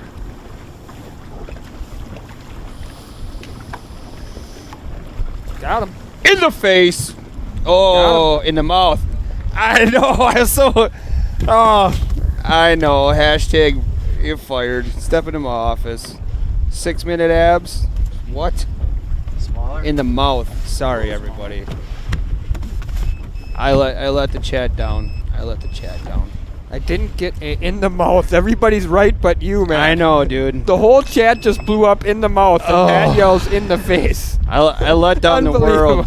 I let down the world on It's been a long day. That's it. It's been a long day. You know what? I'm retiring as a commentator. It was a fun little run. Appreciate it. You guys have been very supportive. I let the world down. I'm looking at my phone right now. My followers are dropping off.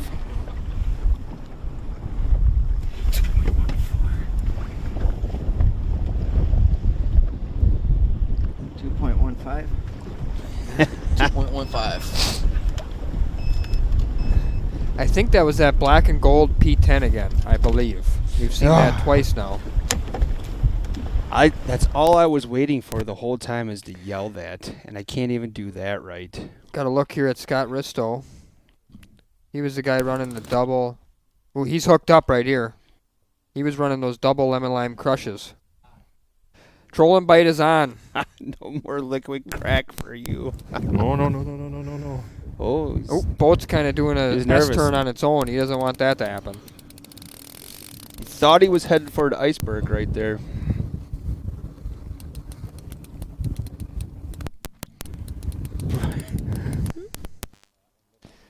I think he meant Doc. Doc, but yeah. Brian, Brad Fuller says you're going to rock my pay for that. I think it means I got a raise coming. Thanks, Brad. Oh, no, he corrected it. He said he's going to give it an even bigger raise. Right, Brad? No, that's not what he said. Brad Fuller is saying give that man a raise. Brad's going to help out. Thanks, Brad.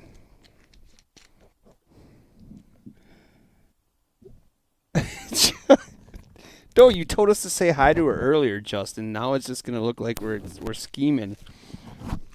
She did say before. Did you make a pizza ever for her? She told you to put one in. The trollers are on the prowl. You know, Russell, this is the only reason I think trolling is entertaining is because it's through head-to-head. We're looking live here at RJ Harwood.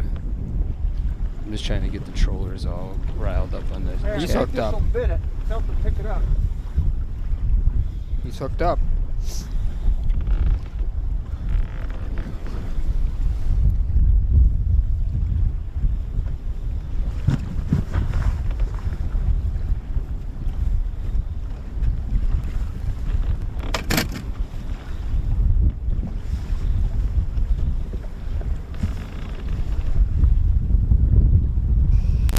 I agree. You might need some Coots Firefly planer board lights pretty soon.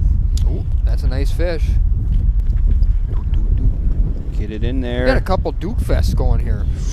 Oh my God, and that is a big fish.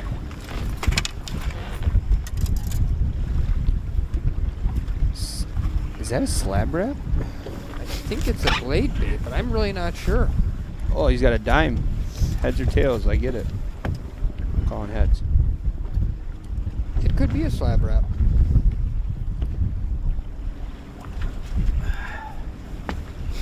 All right, zeros. Yep.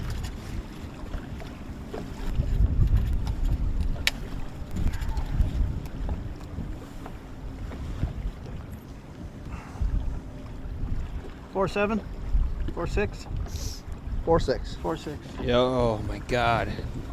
Ben, Shiver yes, minnow. the anglers can run 2 rods, 3 lures. Scott Risto is still hooked up here.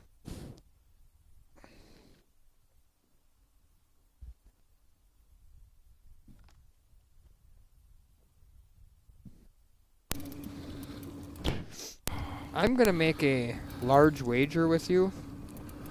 Who's you? Matt. Okay. You, Yep. that if he gets this 40 fish in, feet. it's going to be caught on a perfect 10 in lemon lime crush color. Would you like to make that bet? He just said that it was 40 feet. Yep. I know. I'll pass on that bet. You've been watching this for the last hour. Jake Lapine says if you're a clicker guy, you won't be trolling out of my boat. Jake, that's fine because you don't ever take me fishing, so I don't ever troll out of your boat. Jake, just so you know, I don't believe in clickers. Invite me out tomorrow. Let's go.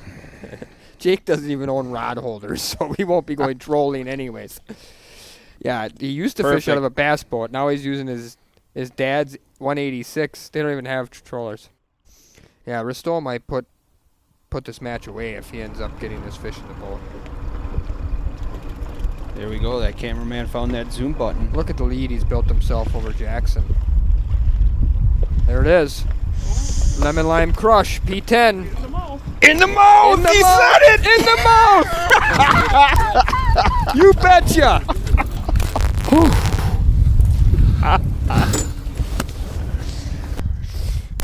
That's not exciting at all, anybody.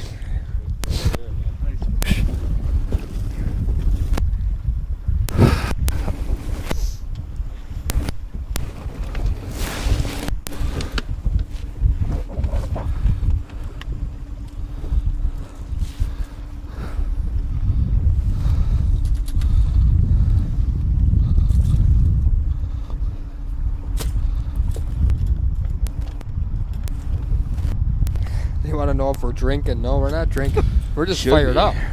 Should be. It's after work hours. No, actually, Pete, I agree. Jake Lapine's bass boat that he ran, the Phoenix, was pretty nice. Be new triple grips all around tonight. My comment about the clicker guys earlier was because I'm a longtime charter boat first mate and captain, and when you charter and you're dealing with charter customers, we always leave the clicker on to make sure that we're gaining line, etc., etc. I do agree. If you are fishing with people that are comfortable with fishing, you don't need the clicker on. You can quit picking on me now. Is it like training wheels? It is like training wheels.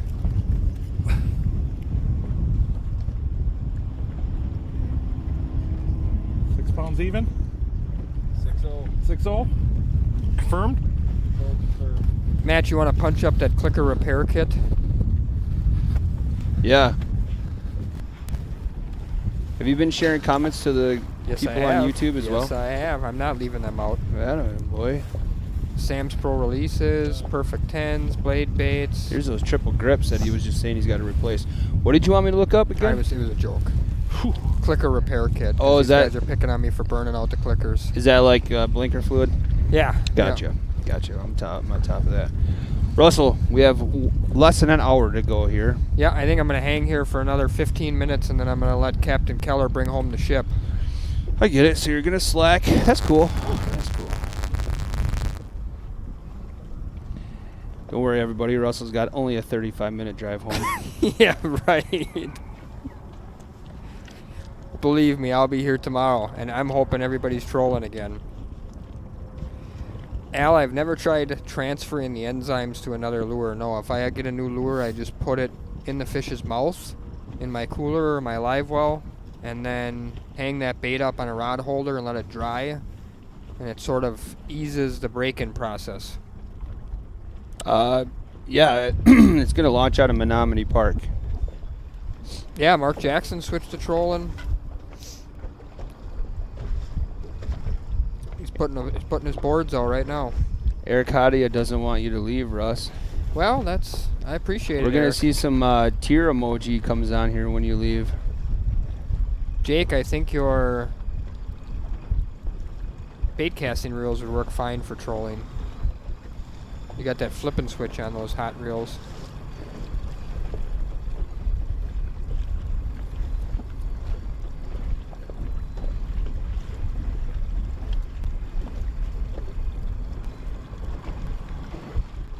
New name for a boat, Craig Krieger says, in the mouth. Yeah, I love it. We're gonna have to make t-shirts for sure. Yep. Oop. Brandon Rouse is hooked up here, I think. It doesn't look like it's fighting real hard, but it looks like he's hooked up. Eric, I don't know what you've used that telephone emoji before, and I'm not cool enough to know what that means. It's off the hook. 2 pounds. He ain't much more than that. It's ringing. I think it means off the hook.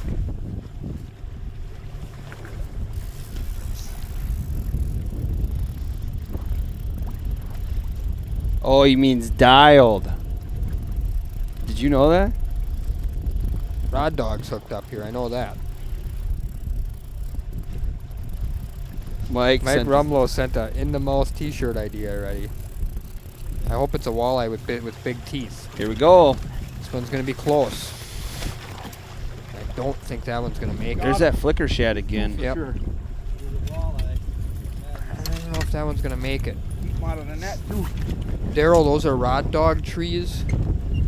The gentleman Save on that's that part of the battle. fishing there apparently owns that company. He smashed it. Daryl Wood is a brilliant painter, by the way, from Ohio. Offshore pro staffer, high-tech custom painting. I watch a ton of his videos and stuff.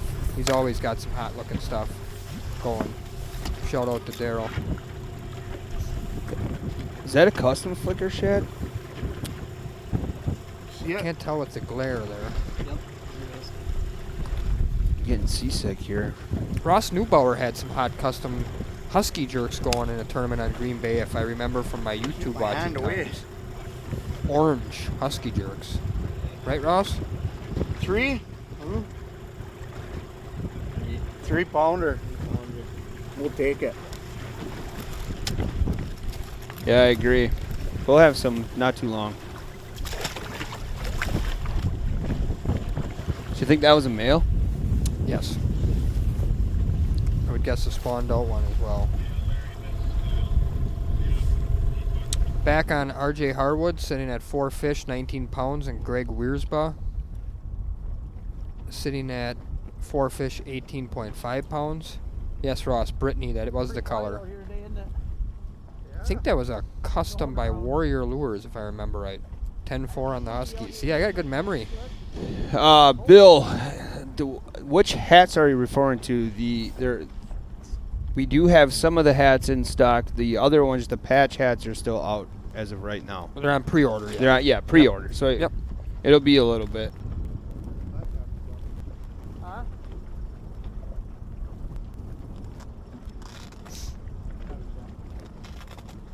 Jeez. Richie Larson's just bashing me. You live in Watoma, bro. No, me from Watoma. Oh, I bet.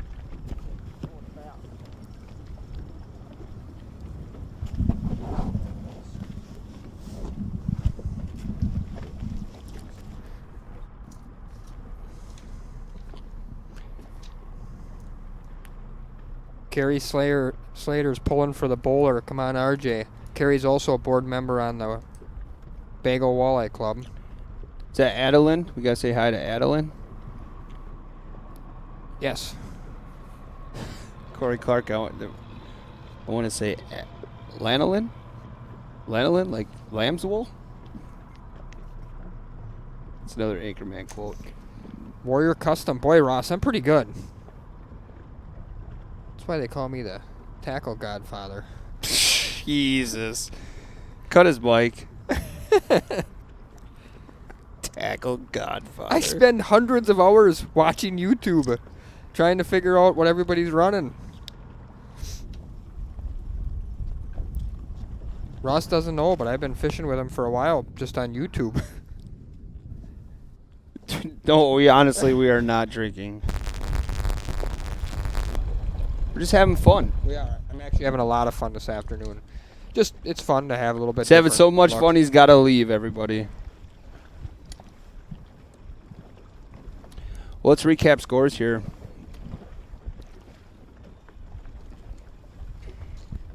So Jared Flickinger is at 16 pounds even. Brett Alexander is at 16 pounds 6 ounces. That match has kind of come to a screeching halt. Jared was on a rampage there and had caught up, but hasn't been able to put another fish in the boat. Then we got RJ Hardwood, excuse me, is at 19 pounds. Greg Wiersba's at 18.5. Brandon Rouse is at 11 pounds 12 ounces, excuse me. Ethan Wright's at 3 pounds 13 ounces. And then Scott Ristow is at 18 pounds 4 ounces, and Mark Jackson's at 3 pounds 9 ounces. Corey, don't feel bad. There's a lot of bracket busting going on today. Did you see Jerry Fox Jr. calls you the Rod Father? No, I didn't see that. Oh, God. Jerry Fox Jr. is a stick. He knows what he's doing. Yes, it is. Next week is bass. You're busy changing baby diapers? Not sure I'm going to be able to call out the baits in bass fishing as well as I do walleye fishing, but I'm going to give it a try. I'm going to do some homework this weekend. I'm going to spend 2 days figuring out what these bass guys are using. Yeah. I don't think you'll see any trolling next week. Probably not. Yeah, Nick Schertz might be trolling. That's true. Yeah, I've caught a lot of big smallies on Winnebago trolling. He's just not hardwood.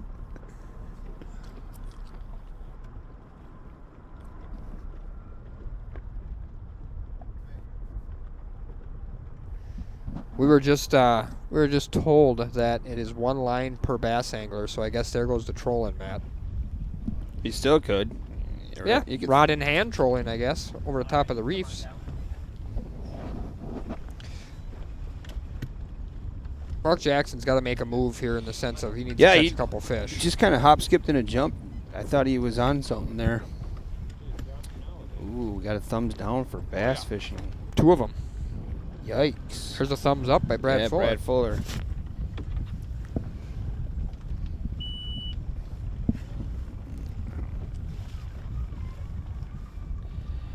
Brad Fuller is the owner of Omega Tackle. Gotcha. Well, actually, no. Let me correct that. His wife owns Omega Tackle. She just lets him work there. Yeah. But then he also is one of 3 owners of the NPFL.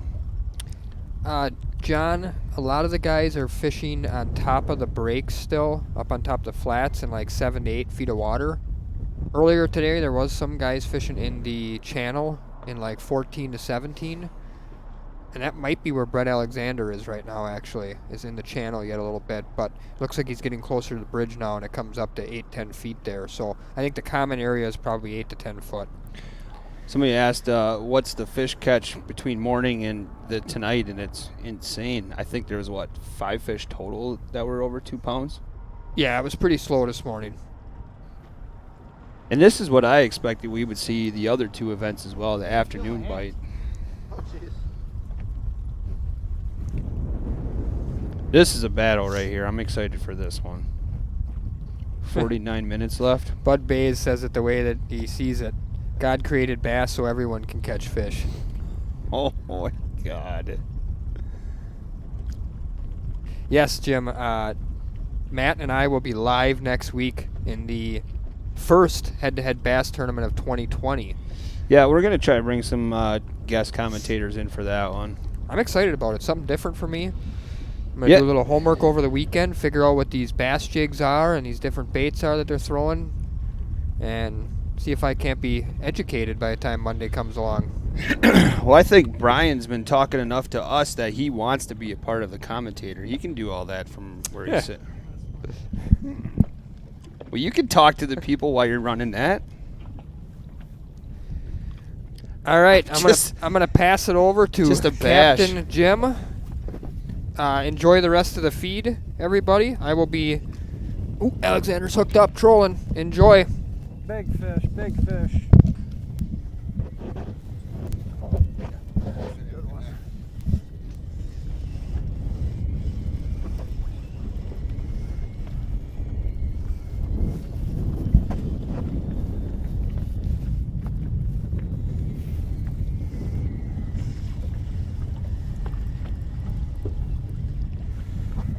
Oh, Jaybird, I know you're watching right now, just getting all fired up. You wanted me to troll today.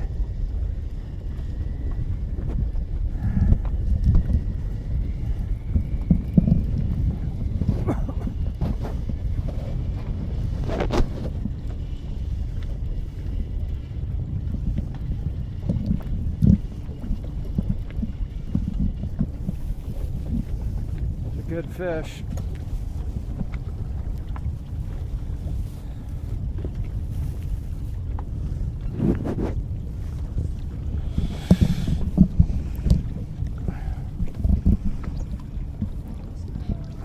Yeah, a lot of guys are. He's not quite as fast, though. Oh, there, Matt. Jim's back into his house. Yeah, Captain Jim back here to finish it up. Watch Brett bring in this big walleye here. Ah, this sucker's all tangled up in here. Yep. Folks are running some stacker rigs because they can run 2 lines but 3 lures. So they're taking advantage of that. Captain Jim, his back is correct. Come on, Brett. Came off. Lost the other line. You say he lost a fish? Yeah, you see he lost the other line. Oh, there it is. That's crazy. Oh, that's a big fish. Way up top there, big one. Let's watch Brett just come in, and we'll answer some of the live chat.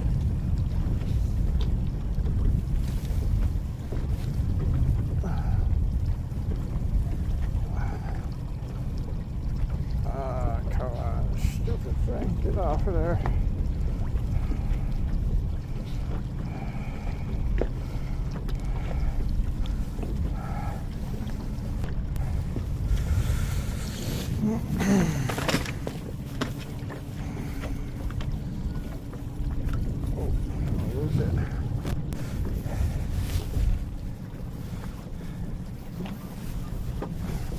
Got that line wrapped around something. I think that stacker line got caught and everything, Matt. Having some issues here. Oof.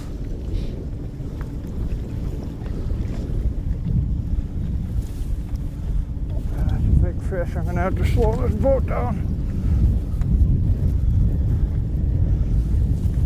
bunking. Put her neutral.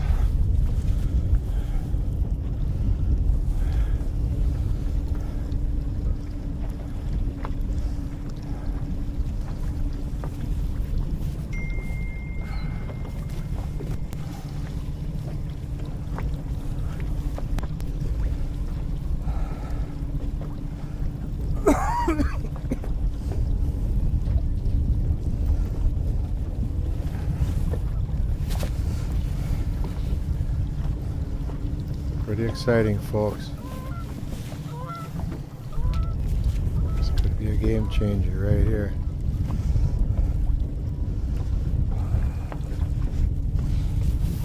I think he saw the fish.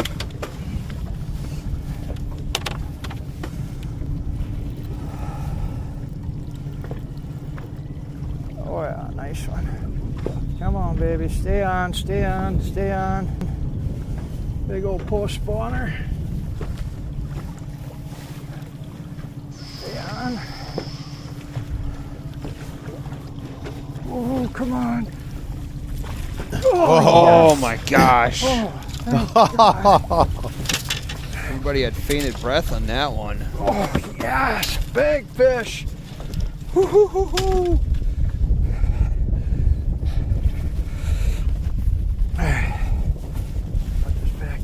There's a dandy, Matt. Oh my, that was spectacular. I wasn't sure which way that was all going to go.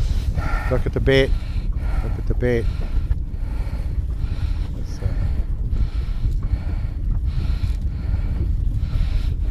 Is that a black and orange Rapala? It's a stick bait. Yeah, black and orange. Might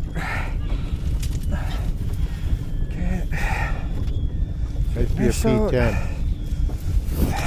But it's a nice looking bait. Where's my skill? Yeah, it's a Smithwick. Want to pull those up, Matt? Sure. Can you find them, please? Zeros? Yep. 6 pounds, I'm guessing. No, 5. Ouch.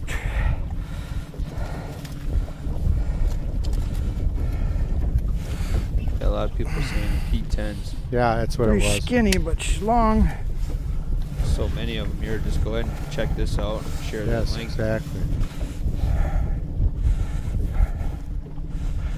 There we go. Matt's just sharing a link. 412. It's a big one. 412. That's awesome. That would have been 7-pounder full of spawn.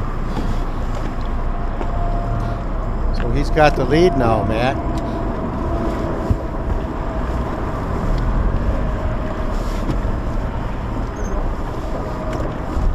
Oh, here we go. Oh, this is fun.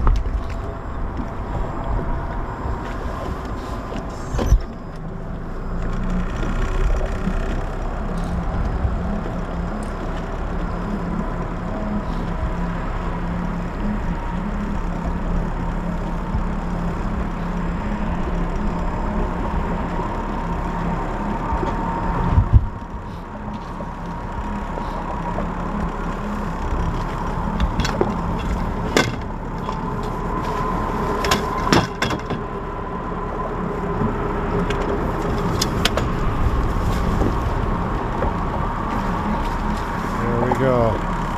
Good. Good. Good. Oh my gosh. This is getting very, very nice. exciting. Yep, troll Every and bite time we this come through here, afternoon. you get hit. Yeah, right here, Golden Rogue. There it is. Brandon Seidel said it was a Rattling Rogue. It's gonna be close.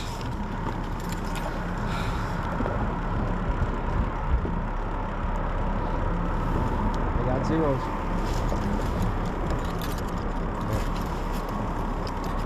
Real Shot's got all these baits, folks. All of them.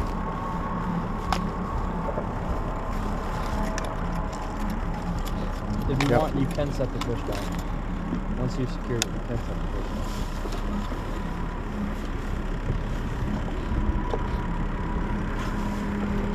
Two four. I got 2.5. 2.5. I got 2.5. 2.5. 2.5.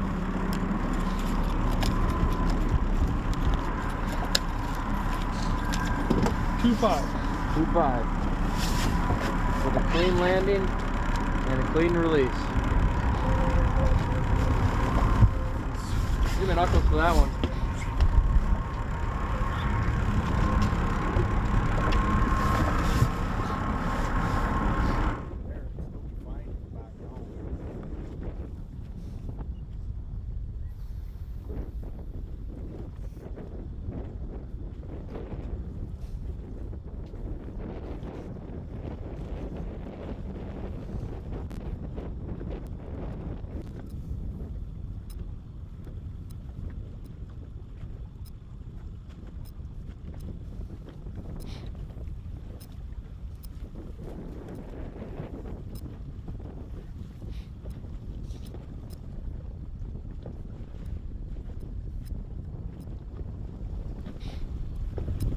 Nope. Ethan needs another fish to get some confidence here. He's got more than a half an hour, so he could easily put 2 fish in the boat. But he's going to need to get off the schneid here pretty quick.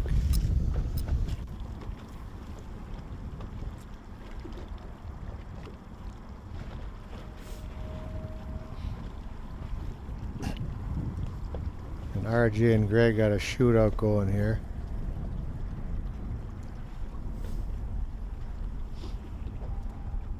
Bristow looks like he's got that match, and Flicker and Alexander, it's too close to call right now. Byron says change all their events from 2:30 to 7:30 the rest of the week. It's supposed to warm up a little bit as the week progresses, so maybe we'll get back to that morning bite.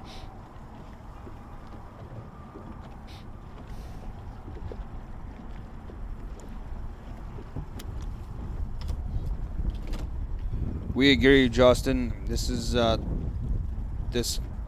catch weight release is an awesome format. Keeps everybody honest as well. Put planer board lights on pretty soon. Do a little night trolling. I never thought of that I wouldn't need my sunglasses at the end of the day either.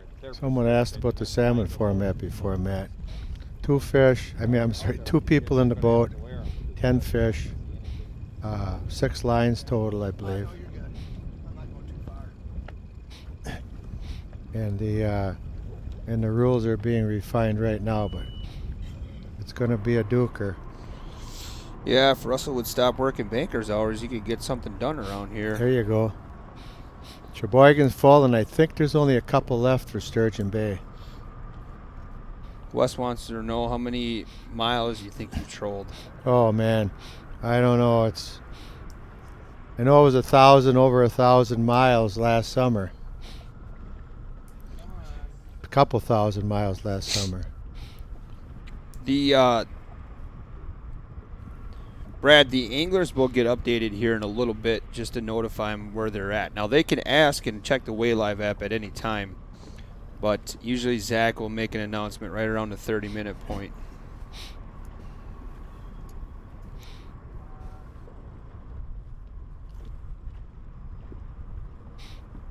Thousands and thousands of miles on the water.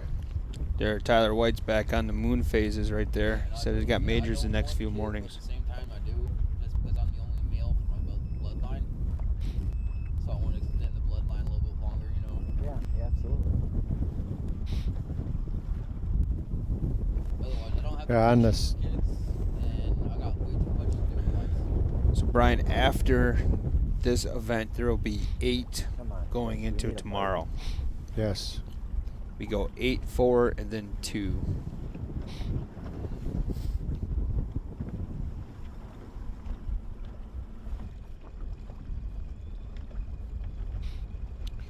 Two lines. Jim, there's a lot of awesome stuff in the works for head-to-head in 2021. yeah, there's so many things that we're going to have to sit down and whiteboard it. And Brian and the staff and Pops here will have to look at the schedule because you can't be everywhere, you know. You just have to figure it out. But yeah, lots of possibilities. So many possibilities, like you were saying this morning. The sky's the limit. Yep.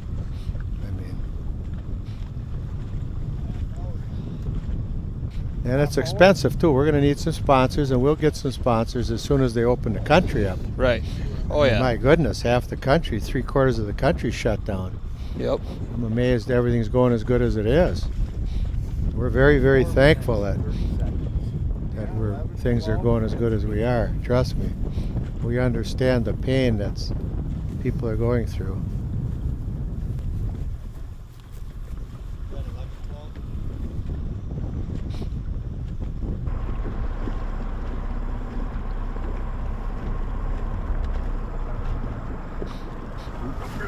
There you go.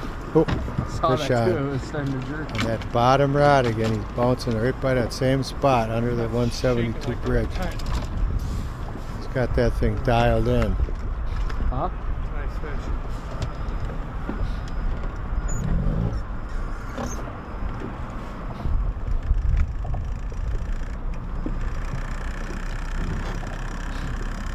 Just gonna kick this up a little bit. Flicker's less than 3 pounds behind, so very easily could take the lead with this fish.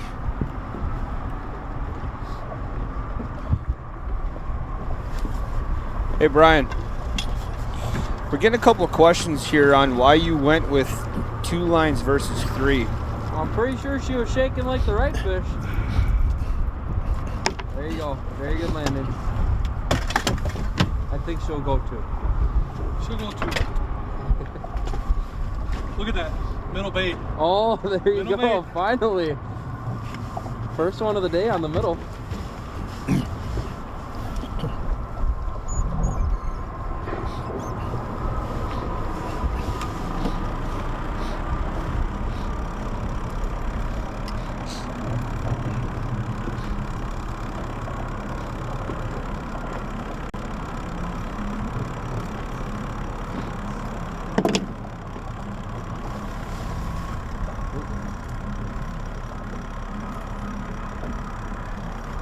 Yeah, so Brian had a huge explanation here. He was just telling me. I mean, to sum it all up, he just, you know, some states are 1, some states are 2, some states are 3. So 2's kind of in the middle, and then to, you know, to keep everything fair between the trollers and the jiggers, you know, two lines is gonna, you know, be kind of even keel for everybody. So.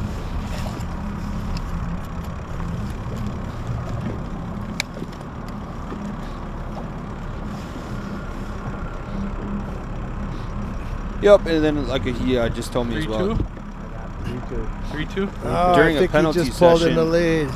lines have to be reeled in. So if you had 3 lines, it would you'd waste a lot of time. So 2 just really works out for this format. Good release below the gunnel. Oh, we got a 5-ounce match, man. Flicker just moved up by 5 ounces. Unbelievable. Absolutely. Unbelievable. Yeah, we're closing in on that 30-minute mark here as well. Just crazy. A lot of people are saying they're kind of wrapping up lunch, or supper, you know, sitting down. Well, we got 2 close matches and 2 that look like they're out of reach here.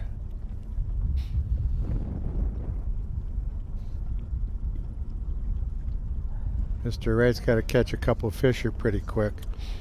Ron, that's a good point. We'll have Russell go over that tomorrow when he's back in here, and how to show that slider rig. I'll send him a message right now to tell him to bring his educational shoes. You mean with Flicker's deal? Yeah. Yeah, he's running. He caught that last one on the close one. He's running 2 lines.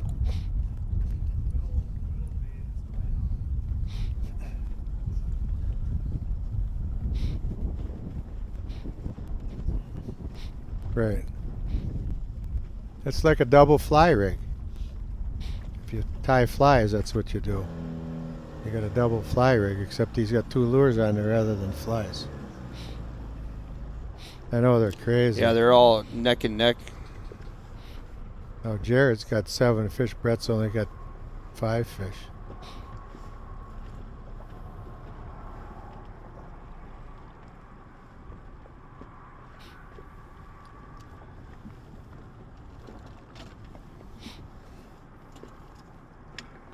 Entry fee is $500. Okay, thank you. Yeah, we got 2 real close matches, and 2 that are sort of out of reach with a half an hour to go, but it's not over yet. These guys could catch a couple of nice fish trolling. Yep, Ethan is still grinding it out, so hats off to him. Well, George had to get up early this morning, about 4 or whatever. Somebody asked you need to be invited to fish. No, this is not an invitational format. Not saying we wouldn't have one down the road, but these are all open.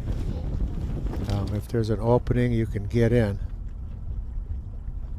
You can, yep, H2HFishing.com. Matt will show the page you're coming up. He's pretty tied up, but when he's untied, he'll put the H2HFishing.com page out there, and then you can see. You can scroll it. It shows all the events and then how many are open. But some of them are filled up already. But there are some openings, but they're going fast. I would say by the end of the week, a lot of these will be filled up.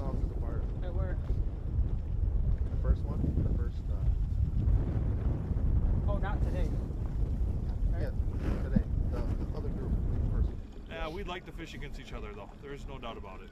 Oh, right. But you'd like to both move up. Oh, absolutely. Absolutely.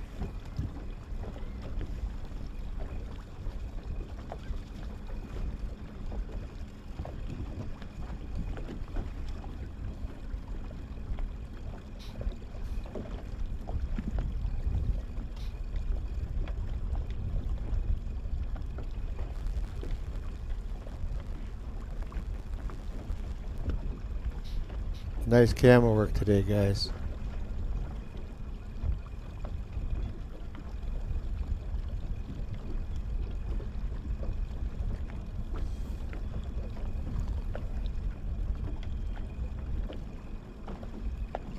Again, thanks everybody for watching. We got 2 great matches here, very close. It's only 27 minutes to go. This is our second round today because yesterday we couldn't fish due to the bad weather. But this afternoon's picked up a lot compared to this morning. But the guys this morning duked it up. But we did have 3 zeros this morning out of 8. That was crazy.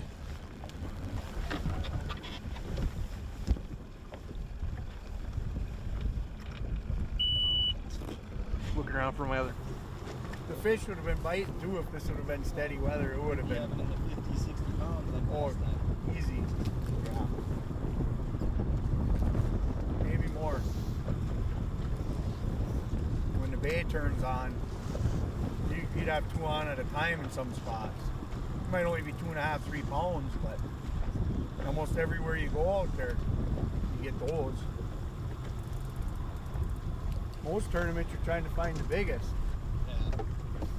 The Fox Classic, if you don't have 30 pounds or your 5 biggest, you're not close. Some years when you get weather like this, I've seen it in the low 20s.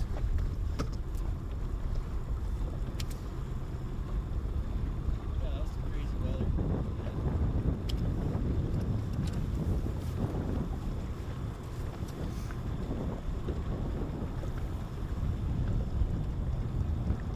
I'm just happy that we didn't get high lift.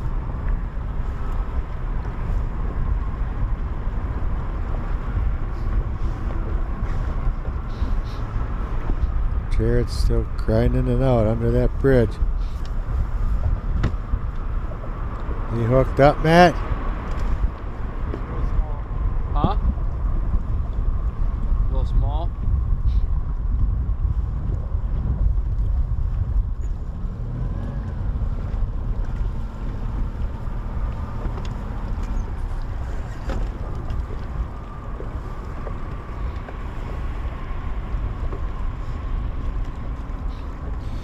get some really good comments on here. I mean,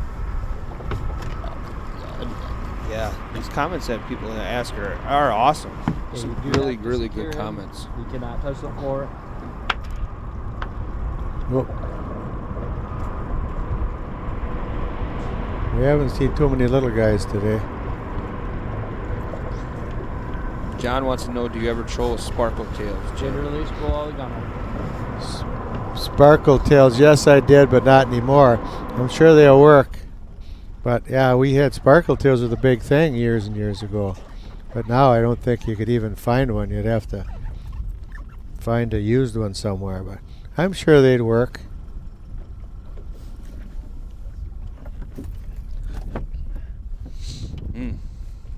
That's a good question. And there's so many baits now. When I started, there was 3 colors of Rapalas and about 5 lures. Mep spinner was a big one. Rapala had the floating lures and Yeah, pikey minnow. That was it. Yep, the cameraman get paid. Paul Coot answered that. $120 a day.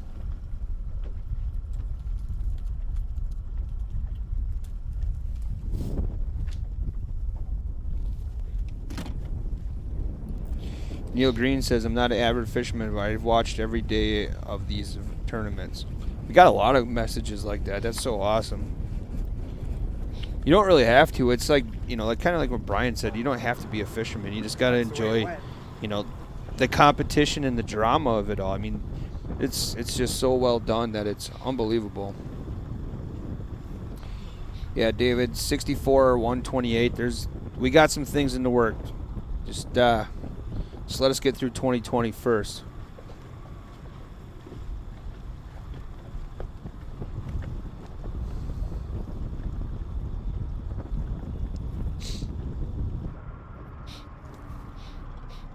There looks like a fish.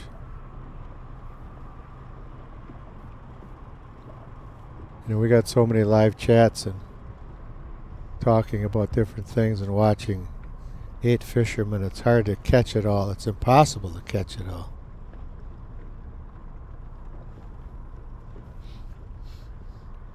$22 minutes left. It's going to be a do. I think we're going to have some spectacular fish coming in here next 20 minutes, Matt.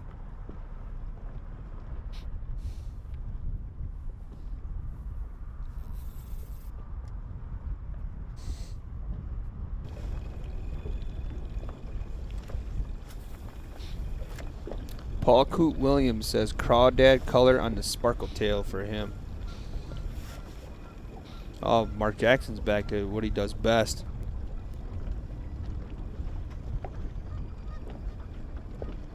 He was hot for a few days in that last tournament. He went back to what works best for him, and I think he's popping that hair jig. I mean, he was just smoking them those days, but I think the fish is different now. It's definitely different. Yeah. Yep. Thanks, Kevin. Yeah, I'll see you at the Big Walleye Club if we can fish it. The first one's like the first weekend of May. I have no idea what's going to happen.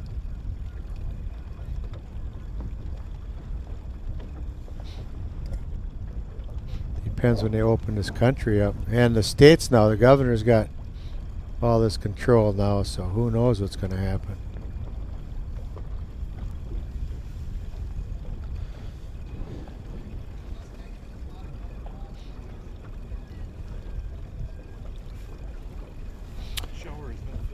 Jerry, we fish tomorrow 8 to 1. The rest of the week is 8 to 1.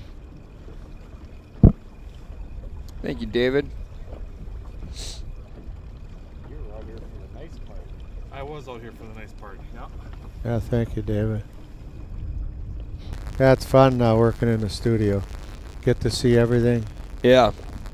Get to work with Matt and Russell and special guests. Yeah, that's awesome. I think we got a couple more stopping in. Yeah, we had 3 of them today. 3 of them today, Matt. It's like a record in the booth. Yeah. Tomorrow morning is supposed to be a Derek, what do you mean Wisconsin is open for fishing? Of course it is. No, it's just the day is supposed to be just a little bit warmer, but not much. Each day is supposed to get a little bit warmer and a little bit less wind. But it's still breezy every day. Well, hopefully it's 25 or 28 in the morning, not 15.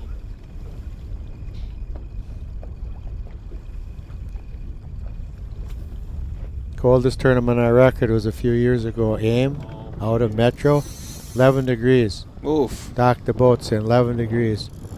Sonars didn't work. Live wells wouldn't open up. Pumps wouldn't work. It was a mess. But we caught tons of fish. It was unbelievable fishing. The high got to like 22 degrees that day. It was nuts. That's cold. It's the coldest tournament, I think, on record. I don't think there's ever been a one colder than that.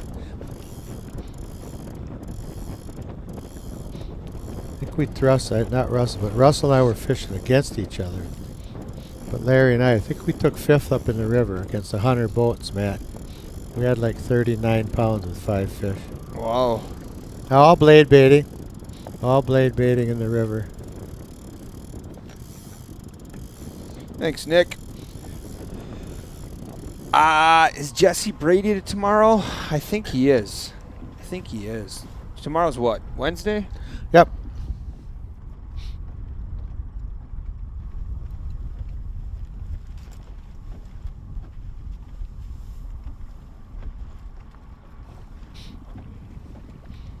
Matt, are we going to have some of Coots Lures as giveaways tomorrow? Yes. We'll do Okay. some of the Vex and Rattling Wasps tomorrow. Okay, good. Matthew Delhomme, we're thinking of you, bud. Glad we could bring you something to help you get through everything.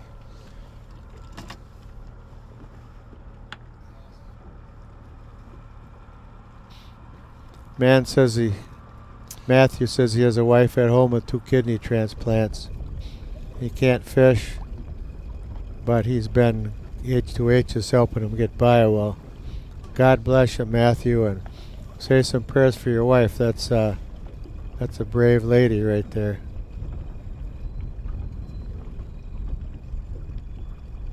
Thank you, Tracy. Eric says you're going to have some Mountain Dew and smokes for Jesse tomorrow. It's the smoke-free building. Yeah, Jesse, he was a classic, but boy, could he fish. Yeah. The only That's what's- smoke that comes out of here is what comes out of Russell's mouth. Yeah, there you go. Matt. Matt's from Wild Rose, Wisconsin, folks. Look it up. It's Christmas tree country over there. It sure is. It's beautiful. Beautiful part of the country. But you went to Wild Rose High School, didn't you, Matt? Sure did. And you're back to Wild Rose. You never left. Love it out there.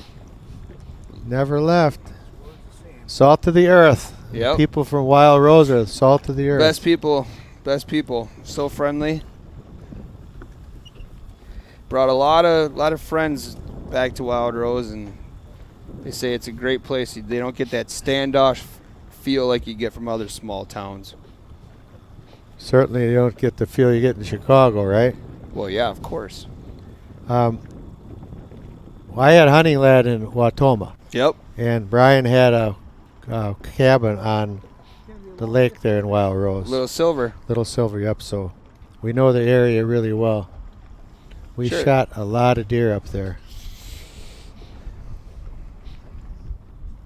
Now I have 320 acres up in Tigerton. Right. Camp Keller up in Tigerton, and it's called Deer and Deer Hunting. It's tremendous hunting up there. My friend has a cabin on Coosa Lake. First weekend in October. It's a beautiful lake. Cousins went to Wild Rose. Yeah, see? Big hit, Matt. You're a big hit. Yeah, have you ever fished Lake Alpine? A long time ago. Want to get back out there again.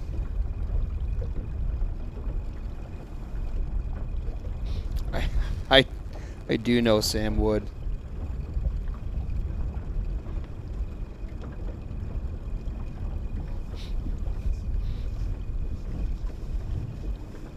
Guy says Craig says he likes the format. He can't fish in Michigan now. Governor took away motorboats. You know, Jeremy, I think there are some walleyes and little silver. Some of those lakes out there, they get a lot of pressure, but Got any below us? there's some big fish. Got some on the right side right now. Yeah, I got you. Jeremiah's got a question. Jim, what's the craziest pattern you caught walleyes on? Oh, man. What? Let me give this some thought. Oh, man. Oh, I got one. Lake Winneconne in the river. Nothing was working one day. So I put some Mr. Champs. These are these heavy-duty Lake Michigan casting spoons for salmon. And I put them out behind the boat. I was longline trolling. I caught a limit of walleyes on Mr. Champs. Really? In the river in Winneconne. And I couldn't believe it. And they just pound the rod. You know what I mean? They got that heavy act. They just pound the rod tip. Really? Those Mr. Champs, they just pound the rod tip. We're hooked up here, folks. That is a beautiful shot right there, Brett Alexander. That's a look at the background, the watercolor right now. That's an awesome. Hey, some of you guys out there, stop talking about how good some of those lakes are out there in Waushara County. They get enough pressure. There you go. Slugger's Bar. Spent a little time there. Let's see what Brett's got on here. Brett went from casting to trolling. When he lost his favorite bait, broke the back hook off. Russell must be home already. He's already on the chat. Russell is. Hello there, Russell. How you doing? Brett's hooked up if you're not watching. He's got a nice fish on a board here. But when he lost his favorite bait and he went to trolling, he's laid the hammer to him pretty good.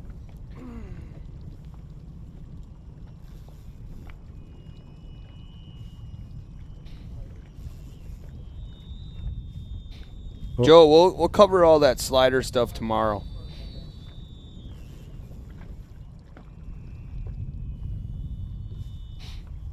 Here comes a big fish, folks. Oh, Russell's at the gas station. 12 minutes Russell, since to go. you're watching this, a lot of people, like we've talked about, want to see that slider rig, and they want to hear the tips and tactics you would implement here during a head-to-head event. So remember that for tomorrow. Better get here early. Well, I can explain some of it. They're allowed 2 rods, Matt, but 3 lines. Yep. So they're taking an ORS 16, I believe it is, an offshore release, pinned to hooked snap, and they're putting it on the line on one of the rods so they can actually run 3 lines, 3 lures rather than 2. So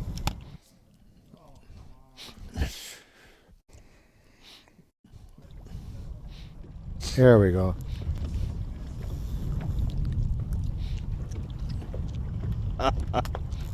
We're getting there. This studio was open at 7 o'clock, so we're open. This is okay. Well, 5:30, but we tried to go live at 7 o'clock this morning. So we're into our 13th hour. Past 12 hours, we're into our 13th. Okay, good. The producer's wife said we got to dig deep and suck it up, so that's what we'll do. Here comes a giant.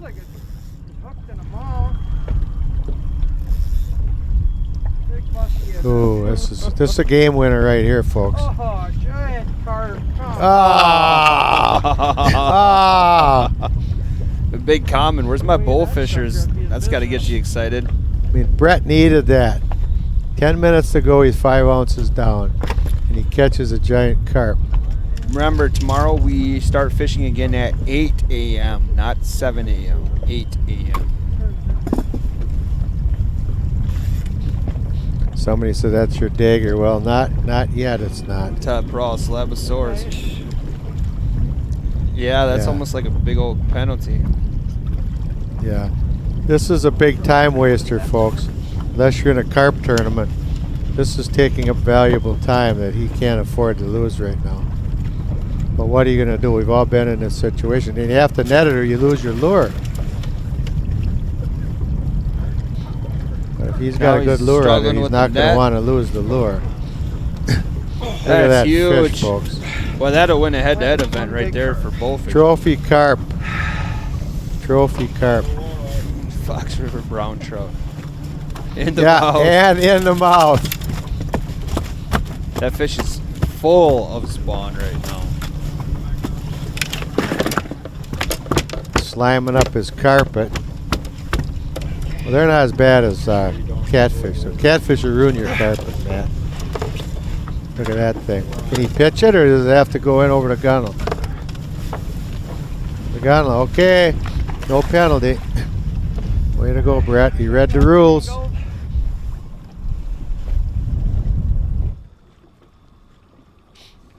We will definitely take you back if they get a fish hooked up here, folks. So don't worry. Stay tuned. This is going to be a great 9 minutes left.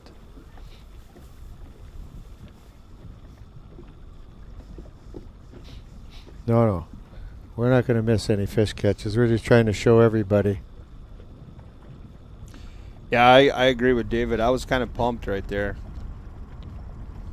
Yeah, that was a unbelievable deal. When you see that big carp, your heart just sinks. Dan, it's got to be over the gunnel. It's more conservation. It just looks a lot nicer when that fish is, no matter what species is properly released. We don't want guys just chucking small walleyes and sheephead and all the whitefish people have been catching. Just conservation. A lot of the penalties that you're seeing, or that are anglers may possibly get, are conservation. Good name for it.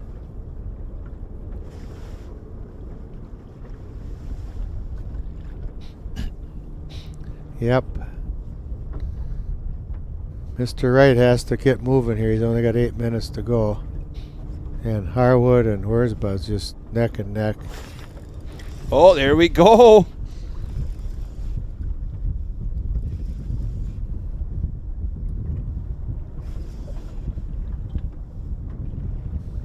Should have stuck over here.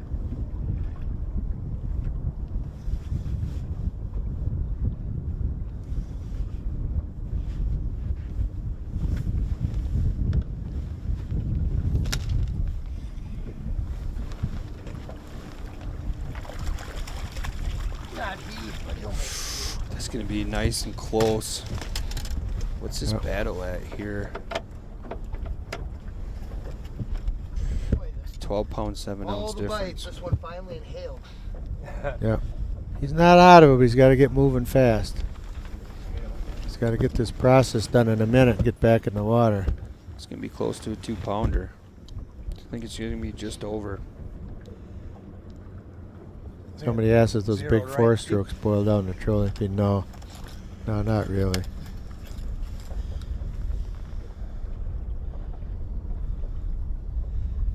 Give him a little shake. 2-4. 2-4.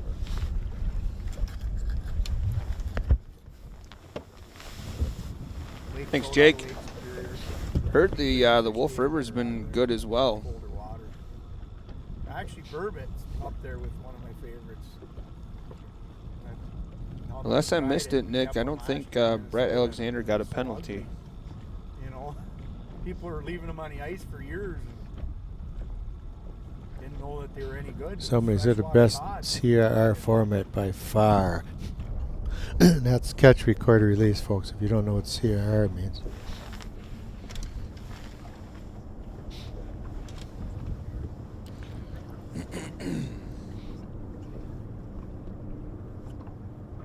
He's got his life jacket on. Oh, hooked up. Here we go. Hooked up. A lot of time left. 6 minutes. Should have came back here sooner. Oh, darn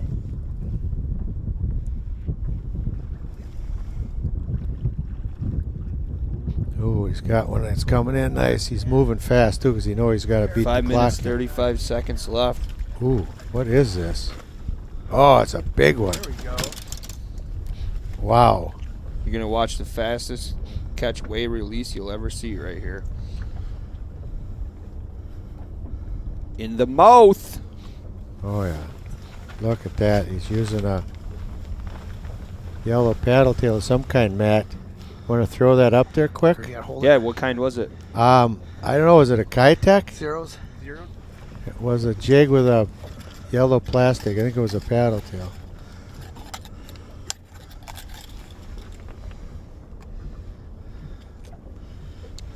fish looks a little lighter in color. 414. Yep. Ooh. Wow, he's making a comeback.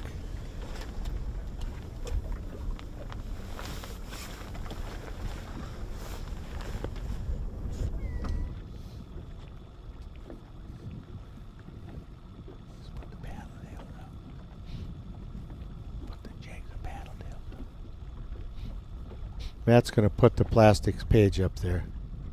Oh, it's already on there. Beat me to it. The guy's fast. Sure did. Wild Rose, don't turn right because he's looking left. It's amazing. Darn right. Don't mess around. Got that thing all zeroed in over there. That's amazing. I didn't even see it do it. Well, Jared's got a 5-ounce lead with 4 minutes to go. Crazy. I mean, we're sitting here sweating it out, Matt, and we're in the studio. Yeah. Yep. 3 minutes.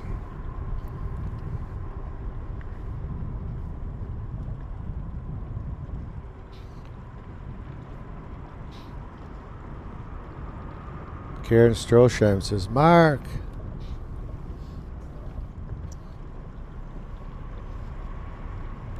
Yep, Dale too. Never give up. Exactly, Dale. Never give up. Last pitch, last inning, last out, last strike. Never know. Yeah.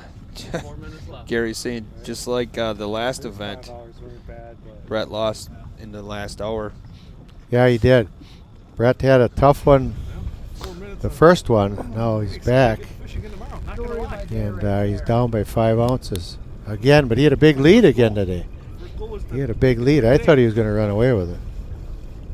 But Jared's a real good fisherman, so That's amazing right there. just can't give up. That man can fish.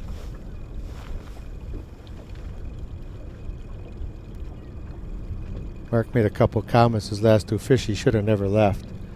Yep. He's beating himself up a little bit because he took off, did some trolling, and now he's back to what he's comfortable with. Yeah, and it might have paid off if he'd have stayed there, but that's all second guessing. You just, hindsight's always, 100%. Oh, God, yeah. Shoulda, coulda, woulda. Man, this 5-ounce difference here is. I love Flicker's hat. Isn't that awesome? And he is focused today. That boy is. He's got a great sense of humor too. You wouldn't know it because he's sort of quiet. Final 2 minutes. But Jared's a great guy and he's got a great sense of humor.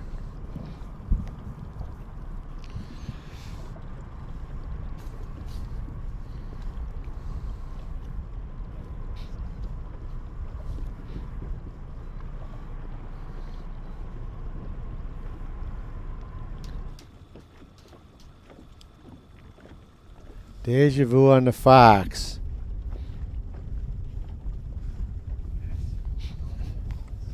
Yep, we got 2 matches coming down.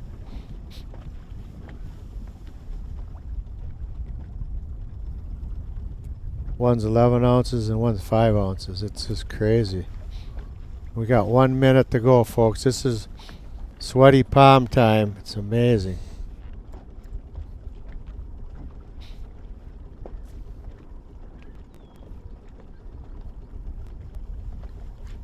Last minute.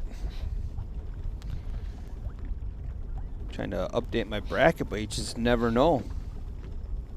When you're fishing, that last half hour goes so fast. It is like a minute. You just want it to last all day, but it doesn't. Second update. 14 feet. We're close. Somebody battling one here? Oh, yeah. He's hooked in the mouth. Scott Bristow. And it's hooked right, too. Get the net.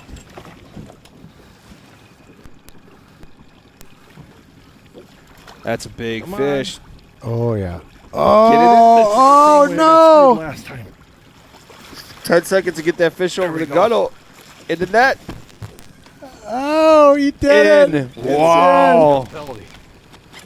That's legal, right? Yep. That's it. Holy smokes. Wow. It would have been a lot more dramatic if you were down 4 pounds. There's your dagger. Boy, he's happy. Well, the afternoon session's over, folks. Some brackets have been busted. On a good day, that happens. The fish doesn't come off. Flukinger won by 5 ounces. Look at him. Oh, don't lose that. Come on now. Oh man, he's stressed. It's a lot of work. In hardwood, there you go. All right, we're getting situated here. Awesome afternoon of fishing. Again, thank you everybody for sticking with us the whole entire day. It was a double header. Woof! Wow. I can't hardly read my bracket. I've made so many scribble marks, Jim. How's yours looking? Oh, it's just unbelievable. This morning we had a 2 ounce or 5 ounce match, and we got Scott Hauenser against Scott Allen, and then we got Nick Mills, David Brazee in the morning, and it was a little slower this morning. We had 3 zeros. Yeah. And of course, this afternoon it was better. The trolling picked up. But it was definitely on fire this afternoon. And Jared Flickinger won a squeaker against Brett. Brett had a big lead again. Got beat by 5 ounces. Yeah, then part of my bracket's all messed up. And Brandon Rouse won. R.J. Harwood won a squeaker. And Scott Risto. I think Scott just put that last fish in the boat, too. Yeah, so remember, everybody, tomorrow we start fishing again at 8 o'clock Central Time. Another awesome afternoon of head-to-head events here on the Deja Vu on the Fox.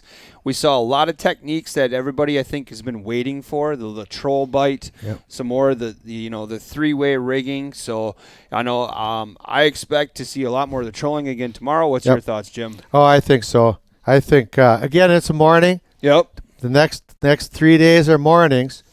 We got the 8 winners tomorrow, and then we got the 4 and the 2. Yeah, I think there'll be some trolling in the morning. So what Russell kind of called this morning is he thought that people would be, pulling up the jigging rod, but then if they're not going to stick to a spot for very long, he kind of said if you were in a spot for 20 minutes, if you didn't get a bite, you'd be on the move. Yep.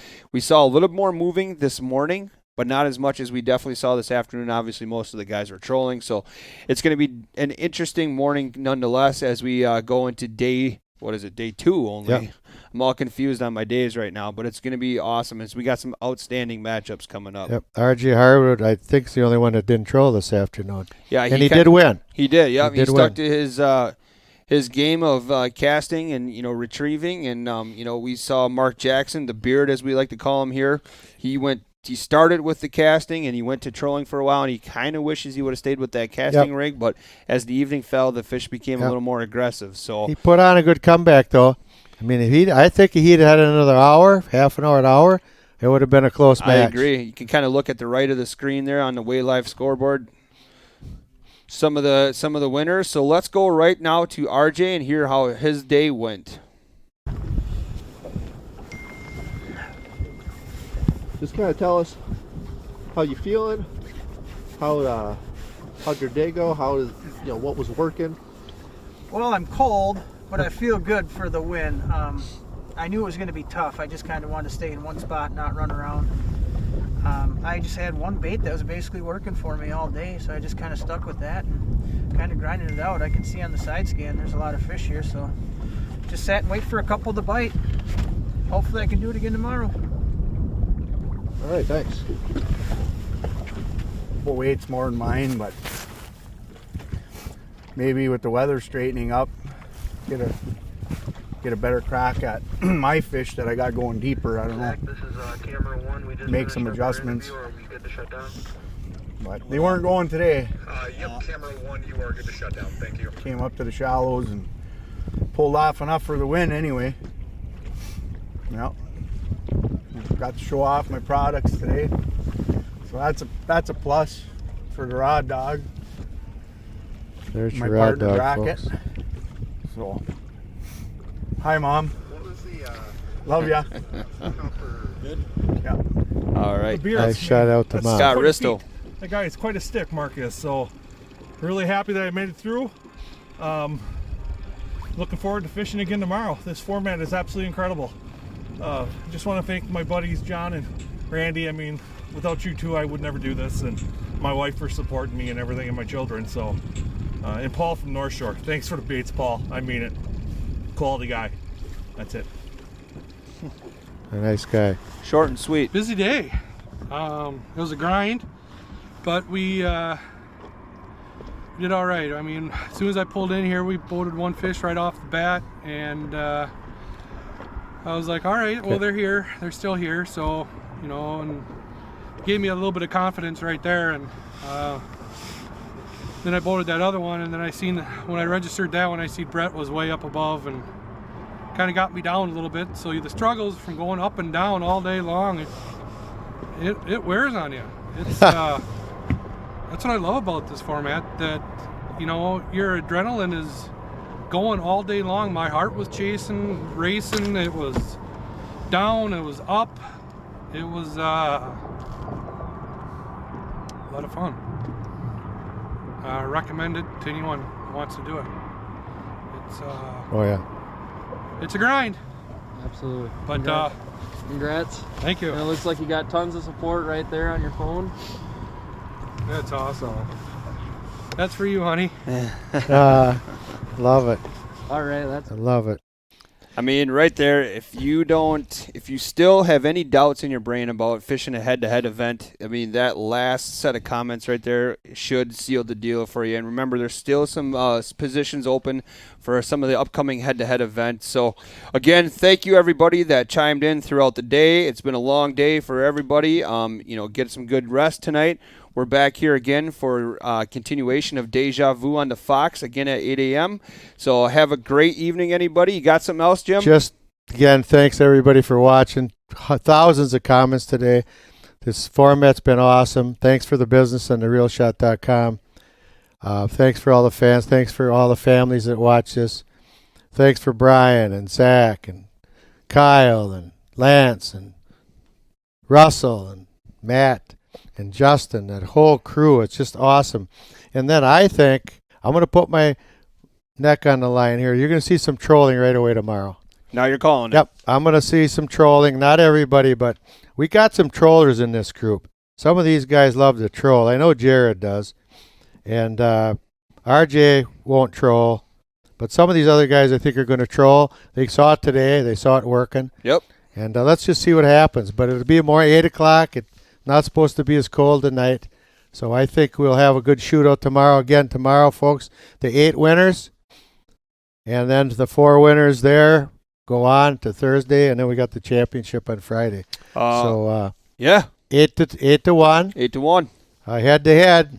God bless everybody. Yep. See everybody tomorrow at 8.